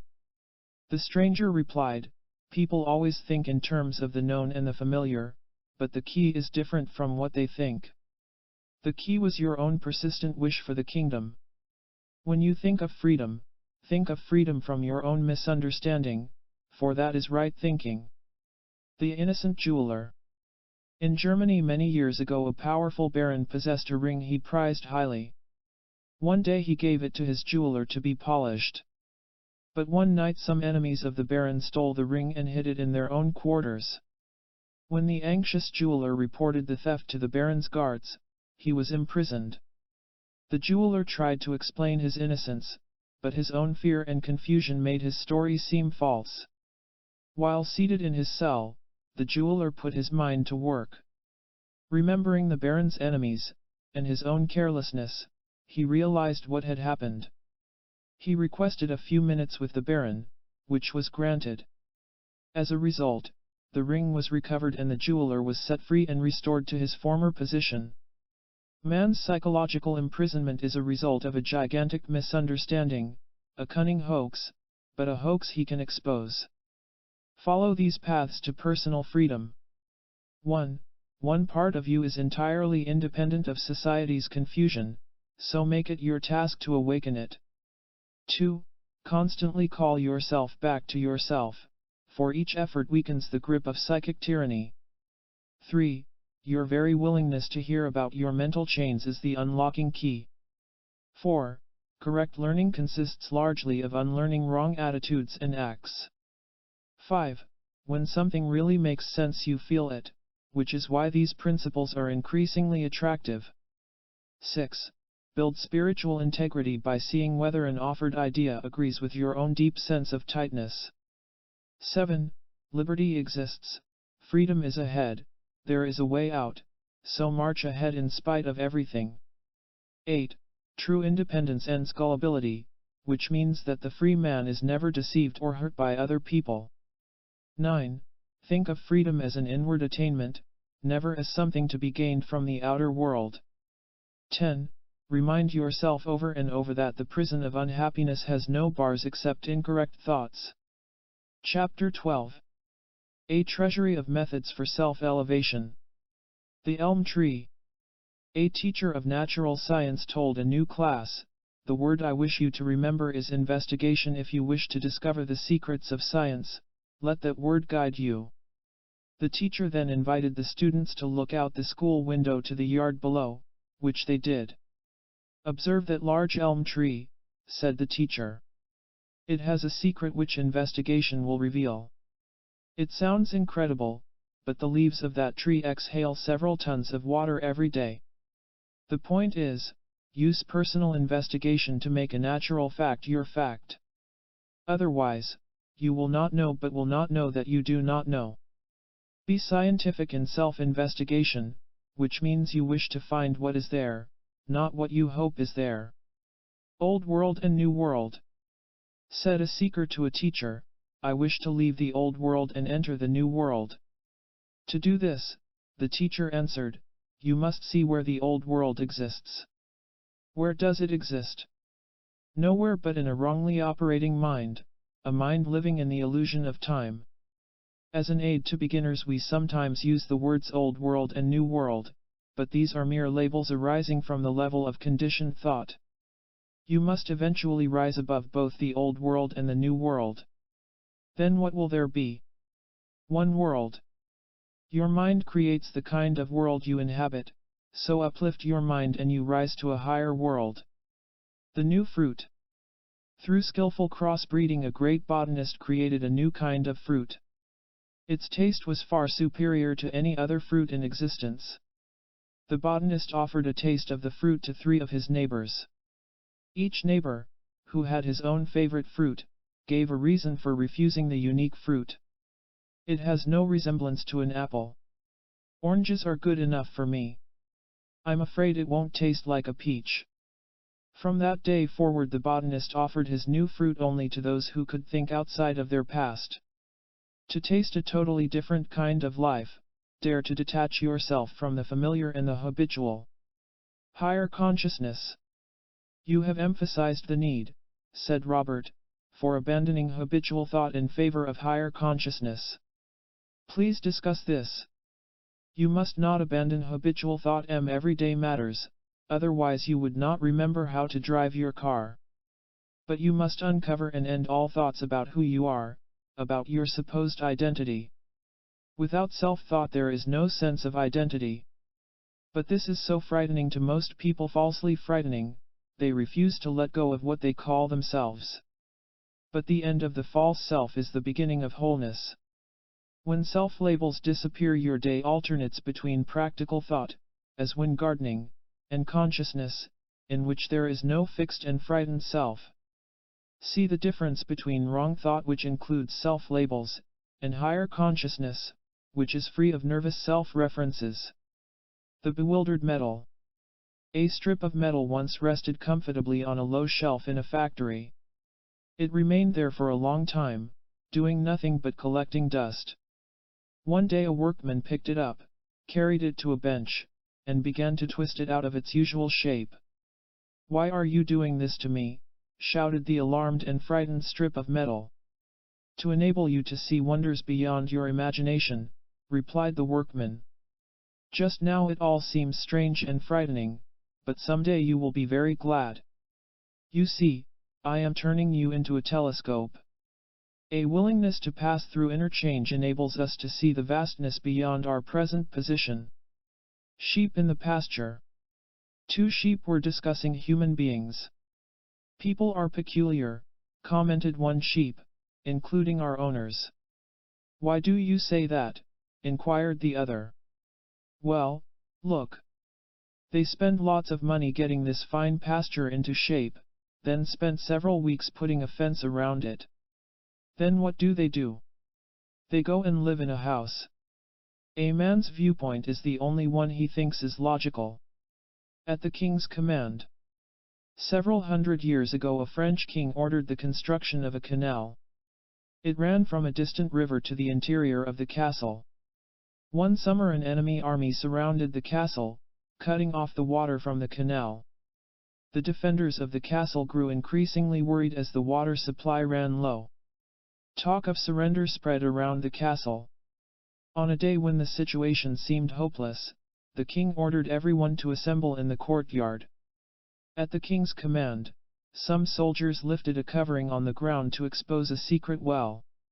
"There is ample water here," announced the king, "which the enemy cannot touch." Finally realizing that the castle had an inner supply of water, the enemy departed in defeat. Since no one can successfully attack the truth, our oneness with truth ensures our safety.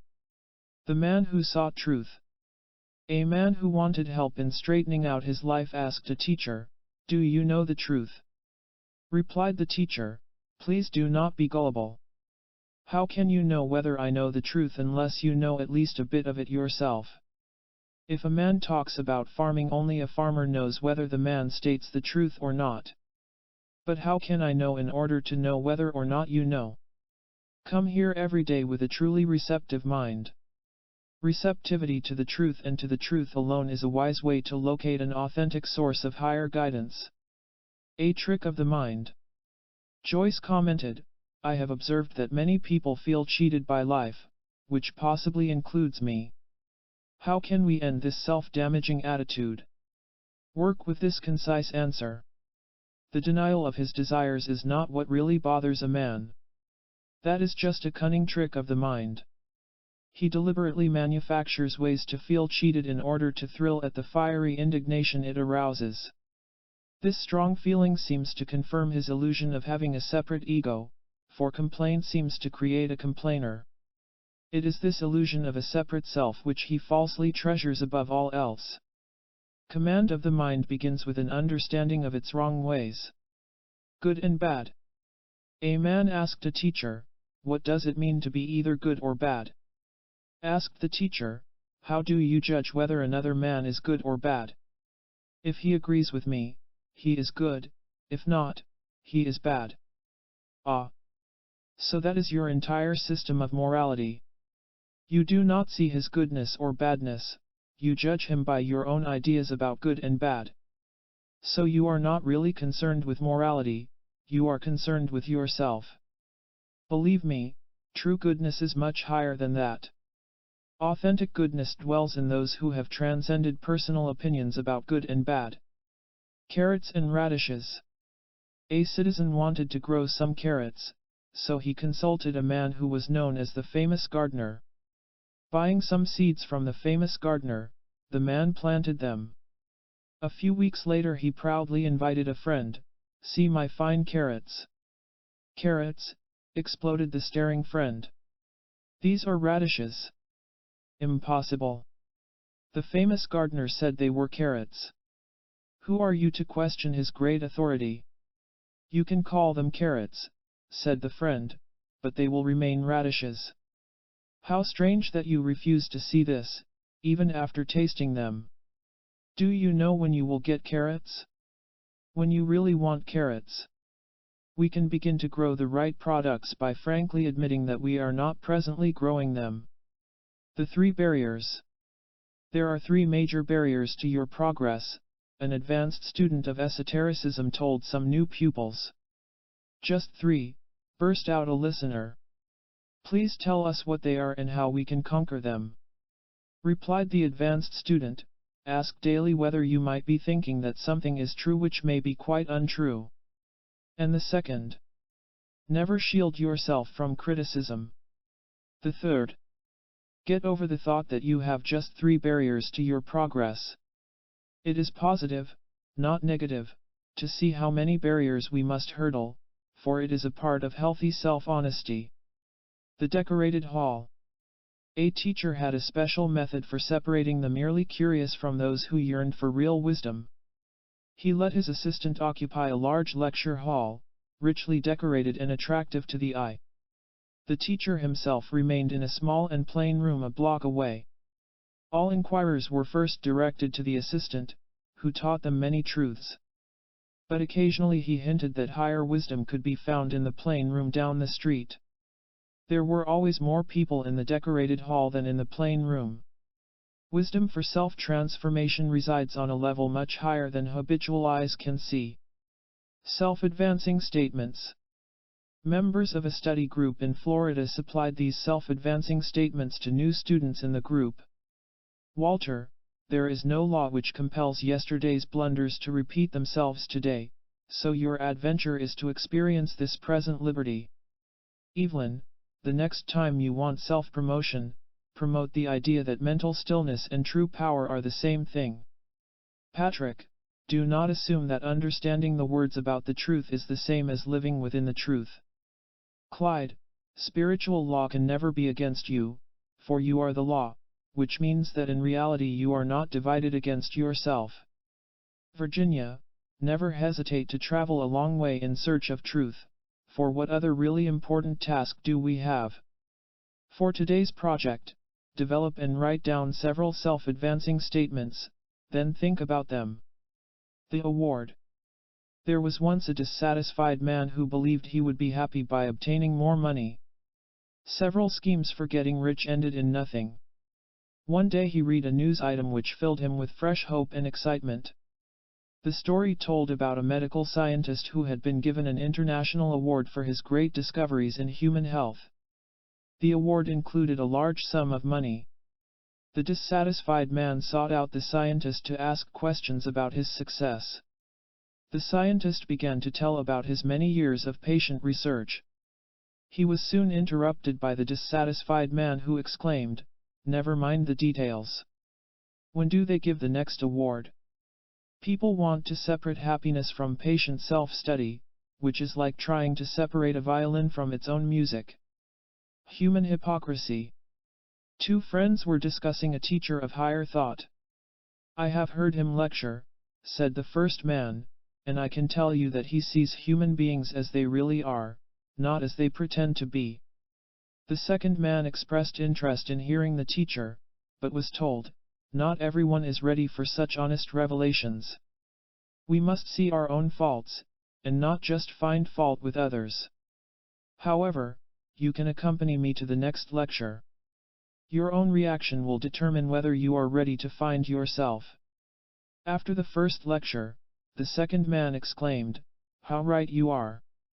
That man sees straight through human hypocrisy." "What makes you say that?" He described several people I know. Seeing ourselves as we really are may be surprising, but nothing is more healthy. The 6 witnesses.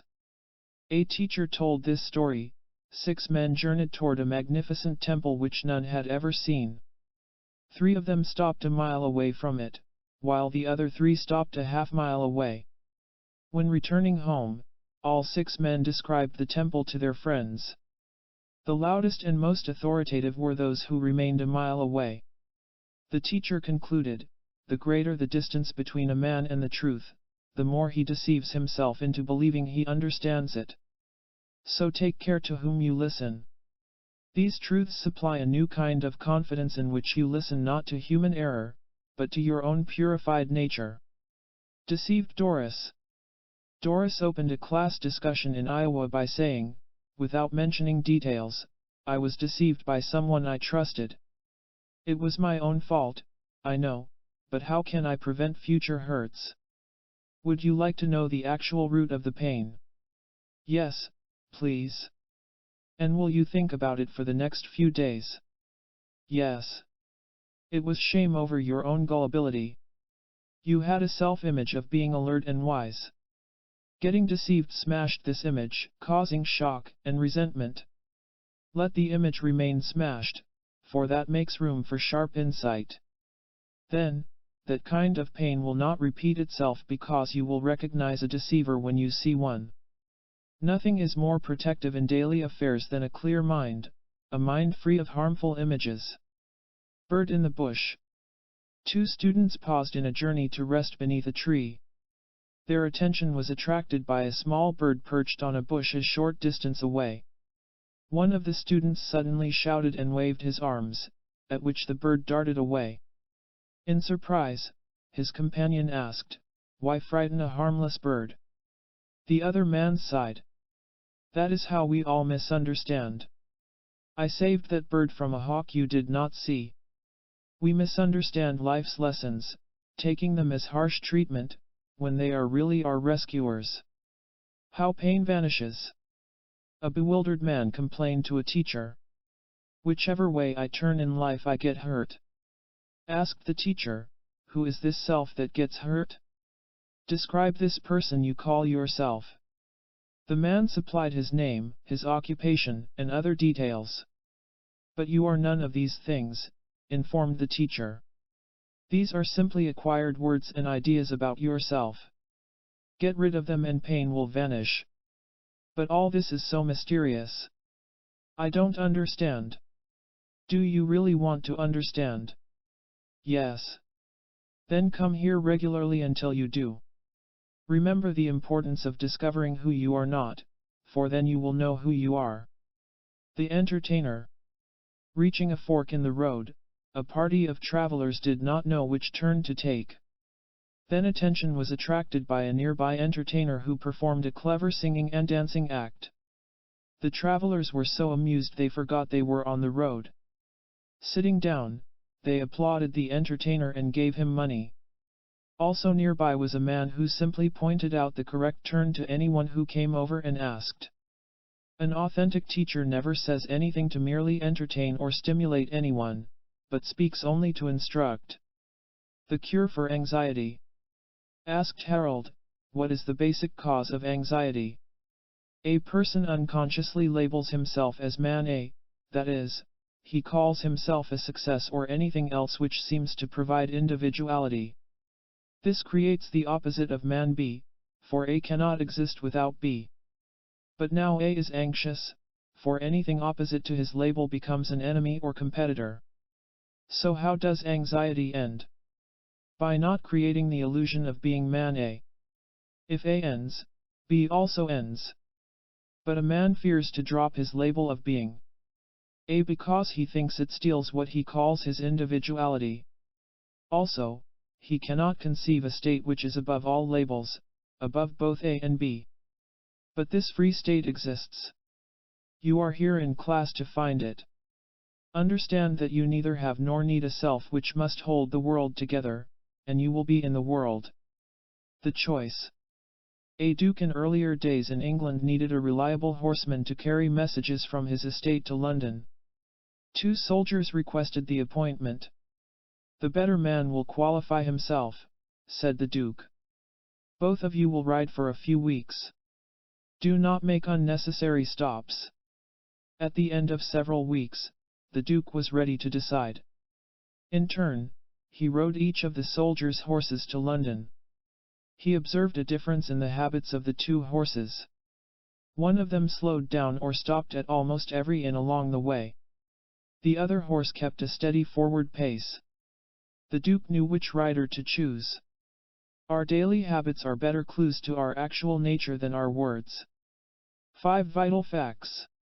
5 students asked their teacher to give them the single most vital fact each needed to know. The teacher addressed each learner in turn. Know that you never suffer from anyone but yourself. Realize the existence of higher points of view. Understand that sentimentality is not love. See that you are not the person you assume you are. Perceive that the truth's only aim is to cure. Discover something which is vital for you to know, then concentrate your attention toward understanding it. The strange road. A mountain road in the state of Montana was used regularly by tourists. Their destination was the peak of the mountain, which offered a spectacular view of the forest below. Every once in a while the road seemed to object to its use, for it collapsed in certain sections, leaving impassable pits. The road required so much repair the local authorities began to examine it. For several weeks they found no explanation for the road's tendency to destroy itself. One investigator decided to search through some old records of the area, which revealed the cause of the strange pits. Certain stretches of the road had been built over copper mines which had been abandoned many years earlier. A new road was built over solid ground.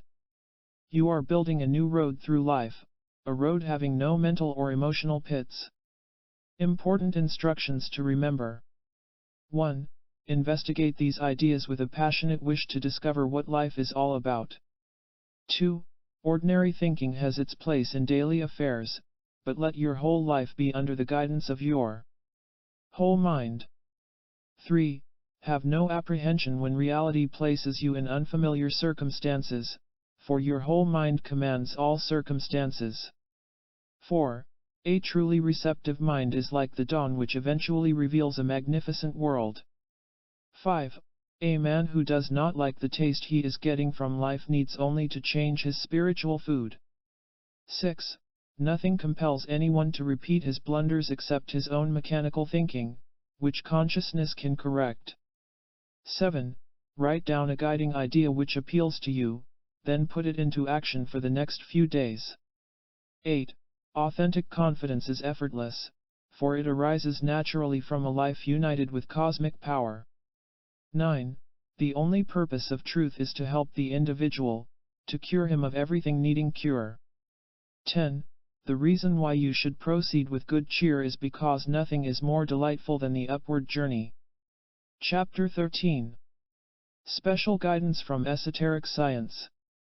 The law of cause and effect. In frontier days of America, several gold prospectors camped alongside a river. They cut down a dozen trees to use as logs for a cabin. But in a sudden change of plans they abandoned their camp in favor of a new site several miles downstream. One day, after a heavy rain, they were panning gold in the swollen and rushing river. Suddenly, an alarm was shouted. The men looked up to see several logs hurtling down the river toward them. Struggling frantically, they barely made it out of the way in time. One of the frightened men gasped, "The rising river carried those logs down here. They are the ones we ourselves cut." By the law of cause and effect, we ourselves put into motion the events we experience. 3 answers. The following exchange took place between teacher and inquirer: How can I avoid a noisy world? Be quiet yourself. How can I avoid getting hurt? Be harmless yourself. How can I avoid false teachings? Be true yourself. Whatever kind of psychological events a man meets, he really meets himself, for he and his world are one. George and Lucy. George and his wife Lucy stayed after class to say, "You state that we are our own psychological atmosphere, for good or bad. May we hear more?" Smile and frown into a mirror. Are those states in the mirror, outside you? No, they are within. What you see you are, so at all times you are your own atmosphere. This is difficult for people to see, mainly because they do not want to see it. Blaming someone else is easier. Even if another person frowns at you, it can have no effect unless you also occupy his negative atmosphere. Change yourself and you change your atmosphere, for they are exactly the same. Good things happen when a man sees that he has no life atmosphere except the one he creates for himself. The man who was right. 3 friends were seated on an outdoor bench. 2 of them were having a lively argument over religion and philosophy. Each accused the other of being childish and superstitious. They finally turned to the third man to say, "You heard everything. Who is right?" Replied the third man, "You would never believe me if I told you." "Tell us anyway." "I am right." "What do you mean?" "I don't have to convince you I'm right." The man who really knows has no compulsion to prove it. The gleam in the stream. An inquirer called upon a wise man whose cabin was located in the center of a broad meadow. As they stood outside, the inquirer lamented, "I look everywhere, but cannot see truth." "The gleam of a sunny stream can be seen from here," stated the wise man. "Turn and look in several directions." The inquirer followed instructions, but failed to see the stream. "There is one precise direction in which you did not look," the wise man said. "Find it and look that way." With diligent action the inquirer found the right direction and saw the gleam of the stream. Taught the wise man, willingly exhaust your wrong viewpoints, after which you will look in the right direction. This way is true magic, for with it you are able to see what was formerly invisible. Television news. 4 people sat in front of a television set and watched a news story. The story was a combination of human madness and human tragedy. One viewer worried, "I wonder how this event will affect my business." A second man accused, "People like that always cause trouble." The third viewer arrogantly stated, "If people would only listen to my solutions there would be no more such disasters." The fourth man reflected to himself, "Esoteric science explains why this event happened as it did. There is no mass cure, but thank heaven for individual healing. The only mind capable of understanding human events is a mind which has transcended its own self-centered errors." The persecuted man. A distressed man asked a teacher, "Why do people persecute me?" "Because you ask for it." "I don't believe that." "Explain." "Without the excitement of persecution you feel you are nothing. When attacked you feel you are at least important enough to be persecuted. Give up your fondness for false excitement and persecution will end." Esoteric science explains all this perfectly. The law of cause and effect operates unceasingly in human relations, but we can rise above it to dwell in tranquility. How the world became right. A boy was given a large map of the world, which he studied and enjoyed. While outdoors one morning his small sister tore the map into pieces. The boy's mother called him inside to explain what had happened to his map. Going to work at once, the boy quickly pasted the map together again. "How did you put it together so fast?" asked his curious mother. "It was easy," the boy explained. "There was a map of a man on the other side. By putting the man together the world became right. When a man is right his world is right, for a man and his world are one." The stones. A group of men were traveling through a rugged land. Having neglected to carry adequate supplies they found themselves without food for lunch. Deciding to rest for a while anyway, they amused themselves by tossing stones over a row of tall bushes. Tiring of the game, one of the men climbed a nearby hill. Looking down to the other side of the bushes, he gasped at what he saw. The tossed stones were striking a wild pear tree, knocking down and injuring its fruit. "Stop throwing stones," he called down. "Why stop?" they called back. "Because I can see the consequences." The ability to see injurious consequences, and thus prevent them, is a unique talent of an awakened man. Signs of a storm. Mr. and Mrs. W came for a private session. Mr. W introduced himself, "I am a weather reporter for the government. There are signs of a coming storm, such as changes in clouds and wind and temperature. Might there also be signs of an approaching psychological storm? If so," added Mrs. W, "it would help us avoid unhappiness. There are many signs you can learn to recognize. One of them is a demand that events happen according to personal desire. Since events happen by cosmic law, not by individual preference, frustration is inevitable. Another sign is the seeking of so-called security by joining a group which believes as you believe. Since this blocks independent thinking, inner storms are certain. Esoteric science enables you to forecast psychological weather and avoid inner storms. The saddle. A man who wanted to buy a fine saddle asked the price. When told, he waved his arm, shouting, "Too much. Take off the fancy decorations." When told the new price he complained, "Still too much. Remove something." When given the third price he scowled, "More than I want to pay. Eliminate something else." Finally, the man was told, "I hope you are satisfied. The saddle will cost you nothing." Nothing? Wonderful. What do I get? Nothing. Spiritually, we get according to our willingness to pay, and payment consists of giving up popular but wrong ideas. Philip and Bernard. In the days of knights and castles there were two peaceful brothers named Philip and Bernard. Captured by an evil prince, they were imprisoned in separate dungeons. After a few months, Philip escaped. Then began a difficult adventure to locate and free his brother. Wherever Philip quietly inquired, no one knew anything about Bernard. Turning homeward for a short rest, Philip saw someone entering the family fields at the same time as himself. It was Bernard. Happily, they exchanged stories. Philip then laughed, "At the same time I was seeking you, you were also seeking me. The liberty which the seeker seeks is also seeking the seeker." The shoes.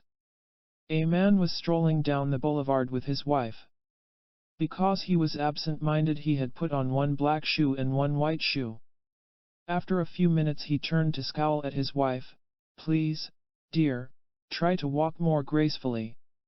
People are staring." It is much easier to criticize another person than to examine oneself. The brooch. The day after a shopping tour, a woman missed her prized brooch. She told her husband she must have lost it in one of the stores she had visited the day before. She then rushed to the garage to drive back to town. When driving away she thought she heard a shout, but in her hurry and distress she ignored it. Not finding the brooch in any of the stores, she drove home in a depressed mood.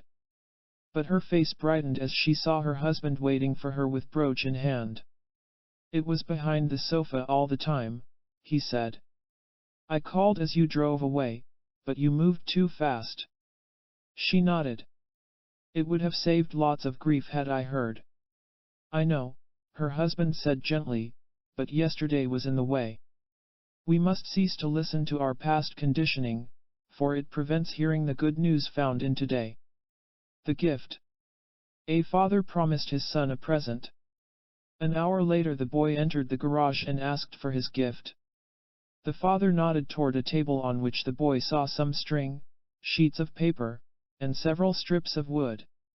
"There is your present," the son was told.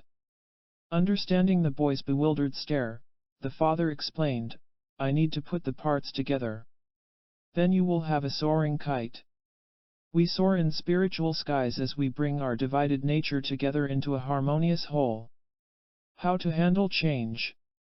The second time she attended class, Nancy said, "Most of us dread change. What is the solution? Realize there is no fixed point in you which is apart from change. You are one with change, you are change itself. The will of change is your very own will. Picture yourself in an airplane which changes from east to west, from up to down.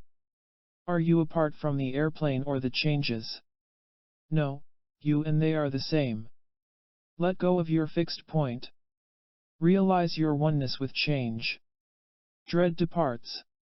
Change is never a threat to whoever realizes that he and change are united within the total movement of life." The stairs. One man was standing at the top of some stairs, while a second man was standing at the bottom. A third man was standing in the middle of the stairs. The man at the top declared, "These steps go downward." The man at the bottom stated, "The steps run upward."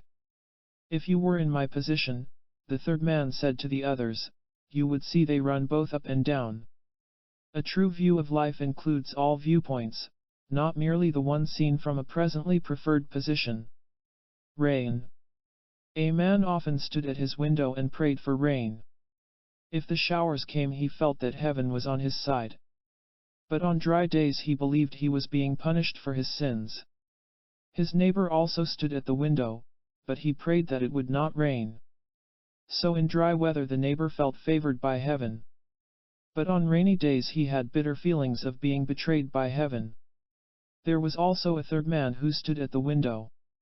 He made no attempt to influence the weather, for he knew it operated on a different cosmic scale than his own. He did not think that heaven was either for him or against him. And he was a sane and calm human being who enjoyed all kinds of weather.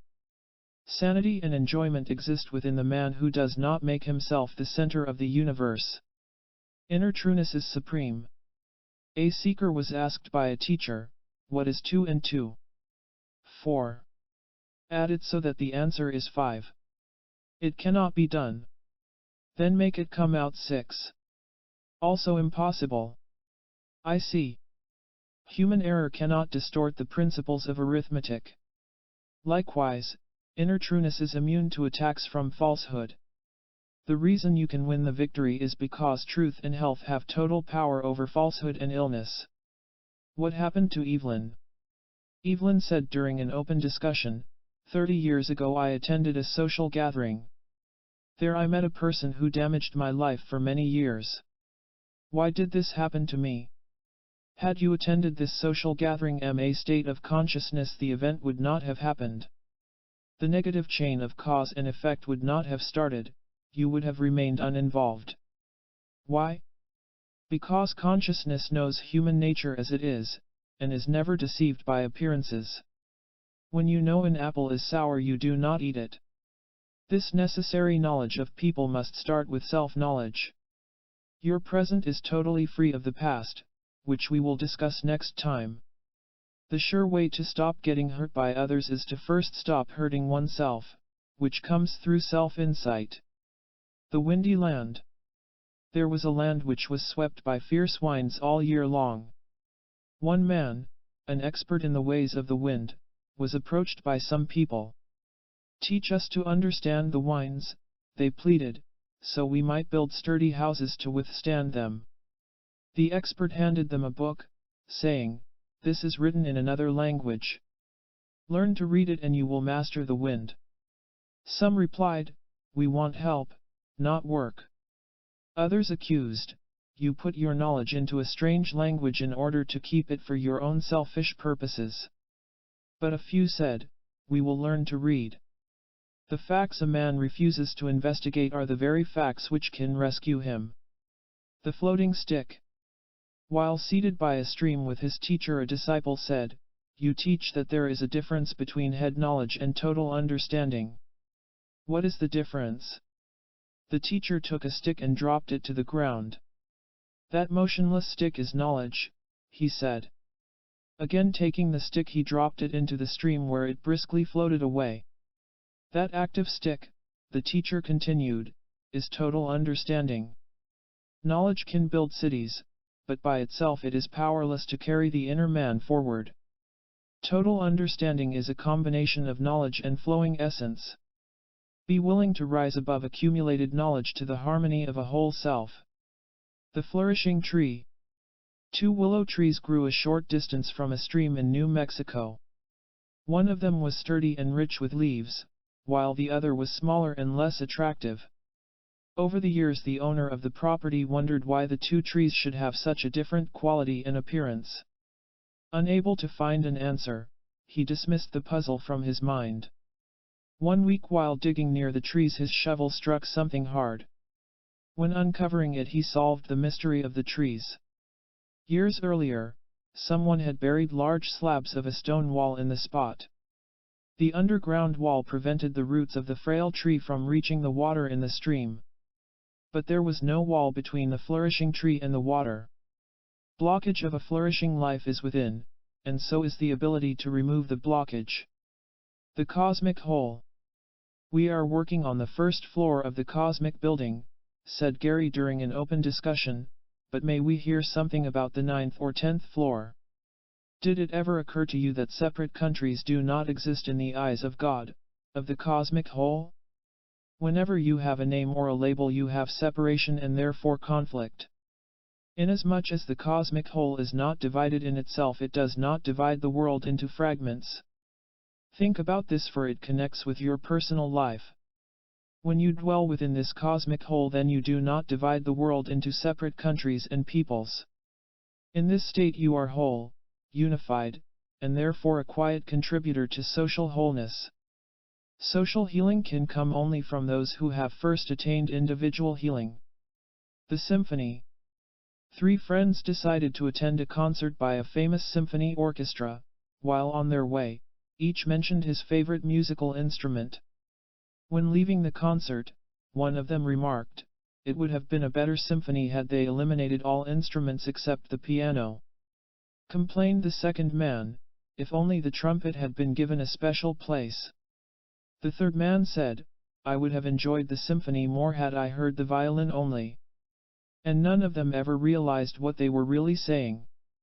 Since life is a whole and total process, personal preference for one part will prevent our life harmony. Facts about esoteric science. Students in Arizona informed each other of the single most important fact about esoteric science each had learned in the last month. I must look at my busy involvements and have the courage to inquire whether I might be hurrying nowhere. A person who fails to understand truth will often argue about it or remain silently critical. Both are forms of ego defense by a frightened person. Anything wrong with me will mechanically expand to make things wrong for you, so true morality consists of making myself a right person. If you simply drop a fearful thought, where can fear exist? Nowhere. Our aim is not to feel better, as by changing surface habits, but to be different by abandoning artificial personality.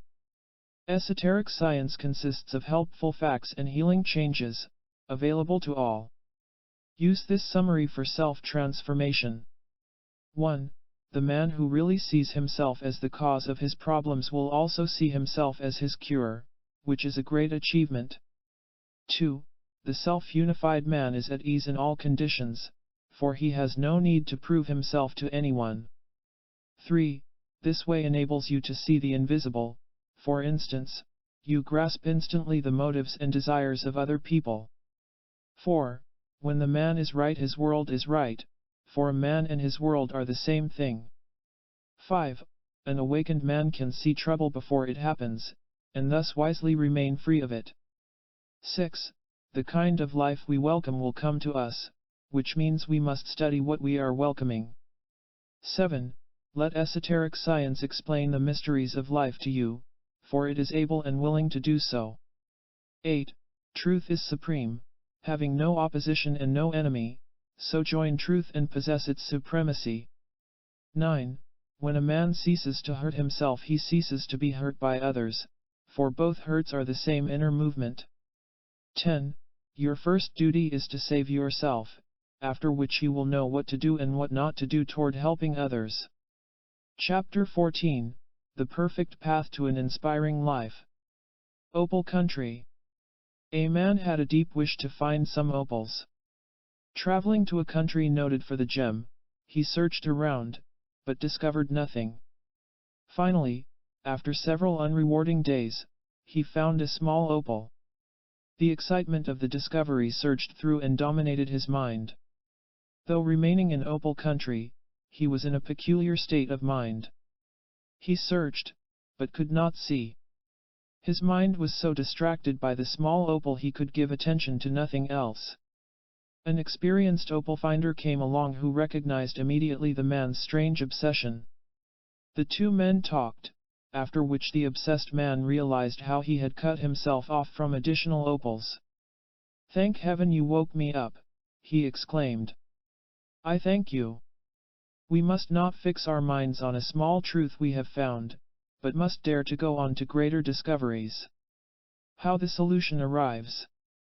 "You have stated," said Max in class, "that a deep understanding of the problem will reveal the solution. May we hear more about this?" A man lives in terrifying uncertainty, spending most of his time trying to conceal it. He lives in fear because he lacks understanding of liberating cosmic laws. Now, in order to understand this, he must first be told that he does not already understand. When told this, his mind closes like a slammed door. Feeling insulted at being told the truth, he runs away. However, if he were to remain and listen, even while feeling angry, he could save himself. By seeing his basic problem, he also sees the solution. When tired of working at something, you don't wonder what to do, you stop working. Solutions in life are discovered by personal agreement with the truth about life. The Sage and the Nobleman. A sage was visited by several noblemen who occupied high places in the kingdom. Each prince or duke was accompanied by a servant who introduced the nobleman to the sage. The sage nodded politely after each introduction, but said nothing. After giving a short talk about the inward life, the sage left the lecture hall immediately. On the journey home, some of the noblemen complained that the teacher had not shown sufficient respect to their high rank. Grumbled one of them, "He was not even impressed by hearing of my great gifts to the poor." But one nobleman stated, "You may not return for another lesson, but I will go back very soon." The fact that he was not impressed by us told me another story.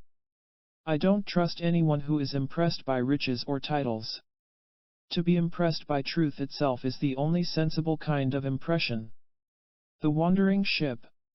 In the days of sailing ships, a captain set a course for a port in Ireland.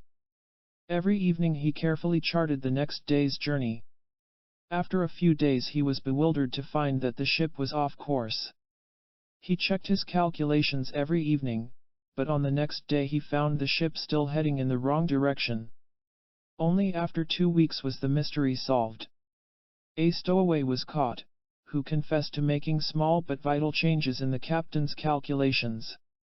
The stowaway had hoped to reach a port of his own choice.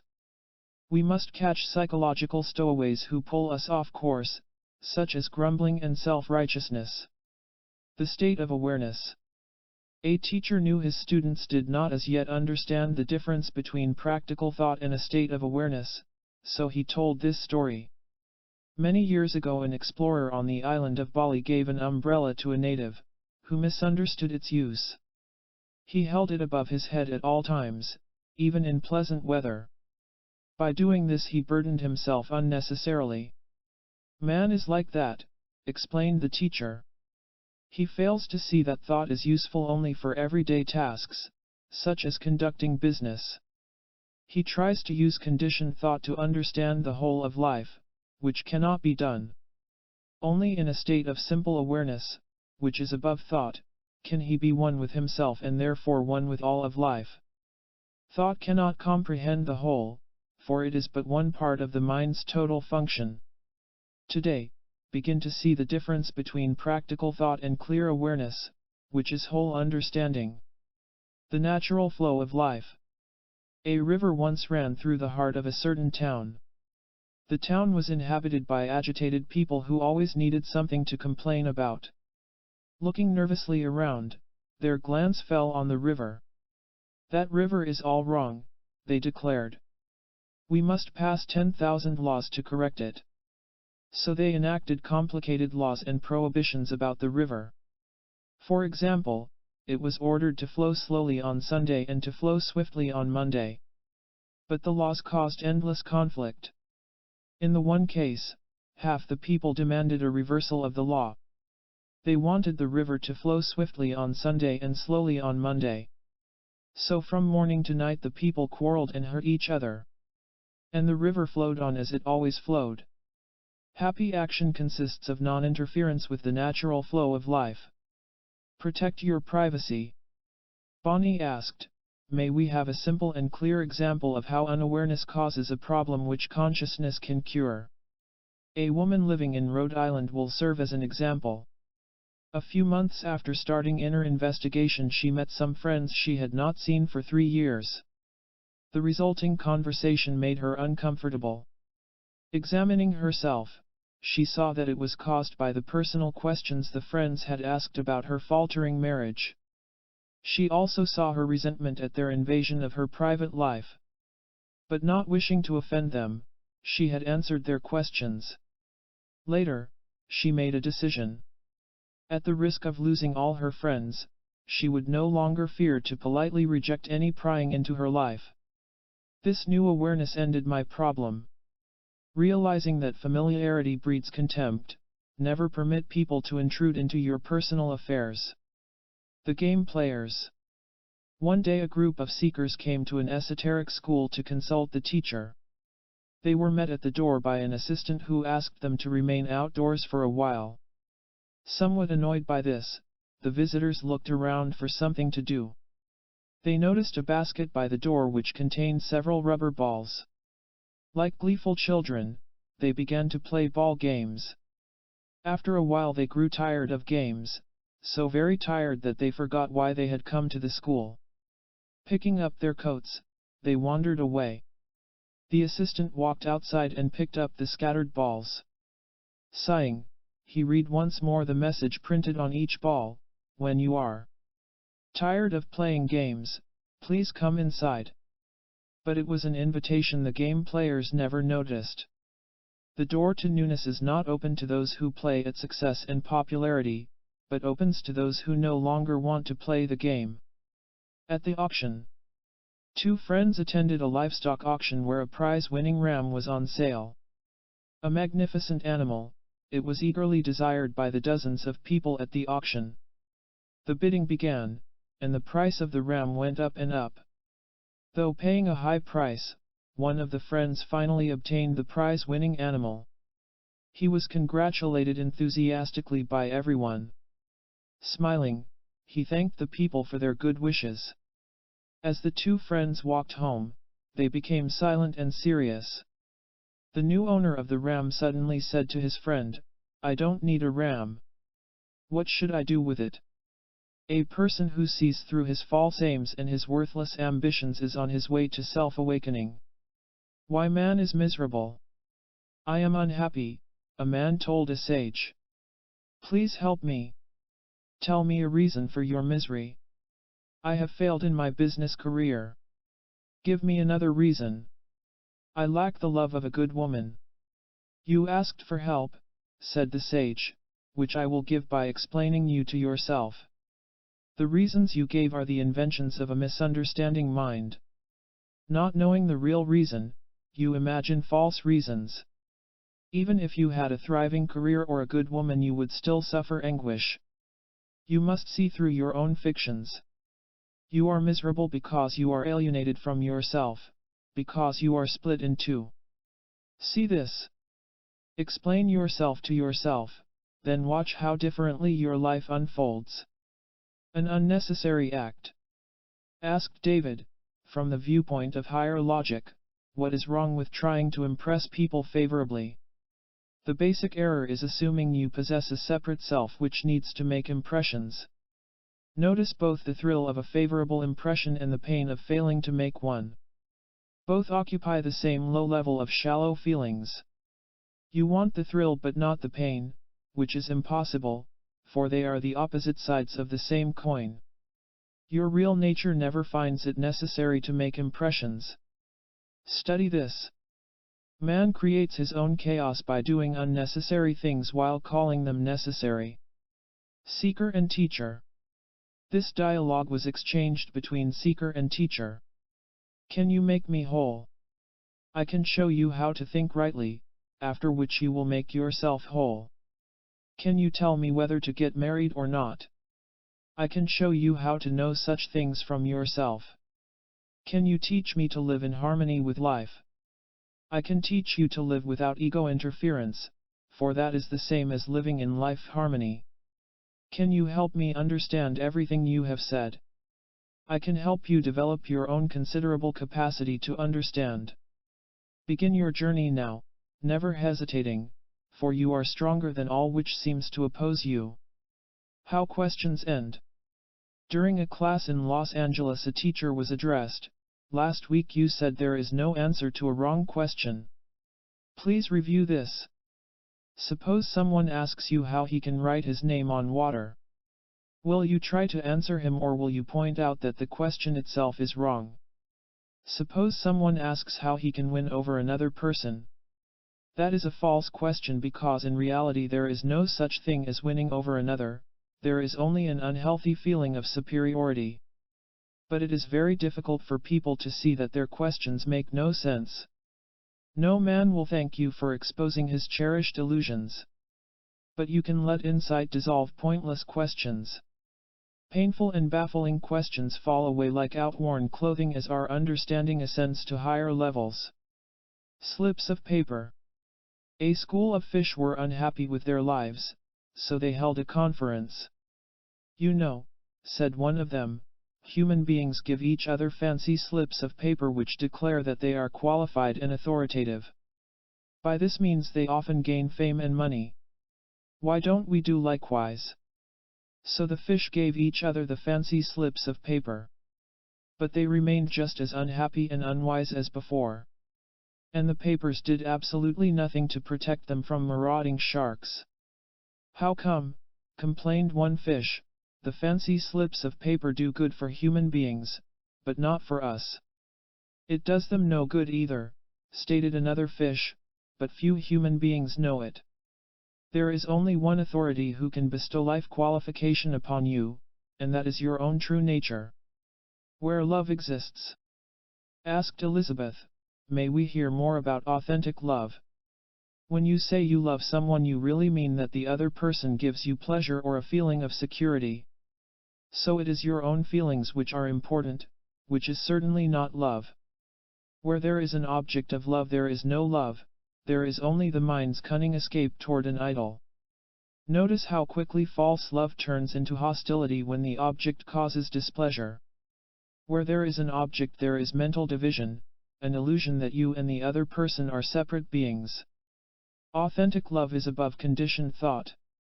Love exists in the absence of excited and divisive thought. True love is the same thing as mental health, psychological wholeness, spiritual trueness. What the lecturer saw. Two friends came together to hear a lecture about authentic esotericism. One of them came because he had felt a faint but sincere urge to change his life. The other came out of idle curiosity. The sincere man listened to many disturbing ideas, but he thrilled over their rightness. The idle listener was equally disturbed, but he reacted with hidden hostility. On the way home the idler attacked the speaker and his message. Feeling personally threatened by the truth, he had no conscience in damaging the budding rightness of his friend. Being weak, the sincere man was half persuaded to not attend additional lectures. The lecturer himself knew what had happened, for he had witnessed it many times before. He reflected, one must not be persuaded by evil counselors. To accept dark advice from those who prefer to ruin themselves is to accept their ruin as your own. The special color. An artist wished to mix up a special shade of color for his painting of a seacoast. After several experiments he found what he wanted, which was a variety of orange. He set the special color in a separate dish. He paused in his work to receive several visitors who claimed to possess artistic skill. The visitors examined and criticized the artist's special color, declaring they could give him something far better. So each created a mixture which distorted the artist's original and special color. As the visitors departed, the artist studied their mixtures. He knew they were all wrong for him. He returned to his own special color and knew it was just right. Man's illusions and vanities distort the truth, but any individual can find it within his own recovered essence. To those who go away. A lecturer gave a series of talks on esotericism. On the last night he told his audience, "I wish to say a few words to those of you who go away, who do not continue with these studies. You fall away because you are not presently ready."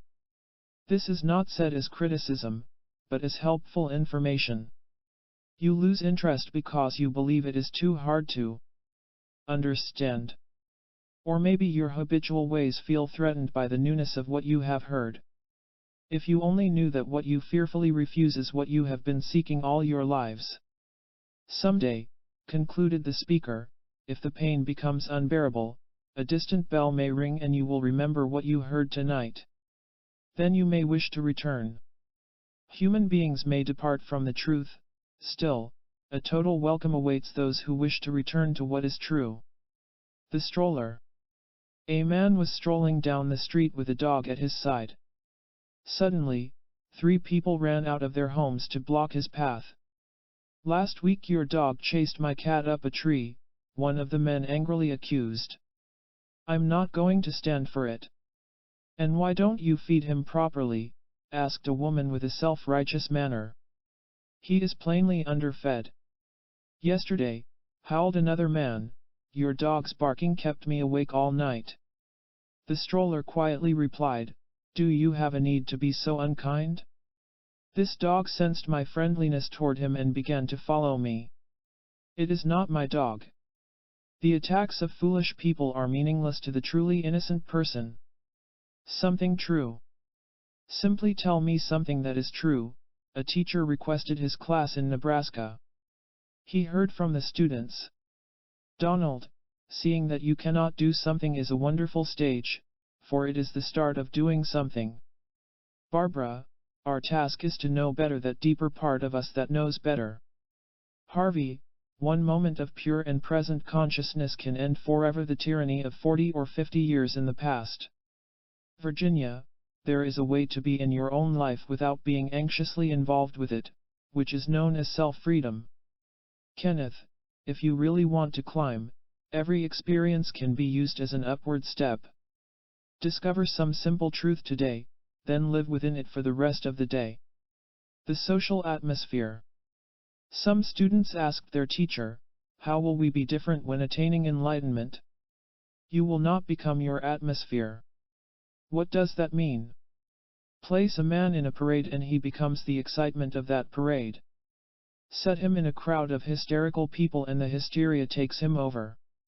Place him in a so-called spiritual atmosphere and he becomes a so-called spiritual person.